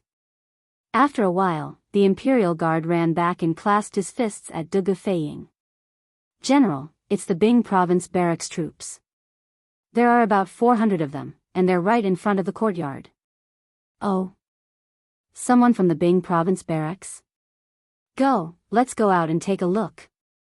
De Feiying's eyes flashed. He turned to the two maidservants and the old lady and said, "Help Auntie out and follow me to the Taiyuan post house." "Yes, General." The two maidservants naturally didn't dare to disobey De Feiying's orders. They bowed and accepted the order. Barracks Fong. De Feiying cupped his fists and greeted Fong Gongting as he led the group out of the courtyard. Fong Gongting had seen De Feiying before. At this moment, he quickly got off his horse and returned the salute. He said, "General Feiying? You guys are... Oh, I understand. You must have heard the news that the assassin's mother lives here. That's why you came, right?" De Feiying nodded. "Yes. From what Barracks Fong said, you guys must have heard the news as well. I wonder how Barracks Fong got the news. Tonight's events were simply too coincidental. Wang Qinggu suddenly appeared here, and even Fong Gongting suddenly appeared here with his troops." De Feiying was really curious about where Fong Gongting got the news. Fong Gongting smiled and said, "Ha." After this, Fong returned to the camp. "I gathered all the soldiers who searched the city during the day and asked if any of them had encountered an old woman with tuberculosis during the day. I didn't expect that there really were people who had encountered her. In order to avoid any problems, this Fong immediately brought people here to investigate." At this point, Fong Gongting also got the old lady supported by the two maidservants behind De Feiying. He asked, "General Feiying, this should be the assassin's mother, right? I didn't expect that even though we rushed over, we were still one step behind you." De Feiying smiled. "Barracks Fong must be joking. You and I are both protecting the safety of His Highness. But since you brought people here, come with me and escort this old lady back to the post house." "Of course." Fong Gongting didn't even think about it and agreed. "Soldiers, listen to my order. Follow me back to the post house." Chapter 1925. "Gao Yong, Zhang Chang, why are you here?" On the street outside Jingren Square in Taiyuan City, Wang Qinggu, who was hurrying back to the Wang clan residence, happened to run into a group of people heading south of the city. Wang Qinggu couldn't help but be startled when he saw the leader of the group, and he hurried forward to greet him. When the two men saw Wang Qinggu, they quickly dismounted from their horses and bowed respectfully. "Senior Commander, We are following the Patriarch's orders and following the secret signal you left on the road. We are heading to meet you. No need. The matter has been resolved. Come back with me. Hearing this, Wang Qinggu came to a realization and waved his hand. Resolved. The two were startled, and then one of them asked tentatively, then, what about the second commander? Dead. Wang Qinggu replied indifferently, and then impatiently urged, there's been a change in the situation. Come back with me to report to the Patriarch. Yes. Gao Yong and Zhang Chang cupped their fists and accepted the order, and then the group immediately changed from the rear to the front, heading toward the Wang clan residence in the northeast. Why are they going back? In the darkness, two armored soldiers were hiding in a corner, muttering to each other as they watched the Wang clan guard turn back. Just now, I seem to have heard them call out something about Grand Commander. Could that person from the southern part of the city be Wang Qinggu of the Wang clan? What is he doing in the southern part of the city so late at night? You're asking me? Who should I ask? The question now is, should we continue to follow them? Follow my ass. Can't you see that they're going back to the Wang clan residence? Let's go back and report to General Dugu. That's right. Then let's go back. The two stood up and headed toward the courier station in the north. Yes, these two were the two Imperial Army soldiers that Dugu Xian had sent to follow the Wang clan shadow guards. In the dilapidated house of Bao Xing Lane, there was a soul-stirring assassination and rescue. After Dugu Feiying and his men left, everything returned to normal. However, two black-clothed men landed in the courtyard. They looked at each other, then entered the main house and began to search for something seriously. Their gazes swept over the furniture that had been knocked over, the tiles that had fallen from the roof, and finally landed on the bloodstain at the head of the bed and the deep knife mark on the wooden head of the bed. It's a saber mark. The other party pierced through a person, and the tip of the saber stuck into the headboard. Killed in one strike. His strength is above mine. One of the thinner men in black looked at the saber mark at the head of the bed and muttered to himself. Ha! It's just a saber seal, but it's enough to make you feel inferior. You're a Grandmaster realm expert. The other man in black, who was taller, couldn't help but snort. These two people were precisely the two most capable generals under Zhao Dian, Xian Yi, and Tian Ying. Of course, the two of them were secretly competing with each other. Xian Yi looked at Sky Eagle as if he was looking at an idiot. Then, he turned his head to look at the long and shallow saber mark on the wall and said indifferently, controlling a saber with chi and being able to condense it into a solid saber aura. This person is definitely a saber master, and his realm is definitely above the Grandmaster realm. In Source Peak City, I have only met one person like this. Tianying couldn't help but become serious. He stepped forward and looked at the long and narrow saber mark on the wall. It was as Xian Yi had said. It wasn't a physical saber, but saber chi, which could also be called a saber aura. He turned to Xian Yi and asked, "Who is it?" Xian Yi turned and said, "Wang Qinggu, the commander of the Wang clan shadow guards. I fought with him during the assassination of Dugu Xian in the south of the city." Tianying was silent. Although he had always been at odds with Xian Yi, he still believed in Xian Yi's personal strength. If even Xian Yi couldn't defeat someone, then there was no need to talk about him. There's a smell of medicine in this room. When we came, we saw the woman in the room being taken away by an army. Judging from their armor, there were Imperial guards and soldiers from the Bing province barracks. This means that the woman in the room is very important to them. Go back and report to the guard master. I'll follow them and act according to the situation. Xian Yi saw that there were no more valuable clues in the room, so he walked out with his hands behind his back. When he reached the door, he turned to Tianying behind him and said. Based on, Sky Eagle subconsciously wanted to say, "Why do you let me run errands while you do the work that might lead to meritorious service?" However, he swallowed his words. Putting aside the fact that there was a saber wielder in the Grandmaster realm who was more powerful than Xian Yi, even the well-trained Imperial guards and the Bing province barracks soldiers were not people that he could deal with.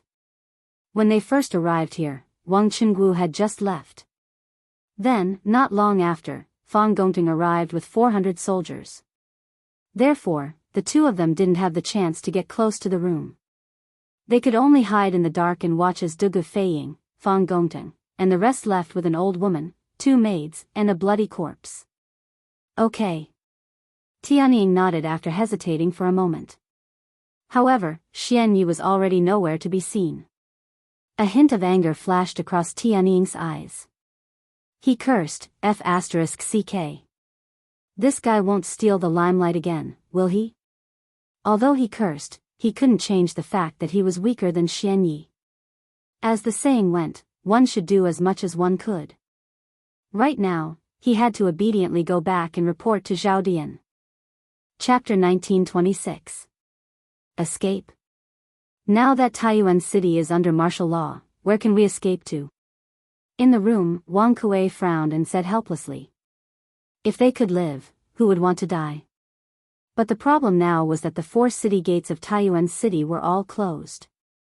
Even if they wanted to escape, they couldn't.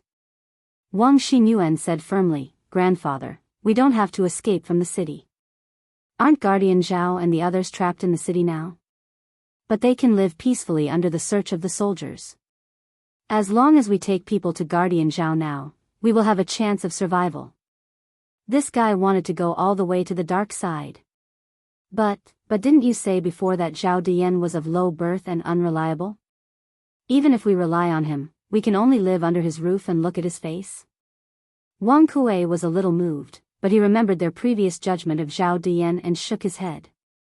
They came from the Wang family of Taiyuan and were members of a 1,000-year-old family. Zhao Dian was just a local official. Even if they relied on the Turks, how could they be willing to be under Zhao Dian, a Han? So they had been secretly waiting for a high-level Turk official, such as the Turk state preceptor, to come to Taiyuan City. Then, they would fully surrender. Wang Xinyuan said helplessly, Grandfather, today is different from the past. Since we have been exposed, our lives are in danger at any time. The most important thing now is to protect our lives. As long as we are still alive and have people in our hands, we will definitely be able to make a comeback. Relying on Guardian Zhao is just a temporary expedient. Sigh. Alright then. Let's leave the mansion and find Guardian Zhao. Wang Kuei was stunned for a moment, then sighed and said. Wang Xinyuan hurriedly said, Grandfather, we can't go to Guardian Lord Zhao empty-handed. In my opinion, we should quickly pack up some gold, silver, and valuables, and then take the assassins that you have been cultivating over the years, as well as some of the secret guards that are loyal to you. Only in this way will Guardian Lord Zhao be willing to accept us. As the saying went, one would not get up early if there were no benefits. From a certain perspective, Wang Xinyuan and Zhao Dian were the same kind of people who crazily sought survival in the face of adversity. Wang Xinyuan understood that if he and Wang Kuei went to Zhao Dian empty-handed, not only would Zhao Dian not accept their surrender, he might even sell them out to Wang Yu or the Imperial Army. Because they had no value to Zhao Dian. You're right. There's no time to lose. I'll gather my men, pack up my valuables, and prepare to leave. However, most of the assassins this old man has trained are not in the mansion. After we escape, we will look for them. After being reminded by Wang Xinyuan, Wang Kuei came to his senses and quickly said. Then, he shouted outside the door, Chi, immediately gather your trustworthy brothers and gather in this courtyard in half an hour. Someone outside the door immediately answered, yes. Your subordinate obeys.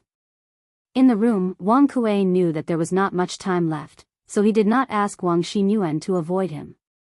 He went directly to the table next to the bed in front of Wang Xinyuan and gently twisted the vase on it. With a ka-ka sound, the wall twisted and turned, and a secret compartment about 1 square meter in size appeared. Wang Xinyuan, who was standing behind Wang Kuei, could not help but flash his eyes. A trace of surprise and inexplicable emotion appeared on his face. Obviously, he did not expect Wang Kuei to be so secretive. A moment later, seeing Wang Yu take out a large crimson box from the secret compartment, Wang Xinyuan hurriedly went forward to help, but Wang Kuei signaled him with his eyes not to interfere. Wang Kuei put the wooden box on the table and then said to Wang Xinyuan, "Here are some gold, silver, jewelry, land deeds, store deeds, and servants' contracts that I have saved over the years. They should be worth about 40 to 50,000 strings of coins. There are some other things, but I don't think there's enough time to pack them up. Take these and leave first." Chapter 1927. Iron Egg. Why haven't General Flying Eagle and the others returned yet? Did something happen at Baoxing Square? In Taiyuan Courier Station, Li Tai and Iron Egg were sitting in a side hall, anxiously waiting for news from Baoxing Square. Seeing that it was almost 9 o'clock, Li Tai could not help but ask. Iron Egg frowned. In truth, he had wanted to go with Dugu Feiying and Han Lijing to Baoxing Square, but his father had insisted that he stay behind to protect Li Tai. Before this, Han Lijing had already heard about how Iron Egg had disguised himself as Li Tai to attract the attention of some unknown faction in the city.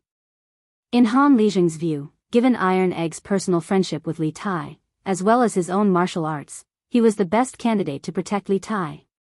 General Flying Eagle is personally taking action, and my father is also there, so there shouldn't be any problems. Let's just wait patiently.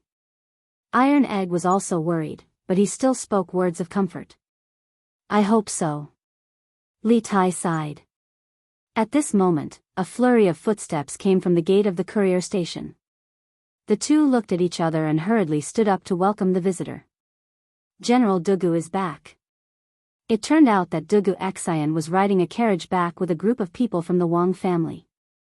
With the help of the Imperial Army, Dugu Xian got off the carriage and bowed to Li Tai.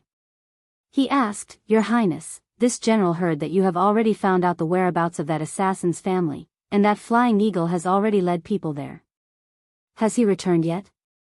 On the way back, an Imperial Army soldier had reported to Dugu Xian. Thus, Dugu Xian learned that Star Wolf had spoken under Li Tai's interrogation, and that Star Wolf had an old mother who lived in Baoxing Square in the southern part of the city. Li Tai shook his head. Not yet. But General Flying Eagle and the others have been gone for almost an hour. If things go well, they should be back soon. Dugu Xian nodded solemnly, then said meaningfully, "That's right. The Wang family is also making strange movements. I have left 2 people to monitor them.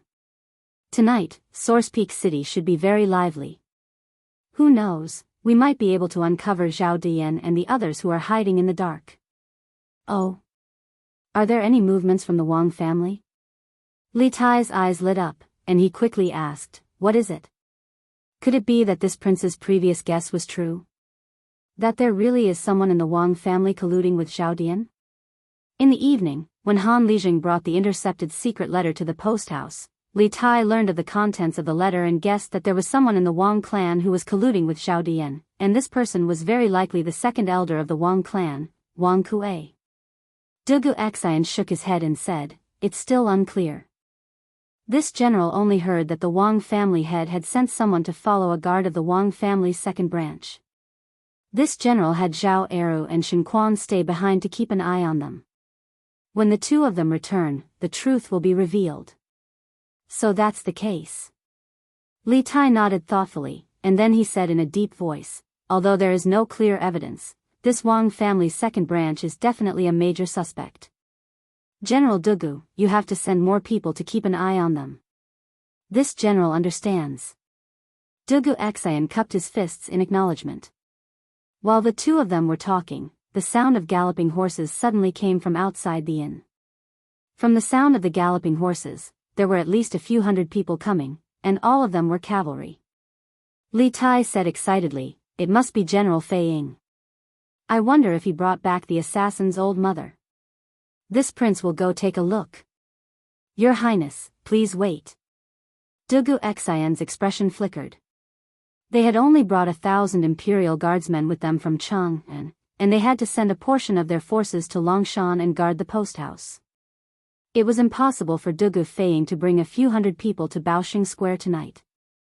And from the deafening sound of hooves coming from the street outside the post house, it was clear that several hundred cavalry had arrived. Although Taiyuan City was still under the control of the government, Dugu Xian still didn't dare to let Li Tai take the risk. He pulled back Li Tai, who was about to run out, and then shouted to the Imperial Guardsmen behind him, "You lot, follow this general out to take a look." "Yes, sir." The soldiers obeyed the order and followed Dugu Xian to the entrance of the courier station. They saw a long fire dragon charging towards them from the street. Just as Dugu Xian had predicted, there were about 400 to 500 soldiers in this group, and the cavalry at the front of the group was only about 300 feet away from Dugu Xian's group. As the sky was too dark and the other party was rather far away, Dugu Xian couldn't see who the commander was. "On guard!" Dugu Xian shouted in a low voice. At the same time, he gripped the sword at his waist. Although he hadn't recovered from his injuries and couldn't fight yet, if the other party really wasn't Dugu Feiying's men and were coming for Li Tai, he would have to draw his sword and fight with his life on the line. "Yes, sir." The Imperial Guardsmen behind Dugu Xian all drew their long sabers and looked at the fire dragon charging toward the post house warily. Thump, thump, thump. The chaotic sound of hooves came closer and closer, and Dugu Xian and the others were extremely nervous. If the other party was really coming for Li Tai, it would be very difficult for them to win as infantry. "It's Feiying." When the fire dragon was about 100 feet away from the gate of the post house, Dugu Xian finally saw the face of the commander. He sighed softly and turned to the Imperial Guardsmen behind him as if relieved of a heavy burden. "Don't be on guard. Everyone, return to your positions." "Yes, sir." The Imperial Guardsmen replied. They were actually relieved as well. In the courtyard, Li Tai and Iron Egg saw this and hurried out to welcome them. Dugu Xian didn't stop them this time. Although he still didn't know why Dugu Feiying had so many soldiers behind him, it was fine as long as he knew that Dugu Feiying was in that group. He had always believed in his brother without a doubt. Whoosh! A moment later, the fire dragon had already arrived in front of the inn. Dugu Feiying, Han Lijeng, Fang Gongteng, and the others all dismounted and came to Li Tai. They bowed and cupped their fists. "Your Highness." Li Tai quickly said, "No need for formalities." Is Adjutant Fang here too?" It was only then that he noticed Fang Gongteng and couldn't help but exclaim in surprise. "Your Highness, after I returned from the provincial governor's residence, I summoned all the soldiers who searched the city during the day." Fang Gongteng cupped his fists and briefly told Li Tai what he had told Dugu Feiying earlier. Li Tai was enlightened. He then looked at Dugu Feiying and hurriedly asked, "General Feiying, how was it? Did you find the assassin's mother in Baoxing Lane?" Earlier in the prison cell, although Star Wolf had promised Li Tai that he would be willing to tell him the mastermind, there was a precondition. He had to bring his mother over and invite Sun Simiao and other famous doctors to treat her.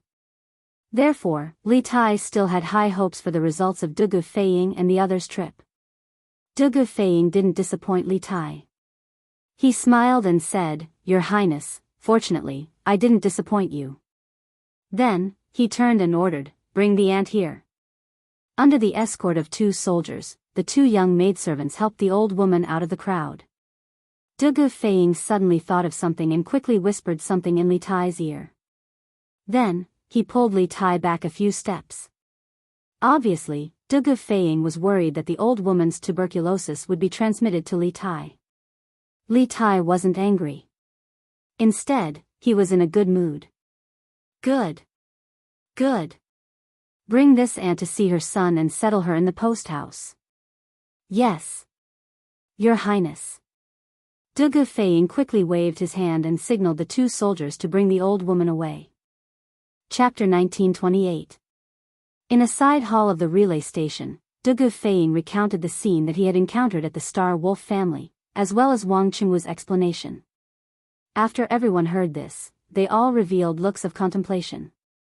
A few moments later, Li Tai's eyes focused as he said, "Based on the information General Dugu brought back from the Wang clan and what General Feiying said just now, this king believes that there's an 80 to 90% chance that the Wang clan's second elder is colluding with Zhao Dian.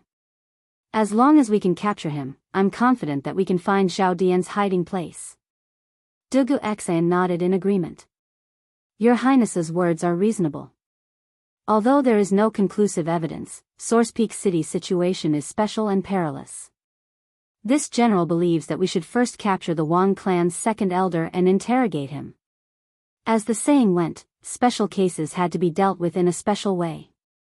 In normal times, if the second elder of the Wang clan had done something that violated the laws of the Great Tang, the authorities would not have dared to arrest him without solid evidence. But things were different now. Zhao Dian and the other Turkic spies in Source Peak City were threatening the safety of the city, and Wang Kuei, the second elder of the Wang clan, was colluding with Zhao Dian. Even if there was no evidence, they still needed to arrest him. It was better to kill the wrong person than to leave him alive. After all, Li Tai and the teachers and students of Yanhuang College were all in Source Peak City. If something happened to them, the imperial court would suffer a massive loss. Li Tai's face turned grim as he stood up and sternly said, "Okay. Since that's the case, General Fei Ying, this king orders you to immediately take men to the Wang clan and arrest the second elder. Afterward, you will be sent to the provincial governor's residence. We will work with Governor Wang to interrogate him through the night. As for the Wang clan head, if he tries to stop us, say that he's acting on this king's orders. When the matter is over, have him come to find this king, and this king will give him an explanation." As the person with the highest status in the group, Li Tai knew that it was time for him to make a decision. This order had to be given by him. After all, the other party was the second elder of the Wang family of Taiyuan. Although he had no official position in the court, behind him stood a 1,000-year-old family. If Wang Kuei really colluded with the Turks, it would be fine. But if Wang Kuei was proved innocent, the one who gave the order to arrest him would have to bear the wrath of the Wang family. Therefore, Li Tai did not make things difficult for Dugu Xian and Dugu Feiying, and directly gave the order. Dugu Feiying stood up and cupped his fists, understood. With that, he cupped his fists at Han Lizheng and Dugu Xian before turning to leave. At that moment, 2 imperial guards rushed in and saluted Dugu Xian and Li Tai. One of them said, "General, Your Highness, bad news. The Wang clan's second elder ran away." These two were none other than Zhao Eru and Shen Quan, whom Dugu Xian had left behind to monitor the Wang family's movements. Dugu Xian's expression changed. He ran? Why did he run away all of a sudden? What's going on? Dugu Feiying, who was about to bring men to capture Wang Kuei, turned back when he heard Zhao Eru's words. Zhao Eru panted. "This subordinate doesn't know either. We followed the Wang clan's guards all the way to the south of the city, but they met Wang Qinggu halfway and turned back. The two of us also turned back. Not long after, we heard a commotion coming from the Wang clan's ancestral mansion. Many guards were sent out by the Wang clan's patriarch. This subordinate asked around and found out that the Wang clan's second elder, Wang Kuei, had led a group of trusted aides to kill the Wang clan's guards and escaped before we returned to the Wang clan. Preposterous. This Wang Kuei must have a guilty conscience, worried that Wang Qinggu would bring back evidence against him, so he escaped prematurely." Dugu Xian frowned, a little annoyed. Speaking of which, they were about to find Zhao Dian's hiding place, but one of the key criminals had escaped prematurely. No matter who it was, they would be depressed. After Li Tai finished listening to Zhao Eru's narration, he seemed to be deep in thought. At this moment, he opened his mouth and said, "It seems that the patriarch of the Wang clan and the second elder of the Wang clan are not on the same side. Otherwise, Wang Qinggu would not have stopped and killed Wang Li at the Triumph House, and Wang Yu would not have sent people to look for Wang Kuei with great fanfare." Dugu Xian nodded. The Wang clan's patriarch can't be on the same side as Wang Kuei. This subordinate believes that he should be more anxious to find Wang Yu than we are.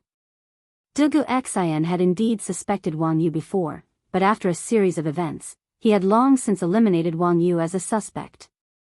Li Tai thought for a moment, and then a thought came to his mind. He muttered, "Wang Kuei's escape has confirmed the crime of colluding with Turkic spies. We can't rely on the Wang clan's power to find him. First, immediately send men to the provincial governor's residence to inform Provincial Governor Wang and the Bing province barracks to search the entire city for Wang Kuei. Second, this prince wants to interrogate that assassin. All signs indicate that this assassin is very likely one of Wang Kuei's men. He should know better than us where Wang Kuei went after escaping from the Wang clan. Chapter 1929. It's already dark, and it's not safe outside. Your Highness, why don't you stay in the post house and allow me to lead the men there? In the prison of the post house, Wuxia Xianxia immediately felt that something was amiss when he saw the eagerness on Li Tai's face. Right now, it was completely dark outside. Not to mention the fact that Zhao Dian's men were still lurking in the city. Even if Zhao Dian wasn't around, Wuxia Xianxia wouldn't have dared to let Li Tai personally lead his men to the manor that Star Wolf had mentioned. After all, that manor was filled with Wang Kuei's assassins and death warriors. If one of them was hiding in the shadows and suddenly attacked Li Tai, then the matter would be grave. Wuxia Xianxia definitely couldn't take this risk. He would rather take the risk himself than let Li Tai take the risk. As expected, a hint of disappointment flashed across Li Tai's face when he heard Wuxia Xianxia's words. The little fatty was used to a life of luxury and ease, so it was inevitable that he would like to take risks and seek excitement. However, it was mainly because he believed that it was impossible for anything to happen to him under the protection of the Imperial Army. Thus, he wanted to make a trip to the manor personally. Ahem. When did this prince say that he wanted to personally go? Li Tai coughed dryly and forced himself to say this. He then said seriously, however, General Wuxia, you are still injured, so it's even more unsuitable for you to go. In this prince's opinion, it's better to let someone else go. He hadn't forgotten Gong's son Liang's previous instructions. Although most of the poison in Wuxia Xianxia's body had been removed, he still couldn't fight for 7 days. Han Lijing stepped forward and cupped his fists to Wuxia Xianxia and Li Tai. If your Highness and General Wuxia trust this old man is willing to lead men to the manor. Wuxia Xianxia and Li Tai looked at each other, and Wuxia Xianxia finally said, this junior naturally trusts old Master Han's character. Fei Ying has already led men to the provincial governor's mansion and the Bing province barracks, and I'm injured. This junior is naturally grateful that old Master Han is willing to make this trip on my behalf. At his peak, Han Lijing's strength should be around the peak of Qi transformation. Although he was injured on the battlefield and was now old, he could still hold up against those below the Grandmaster realm. Of course, the most important thing was that Wuxia Fei Ying wasn't at the post house, and Wuxia Xianxia had yet to recover from his injuries. The Imperial Army's top fighting strength was lacking. So in this situation, Han Lijing was indeed the most suitable person for this trip. Han Lijing cupped his fists and said, then there's no time to lose. General Wuxia, please lead a troop of soldiers and horses to follow this old man to that mysterious manor. Wuxia Xianxia turned to Xing Lang and asked, Wang Kuei's manor, how many assassins and loyalists are there? Wuxia Xianxia's to decide how many men to send men to the manor, but to Wuxia Xianxia, Wuxia's to the manor. Wuxia Wang to decide how many men to send men send there, the send men's to send the men to send men to send. Wang Wuxia's Wuxia Han decided how many men, to send a men to go Wang's men's there's theirs. Ours t's have Wang, t's Li Tai t's 120 people. Around the body refining realm to the Qi transformation realm. Hearing this, Wuxia Xianxia immediately felt troubled. If what Xing Lang said was true, then this team of assassins trained by Wang Kuei was completely comparable to an imperial army of the same scale. Of course, this was only on the surface. In a fight, a higher realm didn't guarantee victory. It also depended on the coordination of the battle formation. Zhao Eru. After thinking for a moment, Wuxia Xianxia called out. This general is here. Zhao Eru, who had run back to the post house to report the news, ran in from outside the cell and bowed. I order you to immediately count 200 men and follow Master Han to a manor near Dragon Mountain. Wuxia Xianxia ordered in a deep voice. Xing Lang's words were very vague. He only said that most of the 120 assassins were between the body refining realm and the Qi transformation realm, but he didn't say how many of them were in the Qi transformation realm. If more than 50% of the assassins were in the Qi transformation realm, then the 200 Imperial Army soldiers he sent would have a hard time winning. However, there was nothing he could do about it. 200 men was the most Wuxia Xianxia could send out. After sending out these 200 men, there would only be around 200 Imperial Army soldiers left at the relay station. This general obeys. Zhao Eru cupped his fists and loudly acknowledged the order. He then turned around and went out to count the men. Who is it? Han Lijing suddenly looked up at the roof and shouted. Then, he pulled out the Mo saber at his waist and threw it with all his might. The saber broke through the roof with a crash, and tiles flew everywhere. A large hole appeared in the roof of the cell. But at the same time, a man in black jumped off the roof and retreated, barely dodging Han Lijing's saber. Then, the man in black realized that he had been exposed. He hurriedly stepped off the roof and used the momentum to fly away. Han Lijing hadn't brought this saber from Yifang County. Wuxia Feiying had someone prepare it for him before he went to Baoxing Lane with Wuxia Feiying. He hadn't had time to return it after he came back. After him. After missing, Han Lijing didn't have time to say anything else. He rushed out of the cell and chased after the man in black. Men! Follow Old Master Han in pursuit. Wuxia Xianxia's face was dark. They had been in the cell for so long, but they hadn't noticed that someone was eavesdropping on them from the roof. Strictly speaking, this was his dereliction of duty as the commander of the Imperial Army. But in truth, this wasn't his fault. He had yet to recover from his injuries, and he didn't even have 10% of his strength left. His perception of danger was naturally not as good as before. If he hadn't been injured, this sort of thing would never have happened. The courier station was instantly filled with noise and people. An Imperial Army squad mounted their horses and galloped in the direction that Han Lijing had left. In the cell, Li Tai looked at the large hole in the roof with a thoughtful expression. Although Iron Egg was worried about his father's safety, protecting Li Tai was undoubtedly more important, so he didn't pursue. Wuxia Xianxia was injured, so he didn't pursue either. Like Iron Egg, he stood guard by Li Tai's side. After about 5 minutes, Han Lijing finally returned. Wuxia Xianxia hurriedly asked, "Old Master Han, how was it?" Han Lijing's forehead was covered in sweat. He shook his head and said with some shame, that black-clothed man's martial arts were very high, and his lightness skill was also excellent. I followed him for a while, but I lost him. Although he was at the peak of Qi transforming stage, he was good at fighting in battle, not lightness skill. Moreover, the black-clothed man's strength seemed to be above his. It was almost impossible to catch up.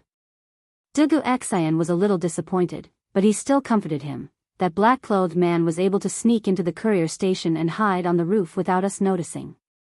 His strength must be extraordinary. It's understandable that Old Master Han couldn't catch up. Li Tai then said, "I guess that black-clothed man is very likely a spy under Zhao Dian. If he heard our conversation just now, Zhao Dian will definitely send someone to the Dragon Mountain Manor to report to Wang Kuei. Our men must set off immediately and reach the Dragon Mountain Manor before Zhao Dian's men. It's best if we can intercept Wang Kuei halfway. Your Highness's words are reasonable. I'll take my men to the Dragon Mountain now." Han Lijing nodded and cupped his fists. Just then, Zhao Era happened to walk in and cupped his fists to Wuxia Xianxia. "General, the men have been counted. We can set off at any time." Wuxia Xianxia's face was solemn as he said in a deep voice, "Good. Zhao Eru, take your men with Old Master Han and Su Yunsheng and set off immediately." "Yes." Zhao Eru cupped his fists and accepted the order. 2 Imperial guards came in and untied Star Wolf from the gallows, then brought him out of the prison cell. A moment later, a group of 200 cavalrymen, each holding a torch, rushed out of the courier station and headed south.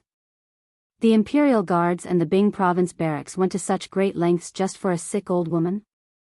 Within the heavenly room of the Tongfu Inn, Sky Eagle spoke in detail of what he saw and heard in the house in Triumph House. Zhao Dian's brows knit together tightly when he finished listening, and he couldn't help but mutter to himself. By the time Sky Eagle's group arrived at Triumph House, Wang Li had already been killed by Wang Qinggu, and Dugu Feiying's men had already brought Star Wolf's mother out. Thus, he didn't know much. He could only tell Zhao Dian what they had seen and some of Xian Ye's deductions. It was normal that Zhao Dian couldn't figure out the crux of the matter. You said that a great battle took place in that house, and Sky Eagle deduced that one of the combatants was the Grand Commander of the Wang clan's shadow guards, Wang Qinggu. Zhao Dian's mind spun rapidly. He closed his eyes and repeated what Tianing had just said a few times in his mind. Suddenly, he opened his eyes and asked Tianing with a deep voice. Tianing? Sky Eagle cupped his fists and said, Xian Yi deduced based on the saber slashes at the scene. He said that he fought with Wang Qinggu in the morning. The only person in Source Peak City with such strength could only be Wang Qinggu. Wang Qinggu. The Wang clan. The Wang clan is also involved. It seems that this old lady's identity is definitely not ordinary. Zhao Dian nodded and seemed to be lost in thought. After a while, he came back to his senses and said to Sky Eagle, "All right. I know everything. Wait for Xian Yi to come back and see what news he can bring back." Sky Eagle brought back too little useful information. He could only deduce that the old lady's identity was special and that she was related to the Wang clan and the Imperial Army. However, it was difficult to deduce why the Wang clan was involved in this matter with just this little information. It would depend on whether Xian Yi could find out more useful information in the process of following Dugu Feiying and the rest. Yes.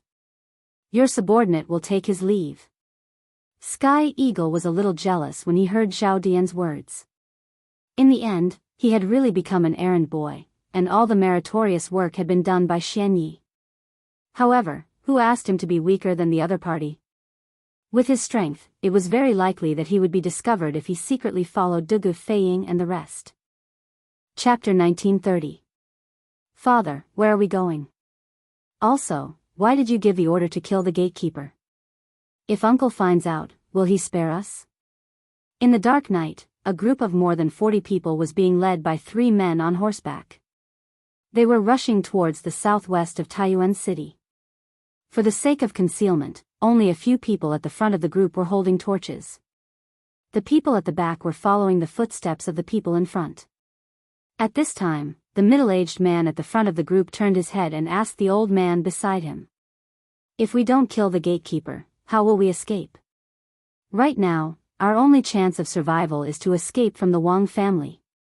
The old man replied snappily. The old man was Wang Kuei, the one who had killed the gatekeeper and escaped from the Wang family's ancestral home. The 2 people beside him were Wang Hong and Wang Xinyuan. When they had fled from the Wang family, they had fled in such a hurry that Wang Kuei had not explained anything to Wang Hong, so even now, Wang Hong was still in a state of confusion.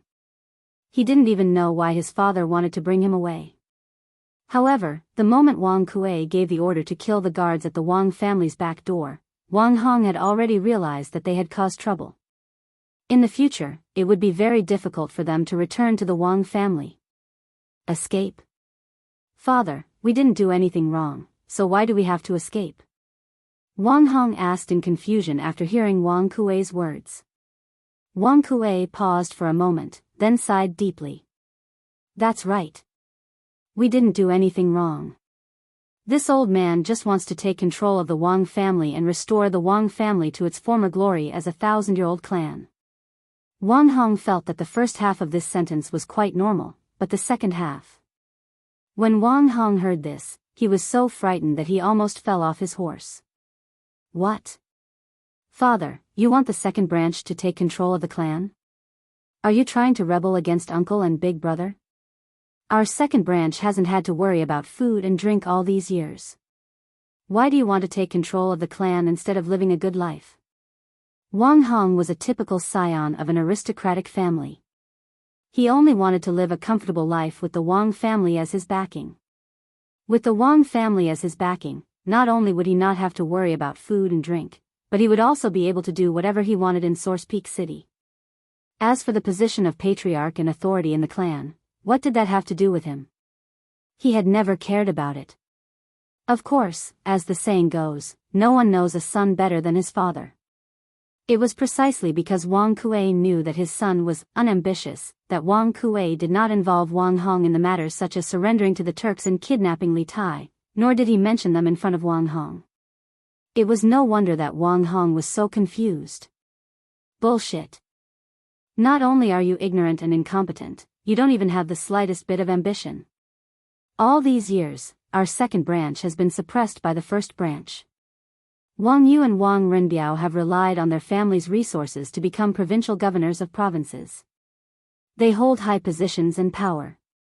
Are you willing to submit to others for the rest of your life? Wang Kuei cursed angrily when he heard Wang Hong's words. He was exasperated that Wang Hong had failed to meet his expectations.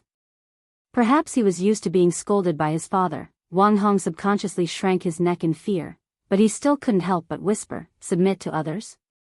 I'm living a good life in the clan. I don't feel like I'm beneath anyone." Wang Kuei was old, so his hearing was naturally not as sharp as a young man's. He did not hear Wang Hong's whispers. As the group continued forward, Wang Hong said, "Then father, in order to take control of the clan, what have you done recently?" "Oh, no, what have you done? If we go back now and admit our mistakes, will uncle and big brother forgive us?" Even though the person in front of him was his own son, Wang Kuei still had the urge to beat him to death at this moment. He glared at Wang Hong and said hatefully, "You useless thing, I shouldn't have taken you with me." Chapter 1931. Big brother, second brother really colluded with the Turks? And even tried to kidnap His Highness King of Wei? What is he after? In the main hall of the Wang clan residence, the third elder still found it hard to believe that Wang Kuei would do such a disgraceful thing. The main reason was that he couldn't imagine Wang Kuei's motive, or rather, he couldn't imagine what benefit Wang Kuei would gain from this matter. Third brother, although no one saw second brother colluding with the Turks and kidnapping King Wei, all the evidence points to second brother.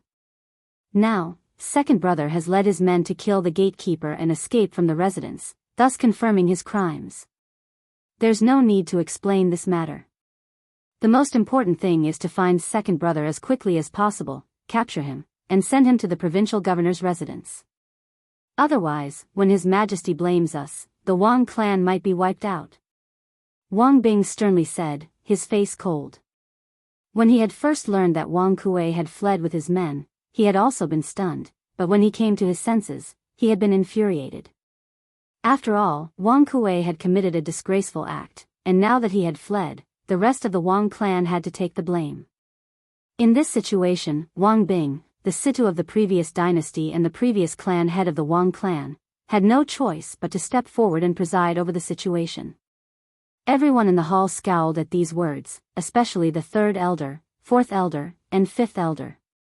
They had always been close to Wang Kuei, but this did not mean that they were willing to take the blame for Wang Kuei, especially when it was a crime that involved the execution of 9 generations of the clan. Wang Kuei had to be found. This was the common belief in everyone's hearts. Big brother is right. We must find second brother Wang Ku as soon as possible. Apart from the ancestral residence, I remember that he seems to have another residence in Shui Su Fang and Ping Roa Fang. I wonder if he will go there. The fourth elder spoke up in support of Wang Bing. He had been sitting at home, but the pot had fallen from the sky. In his anger, the old fellow had changed his address of Wang Kuei from second brother to directly calling him by his name. Wang Yu, who was sitting next to the fourth elder, said, "Fourth uncle, I've already sent people to these 2 residences. I'm confident that we'll have news soon." Obviously, Wang Yu had already guessed that Wang Kuei had bought this business before. Otherwise, he would have been the head of the family for nothing.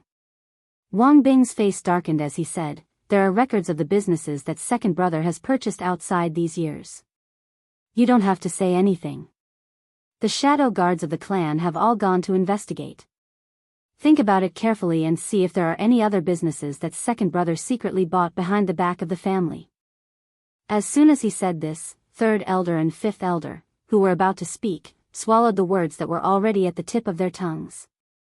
The hall fell silent for a moment. A moment later, Princess Tongban said, "Father, I heard that when second elder escaped this time, other than taking some guards with him, he only took Wang Xinyuan and Uncle Wang Hong. Uncle's concubines are still in the estate. Since the elders can't think of any valuable clues, why don't we ask Uncle's concubines? After all, they are the closest to Uncle. Maybe they know something that we don't. Little Uncle, in addition to addressing the father's youngest brother, married women generally address their husband's younger brother as Little Uncle. Chapter 1932. Reporting to the general, this general followed your orders to search the fifth house on the east side of Shuo Renfang when it was dark. There was indeed no one in the house, but this subordinate found many weapons in the garden and the backyard. However, this subordinate does not know if they are the weapons that the government is searching for among the people today. In a residence near Tongfu Inn, a soldier cupped his fist and reported to Li Junxian. This soldier's name was Yan Gui. During the day, Li Junxian had ordered him to infiltrate the fifth residence on the east side of Xuanren Lane, the place where Kang Chang'an and Zhu Zeqing had been hiding, and search to see if he could find anything new. Li Junxian had given this order on a whim as he had no idea what the situation in the city was like.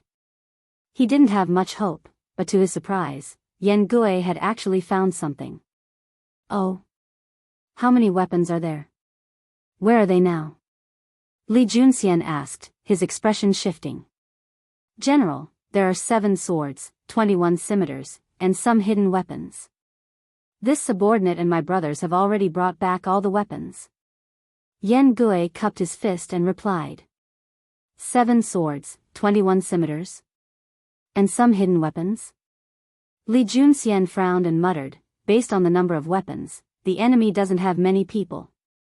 But since Zhao Dian dared to stir up a storm in the city and plot against all of Taiyuan City, he can't have just this much strength.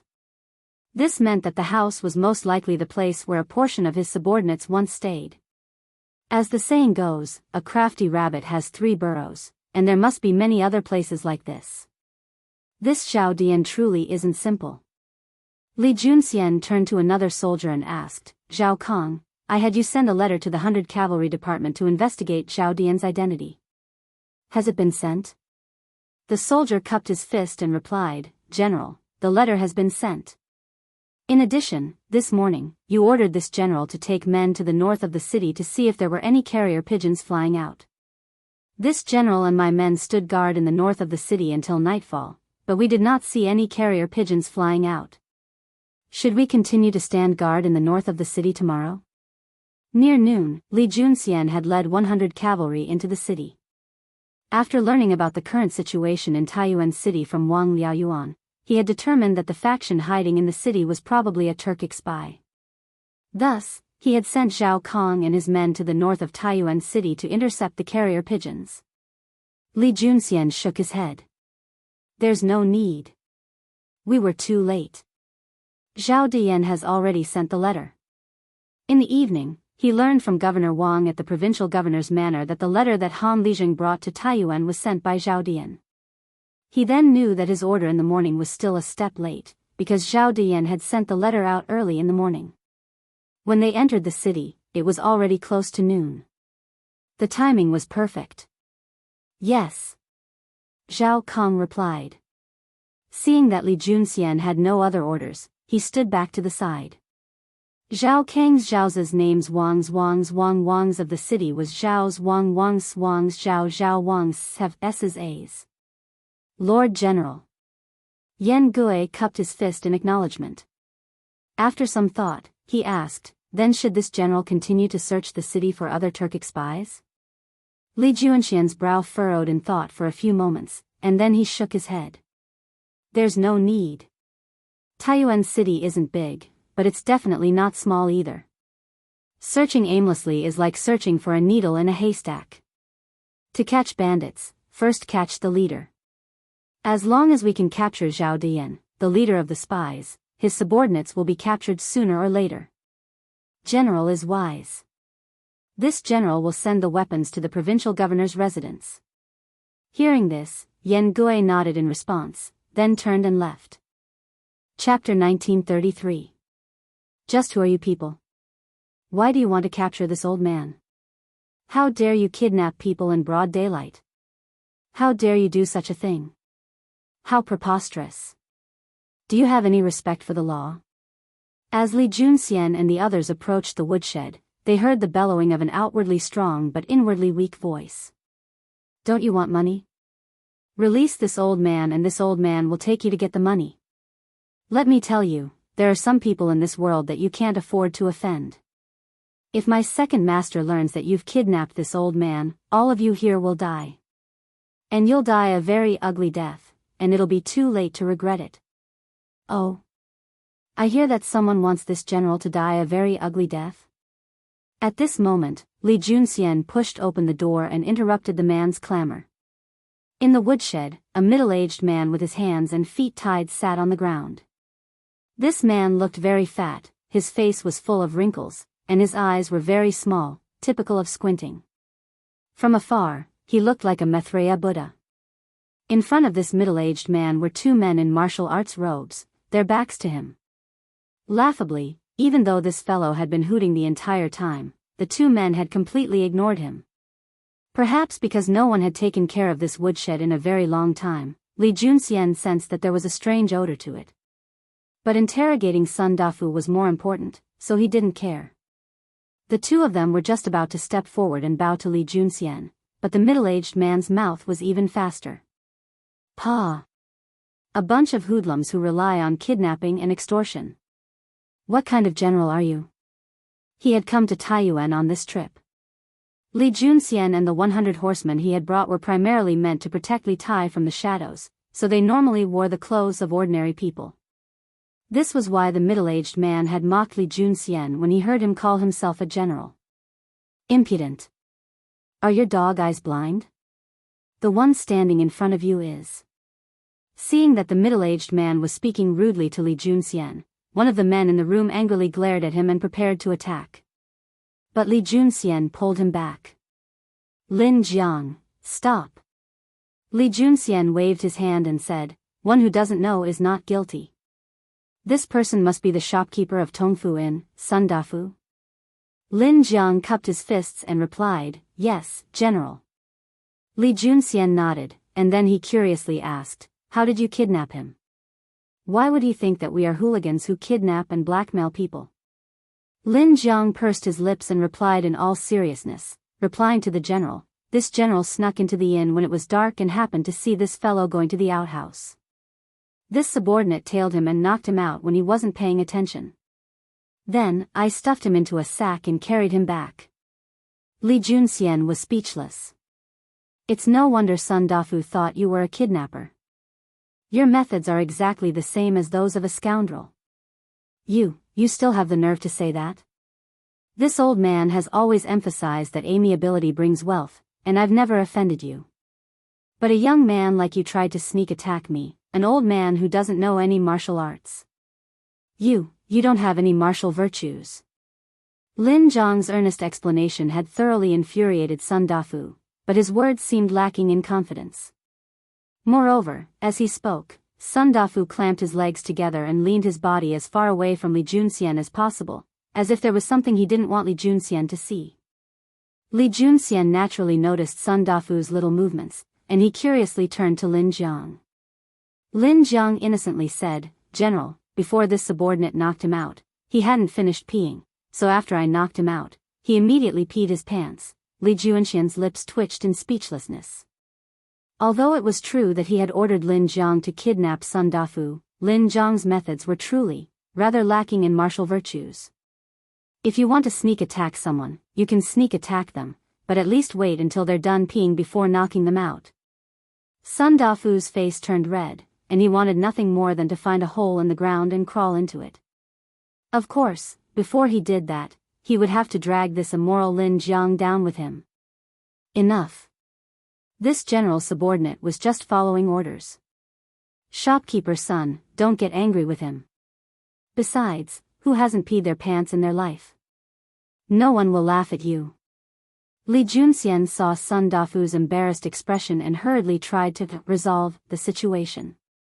Lin Jiang and the other soldier almost laughed out loud, but when they saw that Li Junxian wasn't laughing, they suppressed their laughter. Sun Dafu glared at Li Junxian with hatred. If looks could kill, Li Junxian would have died many times over by now. But through his observations, he had realized that Li Junxian and the other two soldiers in the room truly were soldiers. Thus, even though he was furious, Sun Dafu was still able to restrain himself. "Shopkeeper's son, I didn't invite you here today to take your money, but because this general has a matter to ask you." After a round of banter, Li Junxian turned serious and spoke to Sun Dafu. "Invite? This is how you invite people?" Sun Dafu glanced at the ropes binding him and sneered. "Moreover, this old man has not committed any crime, nor has he broken any laws. You claim to be a soldier, so what right do you have to knowingly break the law and use such despicable methods to imprison this old man? Do you still have any respect for the laws of the country?" When one couldn't win with their fists, one had to reason with them. Sun Dafu understood this, and he wanted to reason with Li Junxian right now. But Li Junxian had no desire to reason with Sun Dafu, because his fists were bigger, and more importantly, he truly had broken the law in this matter. He was in the wrong.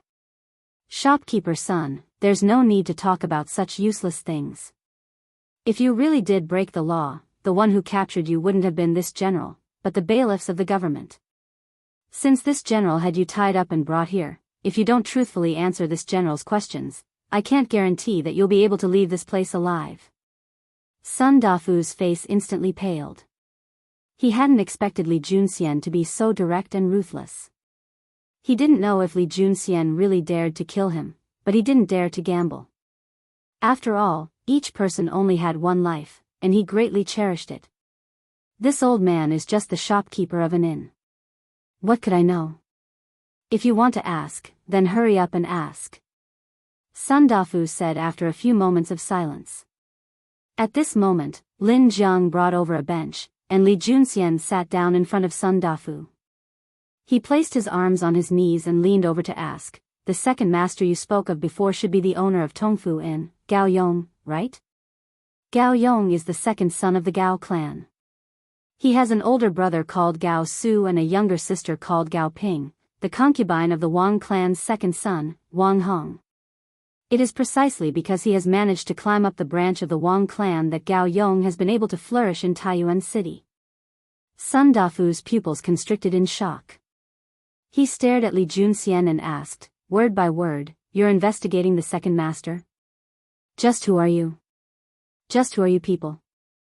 Li Junxian unhappily said, "My time is limited, so it's best if you don't waste it. Answer my questions, or else." Li Junxian glanced at Lin Jiang.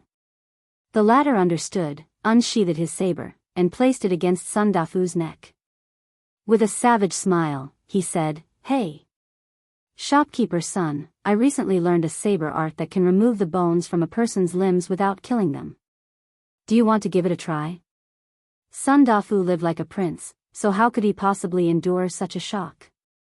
He hurriedly shook his head and said, "I'll talk. I'll talk. Take your saber away." "Humph. At least you know your place."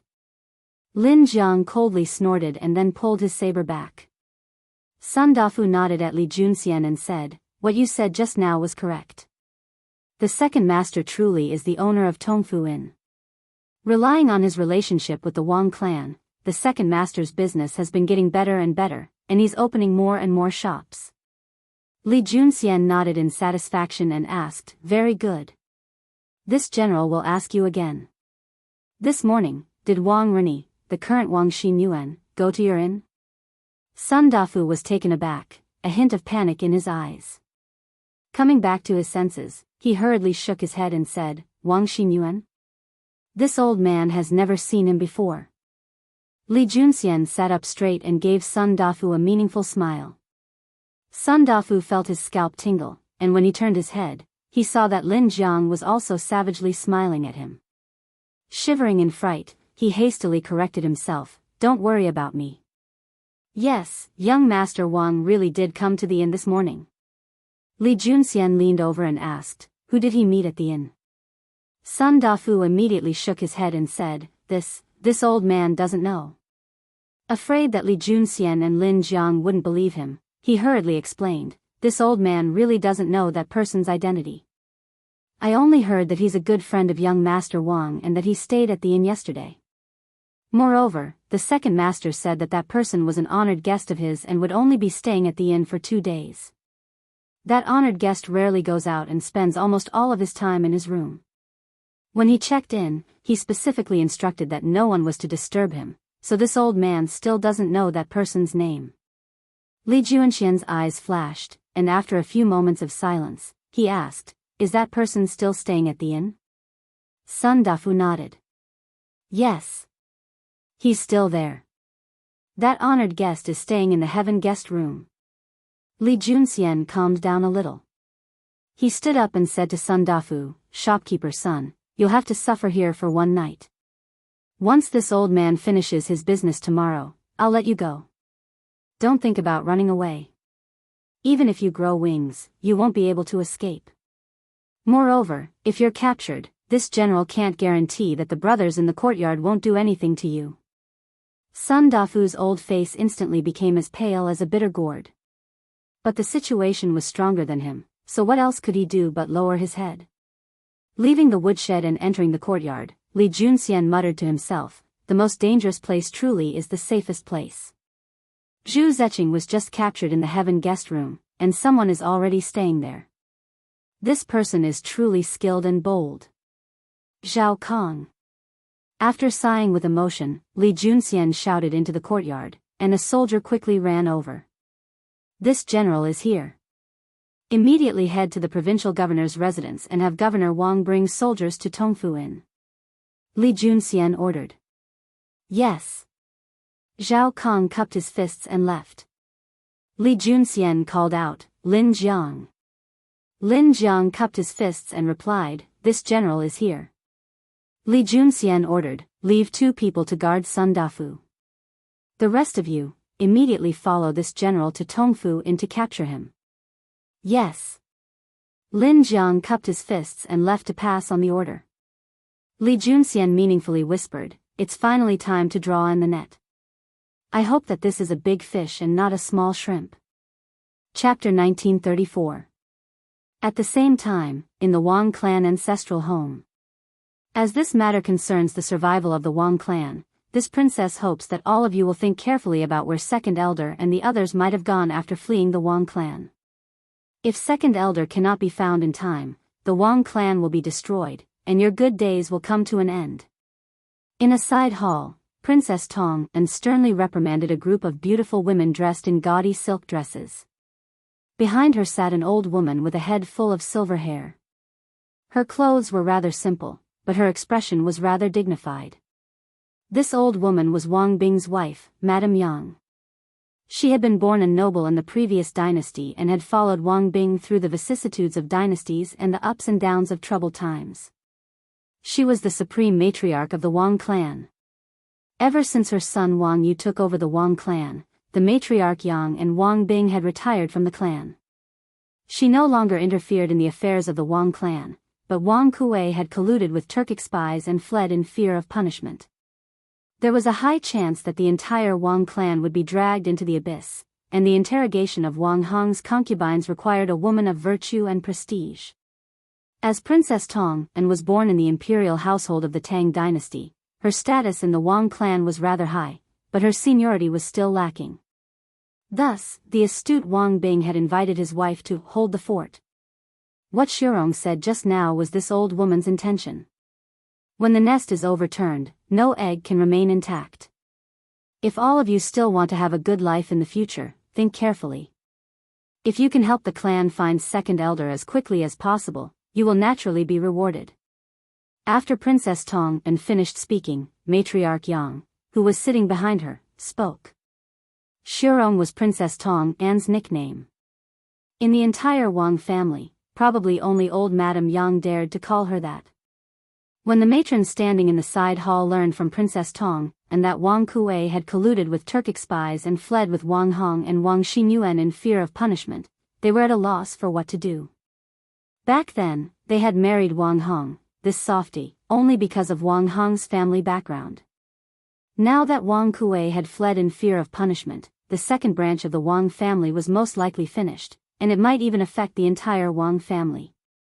As the saying goes, husband and wife are birds in the same forest, but when disaster strikes, they fly away separately.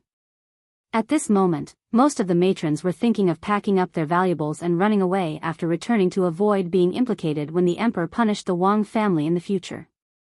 However, there was still a portion of them who, after hearing old matriarch Yang's words, still had a glimmer of hope for the Wang family. "Old madam, the clan has records of the businesses and private residences my father and husband have set up in Taiyuan City. As for the rest, how would we know? Husband and the others usually don't tell us." "That's right. Husband rarely tells us these things. As for the old master, ever since this concubine married into the family, I have only seen him a few times. Husband has only favored Ping these past 2 years. Princess and old madam should ask her about this matter, right?" Right. You should ask Ping, 3 women were a show, and there were now 6 or 7 women standing in this room. The chattering was so lively that it was like they were singing a show. Princess Tong and frowned. However, from what she heard, Wang Hong seemed to have only favored one concubine these past few years. Thus, she followed the matron's gazes and saw a petite, beautiful woman around 18 or 19 years old wearing a white silk dress. It has to be said that Wang Hong, this old fellow, is truly shameless. He's clearly in his 30s or 40s, but he still married an 18 or 19-year-old concubine. This is truly an old cow eating young grass, a fresh flower stuck in cow dung. Princess Tong and had been living with Wang Yu in Suizhou these past few years. She had only heard a little about the second branch, but she had never seen this woman called Ping before. "You are Ping Seeing Wang Hong's concubines looking at one of the young women, Princess Tong and walked over and asked the beautiful and petite woman. "Greetings, Princess. This concubine is called Gao Ping. Husband has always called this concubine Ping The young woman appeared rather nervous, but when she saw Princess Tong and come over and ask her a question, she hastily bowed and respectfully answered. Princess Tong and nodded and then asked, "Ping, second elder colluded with Turkic spies and fled in fear of punishment." From what master has learned, Wang Hong did not participate too much in this matter. If you can help the clan find second elder as soon as possible, Wang Hong might be able to escape punishment. Think carefully. Did Wang Hong and second elder do anything out of the ordinary in the past few days? Or did Wang Hong and second elder secretly set up other businesses in the city that the clan is unaware of? Hearing Princess Tong and say that Wang Hong might be able to escape punishment, Gao Ping's eyes brightened. Although she and Wang Hong were an old married couple, just as those concubines had said, ever since she married into the Wang clan, Wang Hong had always doted on her. This made her feel love and warmth. There was still true love between them. If Wang Hong was innocent, the Wang clan's second branch would not have collapsed, and she and Wang Hong could return to their previous lives. With this thought, Gao Ping frowned and began to seriously recall. After a while, her eyebrows trembled, and she suddenly said, This concubine remembers. Husband's behavior these past few days was normal, but yesterday, when my second brother came to the residence to visit me, he was dragged away by Xianxia. The two of them chatted for a while before my second brother left the Wang clan. Your second brother? Who's your second brother? Princess Tong and frowned and asked subconsciously. Gao Ping said somewhat embarrassedly, my second brother's name is Gao Yong, and he's a businessman. He opened many shops in the city, and the largest inn in the city, Tongfu Inn, was also opened by him. Gao Ping was born into a merchant family. In terms of family status, Gao Ping and Wang Hong were indeed not compatible. However, after marrying into the Wang clan, not only did Wang Hong not look down on her because of her background, he even tried his best to protect her. This was also one of the reasons why she wanted to help Wang Hong exonerate himself. After introducing Gao Yong's identity, Gao Ping continued.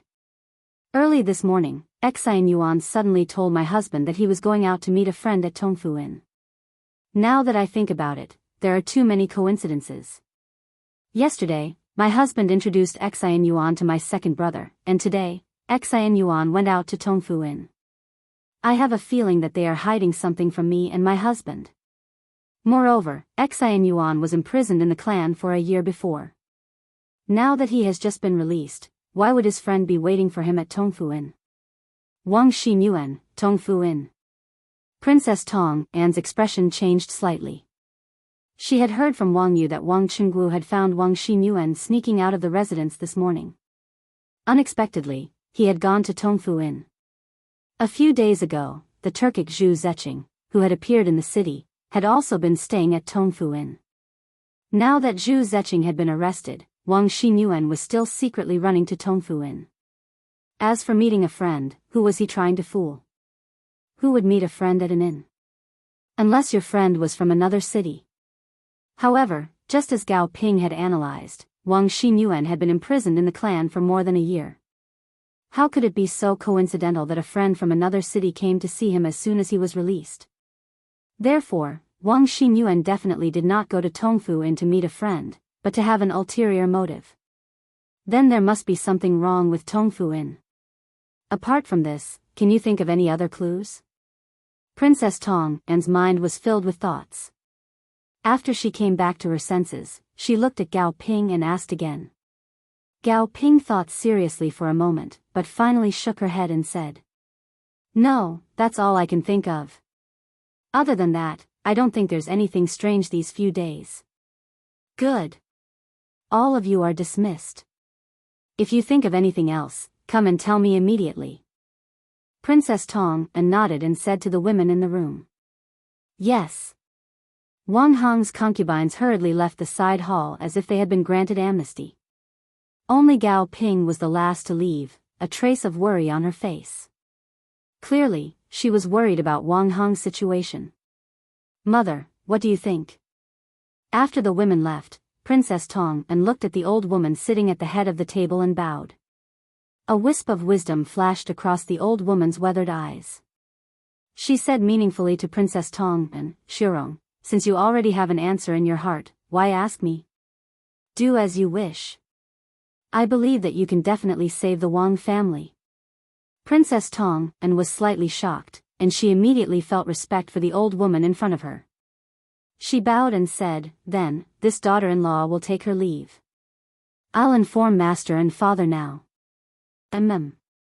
Go. This old woman will return on her own." Matriarch Yang waved a hand at Princess Tong An.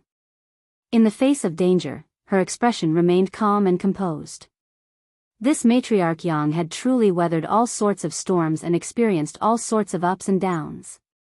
In the main hall of the Wang family residence, after Princess Tong An told Wang Bing, Wang Yu, and the rest of the group about what Gao Ping had told her, Wang Yu couldn't help but exclaim, "Tongfu Tavern, it's Tongfu Tavern again." First, it was Zhu Zeching. Who's staying there now? In the afternoon, Wang Chenggu had reported to Wang Yu that Wang Xinyuan had left the estate early in the morning to meet with friends in the city. He had not expected Wang Xinyuan to go to Tongfu Inn. Just like Princess Tong An, he also felt that there was something wrong with Tongfu Inn. To be more precise, there was something wrong with the person Wang Xinyuan had met in Tongfu Inn. "Princess, are you saying that the matter of second son colluding with the Turkic spies is also related to the patriarch's son, Wang Xinyuan?" Third Elder's eyes flashed, and he looked at Princess Tong An meaningfully. Princess Tong An's phoenix-like eyes focused, and she said unhappily, "Third Elder, are you blaming my old master instead?" Humph. Even if this matter is related to Wang Xinyuan, he's now a member of the second branch. When he was imprisoned, everything was fine. Who forced my old master to adopt Wang Reni to the second branch? He's causing trouble as soon as he's out.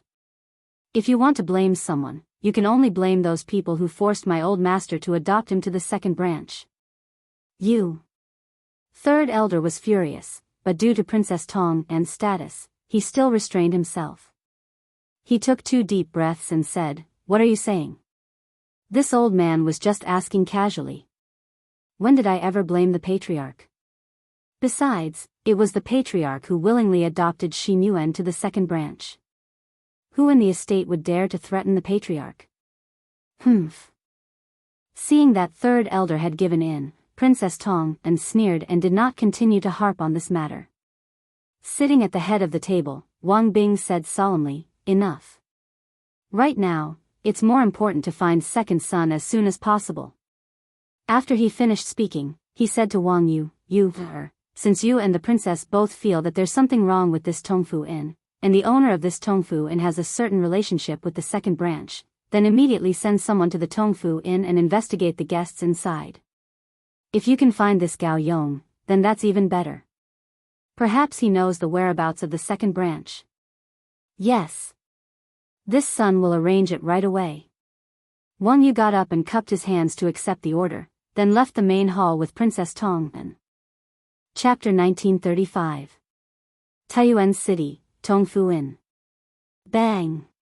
Bang. Bang. Lord Guard. Inside the heaven-class guest room, Zhao Dian was standing by the window, staring out. Suddenly, someone knocked on the door, followed by a low voice. Zhao Dian's gaze turned cold, but he immediately relaxed because he recognized the identity of the person outside. He said calmly, "Come in." The door wasn't locked. Xian Yi, dressed in black, pushed the door open and entered. After closing the door again, he quickly walked to Zhao Dian, cupped his fists, and said, "Lord Guard, I'm back." At this time, all the guests and waiters in the inn were resting. Naturally, Xian Yi couldn't enter from the main entrance of the inn. He could only climb in through the window like how he climbed out of the window earlier. However, even if he was given 10 guts, he wouldn't dare to climb through the window of Zhao Dian's room. He climbed in through the window of the Earth-class guest room next door. After that, he didn't even have time to change his clothes before he came straight to Zhao Dian. "Did you find out anything?" Zhao Dian didn't beat around the bush and went straight to the point. "Lord Guard, I found out that the fire in the long alley in the south of the city this afternoon was set by Wang Xinyuan. He knew that the king of Wei was going to personally escort a batch of supplies to Dragon Mountain, so he sent people to ambush in the south of the city in advance. He didn't expect to fall into the king of Wei's trap, and one of their assassins was captured alive by the other party." Xian Yi cupped his fists and slowly recounted the conversation between Li Tai and Su Yunqing that he had eavesdropped on at the post house just now. When he finally learned the truth about the fire in the south of the city today, Zhao Dian's face was as gloomy as water. He couldn't help but curse in a low voice, "Wang Xinyuan and Wang Kuei, these two idiots." The other party deliberately revealed a little flaw and acted rashly. They really can't do anything right, but they're good at ruining things. Now that their whereabouts have been exposed, if they fall into the hands of the government, I'm afraid they'll ruin my plans. At this moment, if Zhao Dian were a modern person, he really wanted to say, "Don't be afraid of godlike opponents, but be afraid of pig-like teammates." With the current situation in Taiyuan City, they had already formed a confrontation with the government forces in the dark and in the open. No one could do anything to the other. They were just waiting for the reinforcements to arrive. Then, he and Wang Kuei would launch an all-out attack. Then, the entire Taiyuan City would be theirs. However, the two idiots, Wang Kuei and Wang Xinyuan, after a series of stupid actions, directly broke the stalemate. It was very likely that the government would find a breakthrough here. But what Zhao Dian did not know was that one of the carrier pigeons he had sent to Shieli Kagan had been intercepted by Han Lizheng. Even without Wang Xinyuan and Wang Kuei's disruption, Li Tai and the others had already learned of his plan. Although they would not be able to capture him in the short term, both the Great Tang border and Taiyuan City were now on guard. Even if his reinforcements really did come, they would find it very difficult to take Taiyuan City. But in any case, the disruption of Wang Xinyuan and Wang Kuei had accelerated Zhao Dian's exposure and failure. Xian Yi cupped his fists and said, "Rest assured, Lord Wei. I heard from King Wei and Dugu Xian that Wang Kuei and Wang Xinyuan should have escaped. Wang Kuei has a secret manor near Longshan in the south of the city. Over the years, Wang Kuei has trained a group of killers in that manor. The killer captured alive by the Imperial Army today is one of them. The old woman that the Imperial Army took away from Baoxing Lane earlier is the killer's mother. Today, the provincial governor's mansion posted the portrait and reward notice of this killer all over the city. Wang Kuei wanted to send his men to kill the old woman to silence her. But he did not expect that the man he sent was killed by Wang Qinggu, the commander of the Wang family's shadow guards. Later, the old woman fell into the hands of the imperial army. The killer confessed everything about Wang Kuei. Now, Wuxia Xianxia has sent the imperial army to Wang Kuei's secret manor in the south of the city. This Wang Kuei is really difficult to achieve great things. Zhao Dian frowned. Then, he reacted and asked, Did you just say Wuxia Xianxia? What? From what you said, he is still alive and well? He is not dead yet? Chapter 1936. Coincidentally, just as Zhao Dian was ordering Xianyi to gather his men to attack Taiyuan relay station, Li Junxian was also gathering his men and preparing to head to Tongfu Inn. Although the two sides had begun to move at almost the same time, there was a problem. Li Junxian only had 10 some cavalry under his command, while Zhao Dian had dared to attack the post house. This meant that he had more than 10 some subordinates, most likely 100 or 200. Moreover, these 200 couldn't all be staying at Tongfu Inn, as that would be far too conspicuous. As a result, Zhao Dian would need to gather his forces much more quickly than Li Junxian. And the residence that Li Junxian was temporarily staying in was less than 1 li away from Tongfu Inn. Thus, Zhao Dian couldn't possibly gather his men before Li Junxian arrived at Tongfu Inn. Lord Guard. Bad news. Zhao Dian was preparing to go out and see how things were going when he heard Xianye's voice. Zhao Dian's heart trembled. At this critical moment, he feared nothing more than an accident, and he feared nothing more than someone telling him bad news. He hastily opened the door, and Xianye rushed in. After closing the door, he clasped his fist before Zhao Dian could ask anything. Lord Guard, your subordinate went to the innkeeper's room to ask him to gather our men, but there was no one in the room. Innkeeper's son, he, disappeared. Disappeared? Zhao Dian frowned, a bad premonition rising in his heart. Back when they had first arrived in Source Peak City, they hadn't chosen to stay in the Tongfu Inn. Because there were many of them, it would be difficult for them to hide if they stayed in the inn. It would be very easy for the innkeeper and waiters to notice that something was amiss. So, only Zhao Dian, Xianyi, and Skyhawk stayed in the inn while the rest of them hid in various parts of the city. But after Wang Xinyuan and Wang Kuei surrendered to them, Zhao Dian learned that the owner behind the scenes of the Tongfu Inn was actually related to the second branch of the Wang family.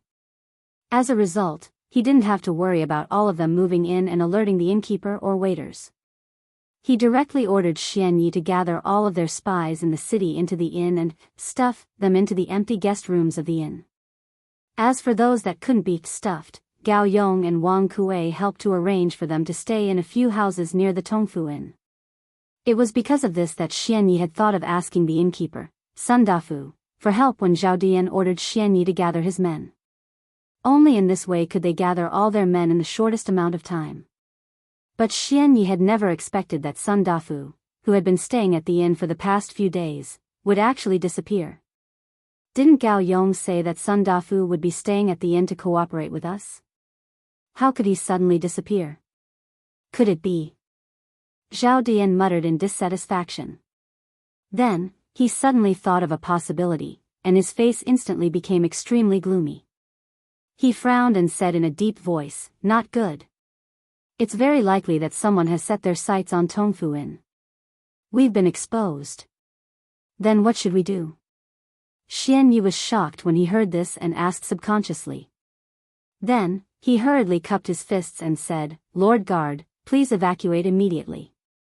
Your subordinates are willing to risk their lives to escort you." Chapter 1937. What? A group of people is coming from the east? Aren't the relay station and the provincial governor's mansion in the north? Why are there people coming from the east? And they are so fast. In the alley behind Tongfu Inn, Zhao Dian was shocked when he heard Sky Eagles say that there was a group of people coming from the east. However, when he came to his senses, he could not help but feel a little strange. When he found out that Sun Dafu, the innkeeper of the inn, had gone missing, he guessed that Sun Dafu might have been captured by the provincial governor's mansion or the imperial army.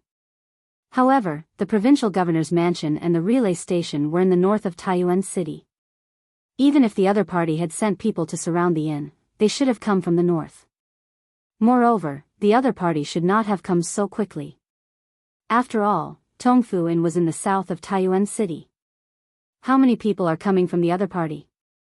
After forcing himself to calm down, Zhao Dian regained his composure and looked at Sky Eagle as he asked in a low voice. Sky Eagle cupped his fists and said, reporting to the guard master, the other party does not have many people. There are only about 10 of them. All of them are riding fast horses. They will catch up in a while. Do you want me to bring a few people to deal with them? 10 of them? All of them are riding fast horses. Zhao Dian's heart sank when he heard this. Of course, he knew that Taiyuan City would implement a curfew system at night. Those who dared to ride horses in public in the middle of the night either had their heads kicked by a donkey, or the other party really had an official background. Obviously, these 10 or so cavalrymen coming toward the inn were definitely from the Tang Empire's government. When did the government arrange such a surprise army near the inn? This was a question that Zhao Dian could not figure out no matter how hard he tried. However, there was no time for him to think about this at this moment. He had to make a decision. Although the cavalry coming from the east didn't have many people, they were fast. If he didn't pay attention to them, the other party would first miss the inn and then chase after them from behind. Or, the other party might guess their intentions and go to the post house to report in advance. However, if he followed Sky Eagle's suggestion and sent people to intercept the cavalrymen, on the one hand, they only had about 100 people. If they split their forces to deal with the cavalrymen, it would definitely weaken the power to attack the relay station. On the other hand, although the other party only had about 10 people, he did not know how strong they were. The people he could send to intercept them were very limited. If they could not win or the noise during the battle attracted the Yamens patrolling in the city, the other party would still send people on fast horses to chase them.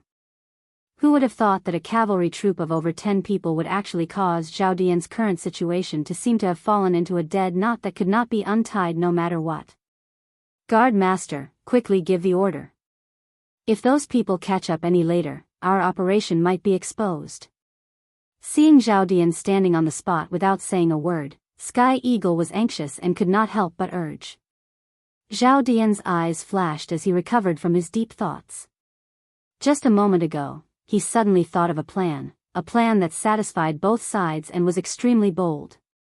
Taking 2 deep breaths, Zhao Dian looked at Sky Eagle and Xianyi and said in a deep voice, Xianyi, Sky Eagle, the 2 of you lead these people to attack the relay station immediately. You must capture Li Tai alive. Leave 10 people behind and follow me back to the relay station. What? Sky Eagle and Xianyi turned pale with fright when they heard this. They hurriedly said, Guard master, you must not do this.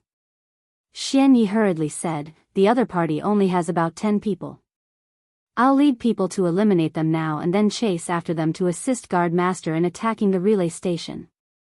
We definitely won't waste any time. That's right. Guard master. The other party only has about 10 people. Why do you have to personally take the risk? Sky Eagle also said. Zhao Dian's face was extremely grim. He looked at the 2 people before him and said coldly, Humph. After knowing that I'm in the inn, the other party only has about 10 people who dare to surround the inn. Why do you think this is? Humph. This is because either there's a top-notch expert among them, or these 10 over people are only the enemy's vanguard. After they find out the actual situation, the enemy's main force will immediately surround us. Hearing Zhao Dian's words, Xianyi and Sky Eagle calmed down one after another. Indeed, if there was a top-notch expert among the enemy, then they would be utterly unable to finish the battle in a short period of time. If there was a large force following behind the enemy, then it would be even more troublesome. Chapter 1938. Immediately send a message to our men near the inn. Tell them to bring their weapons to the inn immediately. After Zhao Dian returned to the heavenly guest room, he could already vaguely hear the da-da-da sound of horse hooves coming from the east street. At this moment, he called over a subordinate and instructed him. He did not know the exact name of this subordinate because he had too many subordinates. Xian Yi, Sky Eagle, and the others had all taken away experts. The 10 people left by his side were the weakest among them, so he naturally did not remember their names. Zhao Dian had planted a total of 200 people in Source Peak City. Xian Yi had taken away 110 people, and he had left 10 people with him. In the houses near Tong Fu Inn, there were still 80 or so of his men. Previously, due to the urgency of time, Zhao Dian did not wait for everyone to arrive before giving the order to attack the post house. But now, since he had chosen to use himself as bait and guard the inn, then these people naturally had to be called over. After all, if the cavalry coming from the east was weak, Zhao Dian was confident that he could take them down with these people. If the opponent was strong, it did not matter even if he lost, because his goal of restraining the opponent would have been achieved. Yes. Guard master. That person cupped his fists respectfully to Zhao Dian, then turned around and left. If you want to put on a show, you have to do it all the way. The few of you, wait in the room next door. If this cavalry comes straight for my room after entering the inn, then find an opportunity to kill your way out. Zhao Dian instructed the other 9 people. Yes. Everyone cupped their fists and accepted the order. Then, they turned around and went out to the earth-ranked guest room next door. Bang, bang, bang. Not long after this series of arrangements was completed, Zhao Dian heard the door of the inn being directly knocked open from the outside, emitting a few loud bangs. Almost all of the sleeping guests in the inn were woken up, and some with bad tempers couldn't help but curse loudly. Who the F***ck is this? Why aren't you sleeping at night? What are you knocking on the door for? What is the innkeeper doing? Who the F***ck is knocking on the door in the middle of the night? Which bastard is it? Why don't you try hitting me again? In the midst of the scattered curses, many rooms that were originally in darkness lit up one after another. Then, a crowd of people could be seen moving about. Obviously, those were the guests who had been woken up. They came out of their rooms to see what was happening outside. With just one look, the people who were cursing earlier immediately shut their mouths. More than 10 men with weapons in their hands were standing in the hall with murderous looks on their faces. Although there were only a dozen of them, they gave off the aura of hundreds and thousands of people. Aura was a mysterious thing, but it did exist. A general who had been through hundreds of battles and a new recruit who had just joined the army would definitely give off a different feeling when they stood in front of each other. The 100 cavalry was the most mysterious and elite force of the Great Tang. Each of its soldiers was an elite, and as the commander of the 100 cavalry, Li Juanxian's strength was even greater. Amongst all the Tang generals, he could be considered one of the strongest. This group of elites standing in front of the crowd naturally exerted an invisible pressure on them. Although the Tang revered martial arts and many of their refined guests carried sabers and swords with them, for Li Juanxian and his men to charge into an inn with weapons in the middle of the night clearly meant that they had come with ill intentions. If not for the fact that they were all dressed rather neatly and had no bandit faces like one-eyed man or scarred face on them, the guests would have thought that they were bandits. Even if they weren't bandits, Li Juanxian's group still gave off the impression that they were not to be trifled with.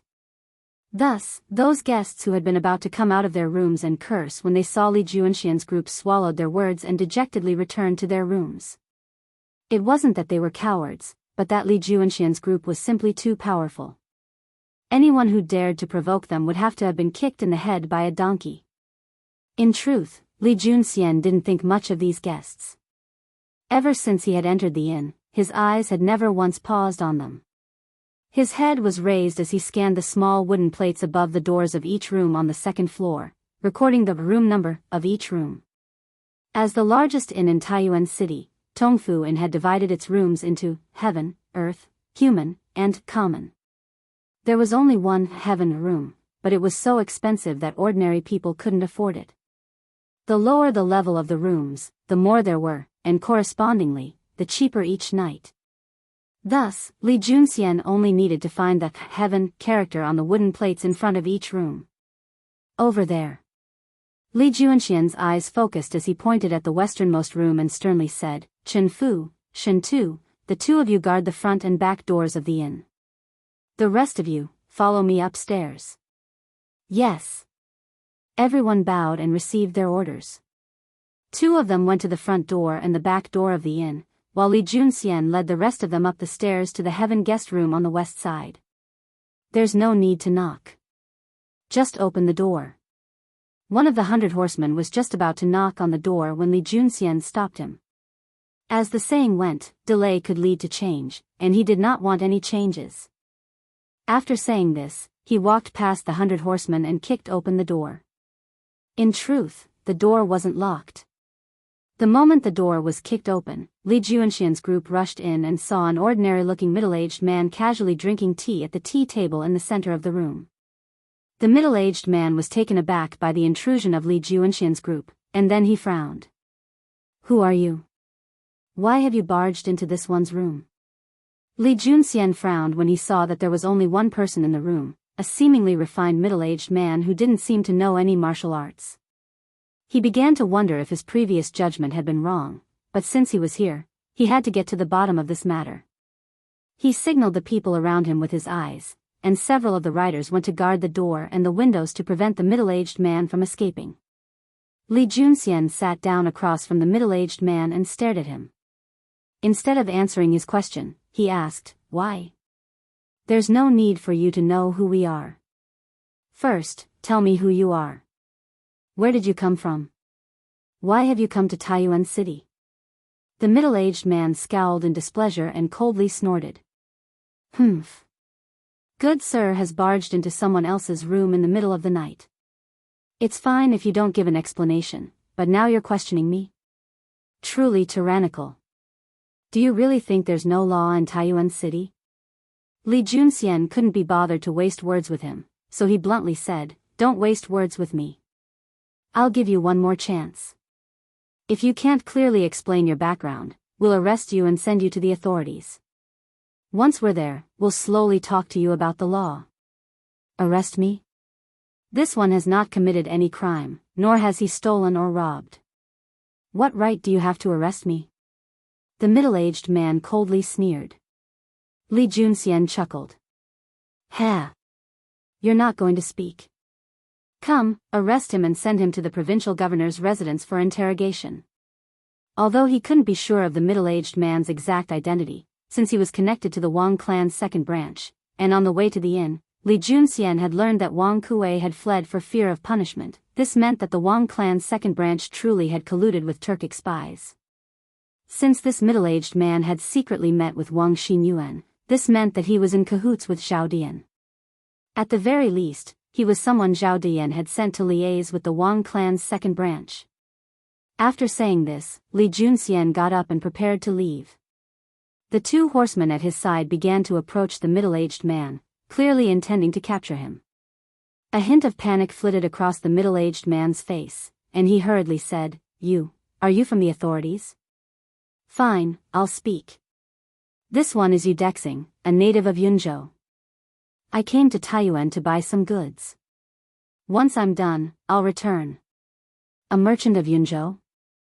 A playful smile appeared on Li Junxian's face as he indifferently asked, "Then do you have a talisman scroll?"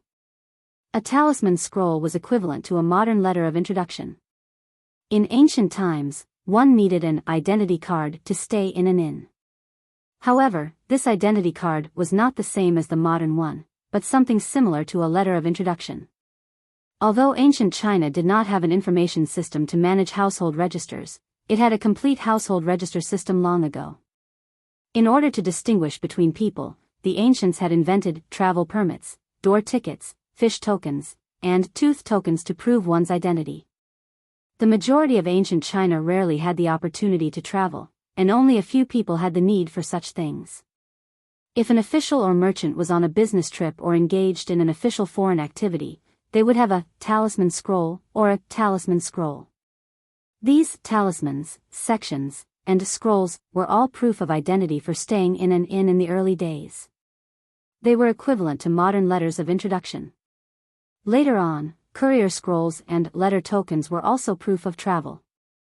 Without a proof of travel, it was impossible to stay in an inn, especially one run by an official. In the Tang dynasty, officials of rank 5 and above had a fish token issued by the imperial court to prove their identity.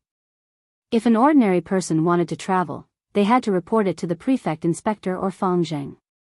The prefect inspector or Fangzheng would then report it to the local yamen, and the prefect or secretary would issue a talisman scroll, letter of introduction, upon approval. In truth, the travel permits of the Ming dynasty were similar to these things. I do. The middle-aged man seemed to believe that Li Junxian was an official. He nodded and then took out a yellowed paper from his bosom and placed it on the table.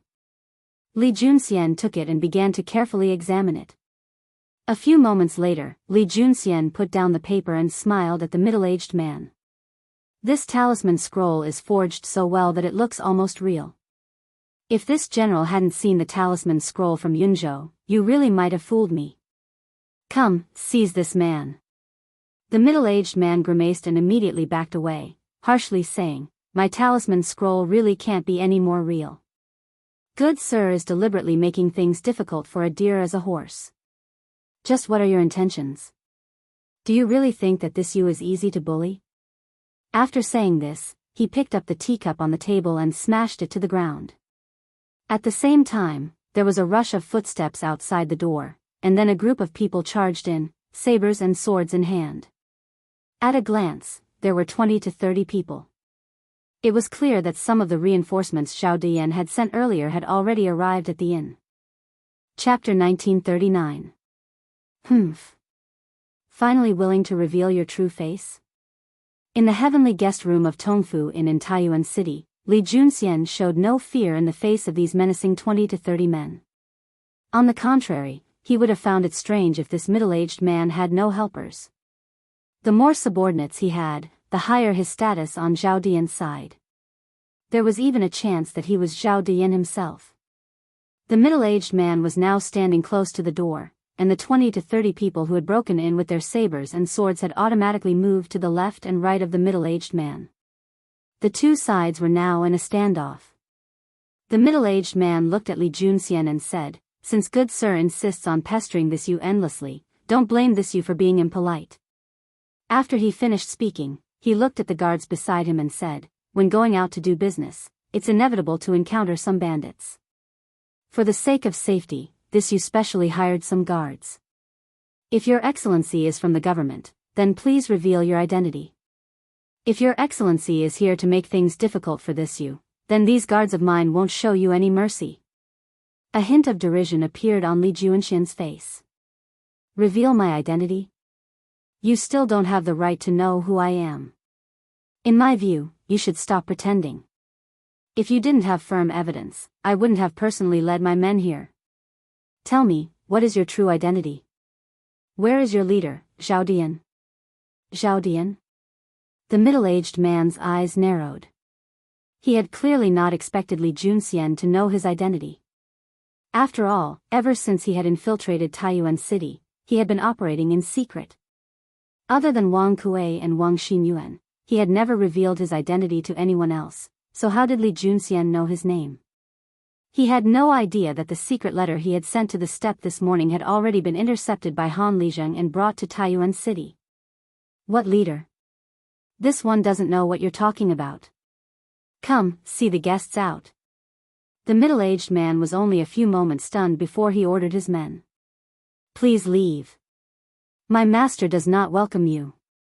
Two saber-wielding soldiers stepped forward and sternly barked at Li Junxian's group. Could you be Zhao Dian? Very good. Li Junxian had noticed the expression on the middle-aged man's face, and he couldn't help but think of a possibility. Thus, he decisively ordered the 100-some cavalry in the room, capture him. Yes. The 8 horsemen in the house answered loudly. Then, a series of clanging sounds could be heard. The horsemen drew their weapons and charged at the middle-aged man. You are courting death. The leader of the guards beside the middle-aged man snorted coldly. He was not afraid at all and led a few people to greet them. As the weapons clashed, the room was suddenly filled with the sound of ding-ding-pang-pang. In terms of numbers, Li Junxian's side had no advantage in a battle of 8 against 30, but the 100-some cavalry were the most elite soldiers of the Great Tang, and each one of them was a top-notch expert. In terms of individual strength, the 100-some cavalry had the advantage. In addition, there was limited space in the room, and with so many people, it was very difficult to move freely. If this had been an open area outside the room, the middle-aged man's side would have been able to use their numbers to pincer him. But there was only so much space in the room, and the 30-some of them had basically filled the room. And this was only because the middle-aged man was staying in the most expensive room of Tongfu Inn, the Heaven Room. Compared to the other rooms, this room was not only luxuriously decorated, but it was also large enough. If they had been staying in a shared room, it would have been a problem for them to even squeeze in. Thus, even though they had the advantage in numbers, the middle-aged man's side had not been able to gain much of an advantage. On the contrary, after a few rounds, several of them had been stabbed in the vitals and dropped to the ground. The middle-aged man stood motionless in the doorway, 2 guards on his left and right. Li Junxian also did not move. He was coldly watching the middle-aged man to prevent him from escaping. As for the battle, he was not very worried. Although the 100-some cavalry were not strong enough to fight against 10 or 100, he was confident that his men would be able to deal with an enemy 3 times their size. Sure enough, after the 2 sides fought for more than 10 rounds, the middle-aged man's side was already showing signs of defeat. There were more than 10 people lying on the ground.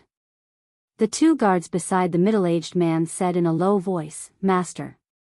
Master, we will escort you to retreat first." In his panic, this fellow had almost let his tongue slip. Li Junxian's sharp ears had picked up on this small slip of the tongue in the chaos, and his eyes brightened. This middle-aged man really was a big fish, and there was a high chance that he was Zhao Dian himself. Thus, Li Junxian wasted no more time. As the saying went, to capture bandits, capture the leader first, he blinked up to the middle-aged man and sneered. "Humph. You want to escape? You won't be able to escape tonight." As he spoke, Li Junxian reached out with his hand to grab the middle-aged man's shoulder. The middle-aged man hastily backed away, but he was far slower than the Grandmaster Li Junxian. As Li Junxian's hand got closer and closer, a hint of panic appeared in his eyes. At this moment, the 2 guards at his side attacked. 2 sabers slashed at Li Junxian's arm. If Li Junxian continued forward, he would have been able to grab the middle-aged man before the sabers fell, but once he did, he would not have the time to pull back his arm. Although Li Junxian was a powerful martial artist, he was far from being invulnerable. How could a body of flesh and blood stand against sharp sabers? Thus, Li Junxian chose to retreat for now. At the same time, he unsheathed his sword and brazenly charged at the 2 guards at the middle-aged man's side. Clang clang. Saber and sword clashed. These 2 were only at the Qi transformation realm, so how could they possibly contend against Li Junxian, who had already reached the Grandmaster realm? In just 2 or 3 moves, Li Junxian had found a small flaw in their saber techniques. Once the time was right, he cut their throats with a single slash. While he was fighting with the 2 guards, the middle-aged man was hastily backing away. As the 2 guards fell, clutching their necks, the middle-aged man hastily turned around and ran out of the room. Too powerful. Li Junxian gave him the feeling that he was simply too powerful. Although Xian Yi was also a grandmaster, he was still lacking compared to Li Junxian. In just 2 or 3 moves, he had killed 2 Qi transformation experts. Even if all the 30-some people in the room had attacked together, they probably wouldn't have been able to do anything to Li Junxian. Humph. Li Junxian sneered as he saw the middle-aged man fleeing faster than a rabbit. With a tap of his foot, the middle-aged man felt a gust of wind, and then he saw Li Junxian standing in front of him. "You still want to run? I already said that you won't be going anywhere today. Obediently come back with me," Li Junxian indifferently said. A hint of panic flitted across the middle-aged man's face. Suddenly, he heard hurried footsteps outside the inn. A smile appeared on the middle-aged man's lips as he turned to look at the entrance and then said to Li Junxian, "Eh? Run?" This god never said anything about running. "No matter who you are, all of you will die here today." Li Junxian followed the middle-aged man's gaze and saw that 50 to 60 armed warriors had entered the entrance of the inn. Cough, cough, of course, not all of them were wielding weapons. If one looked carefully, one could see that some of them were unarmed. Chen Fu, who had been assigned by Li Junxian to guard the entrance of the inn, had been forced to retreat into the hall on the first floor of the inn by these 50 to 60 warriors. He was not a grandmaster like Li Junxian, so it was only natural for him to feel uneasy in the face of so many people. Shen Tu, who had been guarding the back gate, had hurried over when he heard the commotion at the front gate, but the two of them were still useless against 50 to 60 people. Li Junxian finally understood why the middle-aged man had suddenly become so confident. These 50 to 60 people and the 30-some in the room made for a total of 80 to 90 people. But the 100 horsemen only had 10 people. This made the situation even more difficult to deal with. But Li Junxian was not afraid. On the contrary, he was rather excited. The more people that came to the middle-aged man's rescue, the higher his status. At this moment, he was almost certain that this middle-aged man was Zhao Dian. "Ha! I didn't think that you would have so many subordinates. It seems like you're Zhao Dian." Upon seeing the situation, Li Junxian showed no signs of nervousness. He looked at the middle-aged man and chuckled. Seeing that the situation was settled, the middle-aged man no longer put on an act. He neither admitted nor denied it, but asked, "Just who are you? How did you know of this god's identity?" Although the middle-aged man did not directly admit it, his words were basically a tacit admission that he was Zhao Dian. Li Junxian turned serious and indifferently said, "Remember, the one who captured you today is Li Junxian of the Great Tang's 100 Cavalry. As for how this general knew of your identity, you will understand once you follow this general to the Yamen." 100 Cavalry. Li Junxian. You're actually Li Junxian? Zhao Dian was flabbergasted by Li Junxian's report of his identity. Not even with Kongming's wisdom could he have predicted that the 100 Cavalry commander of Chang and would suddenly appear in Taiyuan City. In this case, it was no surprise that his identity had been exposed. After all, few people in the world could compare to the 100 Horsemen's ability to gather information. So that's how it is. No wonder shopkeeper's son suddenly disappeared. No wonder you were able to find this place. However, this god came to Taiyuan and managed to take down the 100 Cavalry commander of the Great Tang. That's not a loss. Zhao Dian turned to Li Junxian and sneered. "Humph. Take down? Do you think that victory is already in your grasp?" Li Junxian jeered, "Do you think they're faster, or this general is faster?" As he spoke, Li Junxian vanished. A moment later, he appeared at Zhao Dian's side, one hand clamping down on Zhao Dian's shoulder while the other clamped down on Zhao Dian's neck. The warriors in the hall had no time to react, only enough time to shout, "Brotherly, you're in the middle of nowhere. Lord Guard. Release Lord Guard." Chapter 1940. Qingke, why haven't you gone to bed yet? In Taiyuan Post Station, Iron Egg's room, Iron Egg couldn't help but ask when he saw Li Tai come in. It was almost 8:00 in the evening in modern times. Most people had already eaten dinner and gone to bed. In the post station, other than the Imperial Guards on night patrol and Han Lizheng and the others who went to Wang Kuei's manor near Longshan, the rest of the people had already returned to their rooms after dinner. It can't be helped. The ancient people's biological clocks were like this. Iron Egg was sitting at the table and reading a book. This was the mathematics textbook for the next semester of Yanhuang College. Li Zishuan had already compiled it before he entered the military camp, but it hadn't been printed on a large scale yet. After all, Li Zishuan was his brother-in-law, so Li Zishuan had opened a back door for Iron Egg in this regard. "I can't sleep." Li Tai walked in and sat across from Iron Egg without hesitation. When he saw the book in Iron Egg's hands, he couldn't help but mutter, "Iron Egg, you're not being kind. Everyone is busy working for the telegraph relay station, but you're the only one enjoying the special treatment from the Yamacho. This is unfair competition." Speaking up to this point, little Fatty's face was full of indignation. That look was a bit like a modern school sports meet, where students were all participating in the sports meet on the field, but someone discovered that a student was secretly studying in the classroom. Iron Egg put down the book in his hand and said with a speechless face, "What unfair competition. Master gave me the mathematics textbook for the next semester. It's not like you haven't read it before." It wasn't a secret that he had the mathematics textbook for the next semester. At least, Li Tai, Meng Wenhao, and Qin Huayu already knew about it. Moreover, they had borrowed it from Iron Egg before, and Iron Egg had never rejected it. The world seems to be stable now, but I always feel that it will soon enter an eventful period. As a student of Yanhuang College, I have to follow my master's wishes and establish a heart for the world, a life for the people, and a life for the past. In the second half of the year, when the war between the Tang Empire and the Turks starts, Yanhuang College will definitely not be able to stay out of it. At that time, we might have to run around like we are now. Therefore, I want to use the time every night to prepare for the next semester's classes in advance to avoid falling behind in my studies. Iron Egg suddenly sighed and said softly as he closed the book and placed it on the table.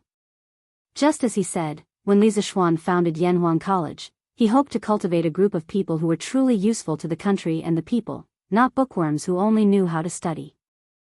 Therefore, whether it was the Battle of Guan City in April, the killing of locusts in June, or the establishment of telegraph relay stations in Taiyuan and Yunzhou, all of these events more or less had the shadow of Yanhuang College's students. As the first batch of students of Yanhuang College, and as Li Zishuan believed, they were the golden generation of Yanhuang College. Iron Egg, Li Tai, and Li Ke's cohort of students had high hopes for Li Zishuan. Li Zishuan hoped that not only could they study well in the academy, but that in the process, if the country needed them, the students of the academy had to be there for them. If the Tang Empire's golden age wanted to last forever, it needed too many people who could serve the country. This was the main reason why Li Zishuan risked universal condemnation to establish the engineering school and Yanhuang College. Chapter 1941. Taiyuan was a large city in the north, so the Taiyuan post house wasn't small at all. There were a total of 28 individual buildings in the post house, and each building had a few to over 20 guest rooms. In the dark night, 8 Imperial Army soldiers stood on the roofs of the buildings in the east, west, south, north, southeast, southwest, northeast, and northwest of the courier station. Using the weak light from the stone lanterns in the courtyards of the courier station, the 8 Imperial Army soldiers stood on high points and meticulously scanned the entire courier station. Below them, there would be a group of soldiers patrolling with torches every once in a while. Although Dugu Xian didn't expect Zhao Dian to send people to attack the post house tonight, the defense of the post house didn't relax because of this. There were both open and hidden sentries. If an unknown person broke into the post house, these Imperial Army soldiers on night duty would be able to immediately discover it and issue a warning. This was the Imperial Army. No matter when or where, they wouldn't abandon their superb military discipline. Whoosh! In the night, a thin needle with a cold glow flew straight toward the Imperial Army soldier on the east side of the building. It wasn't daytime, and there was no moon tonight. The Imperial Army soldier on the roof naturally couldn't see this thin needle. However, when the thin needle was about to reach him, he could still feel the turbulence in the air. But at this time, it was already too late for him to dodge. The thin needle silently pierced through the Imperial Army soldier's throat without any reservation. He didn't even have time to make a sound before he clutched his throat and fell straight to the ground. Based on the way he fell, when he hit the ground, he would definitely make a sound and attract the attention of the other troops. But at this moment, a black shadow flew over. Before the Imperial Army soldier fell, he caught the latter's body and gently placed him on the roof. As there was only a faint light in the courtyard and no light on the roof, the fall of this Imperial Army soldier didn't attract the attention of the hidden sentries at the southeast and northeast corners that were closest to him. After putting down the Imperial Army soldier's body, the black shadow didn't stop and headed straight for the hidden sentries at the southeast corner. Whoosh! Whoosh! Using the same method, the black shadow quietly eliminated the 3 hidden sentries that the Imperial Army had placed in the southeast, east, and southwest of the post house in less than 15 minutes. At this point, all the hidden sentries in the east of the post house had been eliminated by the black shadow. It had to be said that this shadow's strength was indeed formidable. The black shadow flew to the east wall of the post house. Below the wall, there were actually more than 100 people hiding. The black shadow said to the people below in a low voice, "The hidden sentries on the east side of the post house have been eliminated. Follow the plan." "Yes." Everyone responded in a low voice. Then, a dozen or so black shadows rushed to the front and back doors of the post house, while the other 90 or so black shadows leaped over the wall and entered the post house. The black shadow flew to the east wall of the post house. Below the wall, there were actually more than 100 people hiding. The black shadow said to the people below in a low voice, "The hidden sentries on the east side of the post house have been eliminated. Follow the plan." "Yes." Everyone responded in a low voice. Then, a dozen or so black shadows rushed to the front and back doors of the post house, while the other 90 or so black shadows leaped over the wall and entered the post house. A dozen or so black shadows rushed to the front and back doors of the post house, while the other 90 or so black shadows leaped over the wall and entered the post house.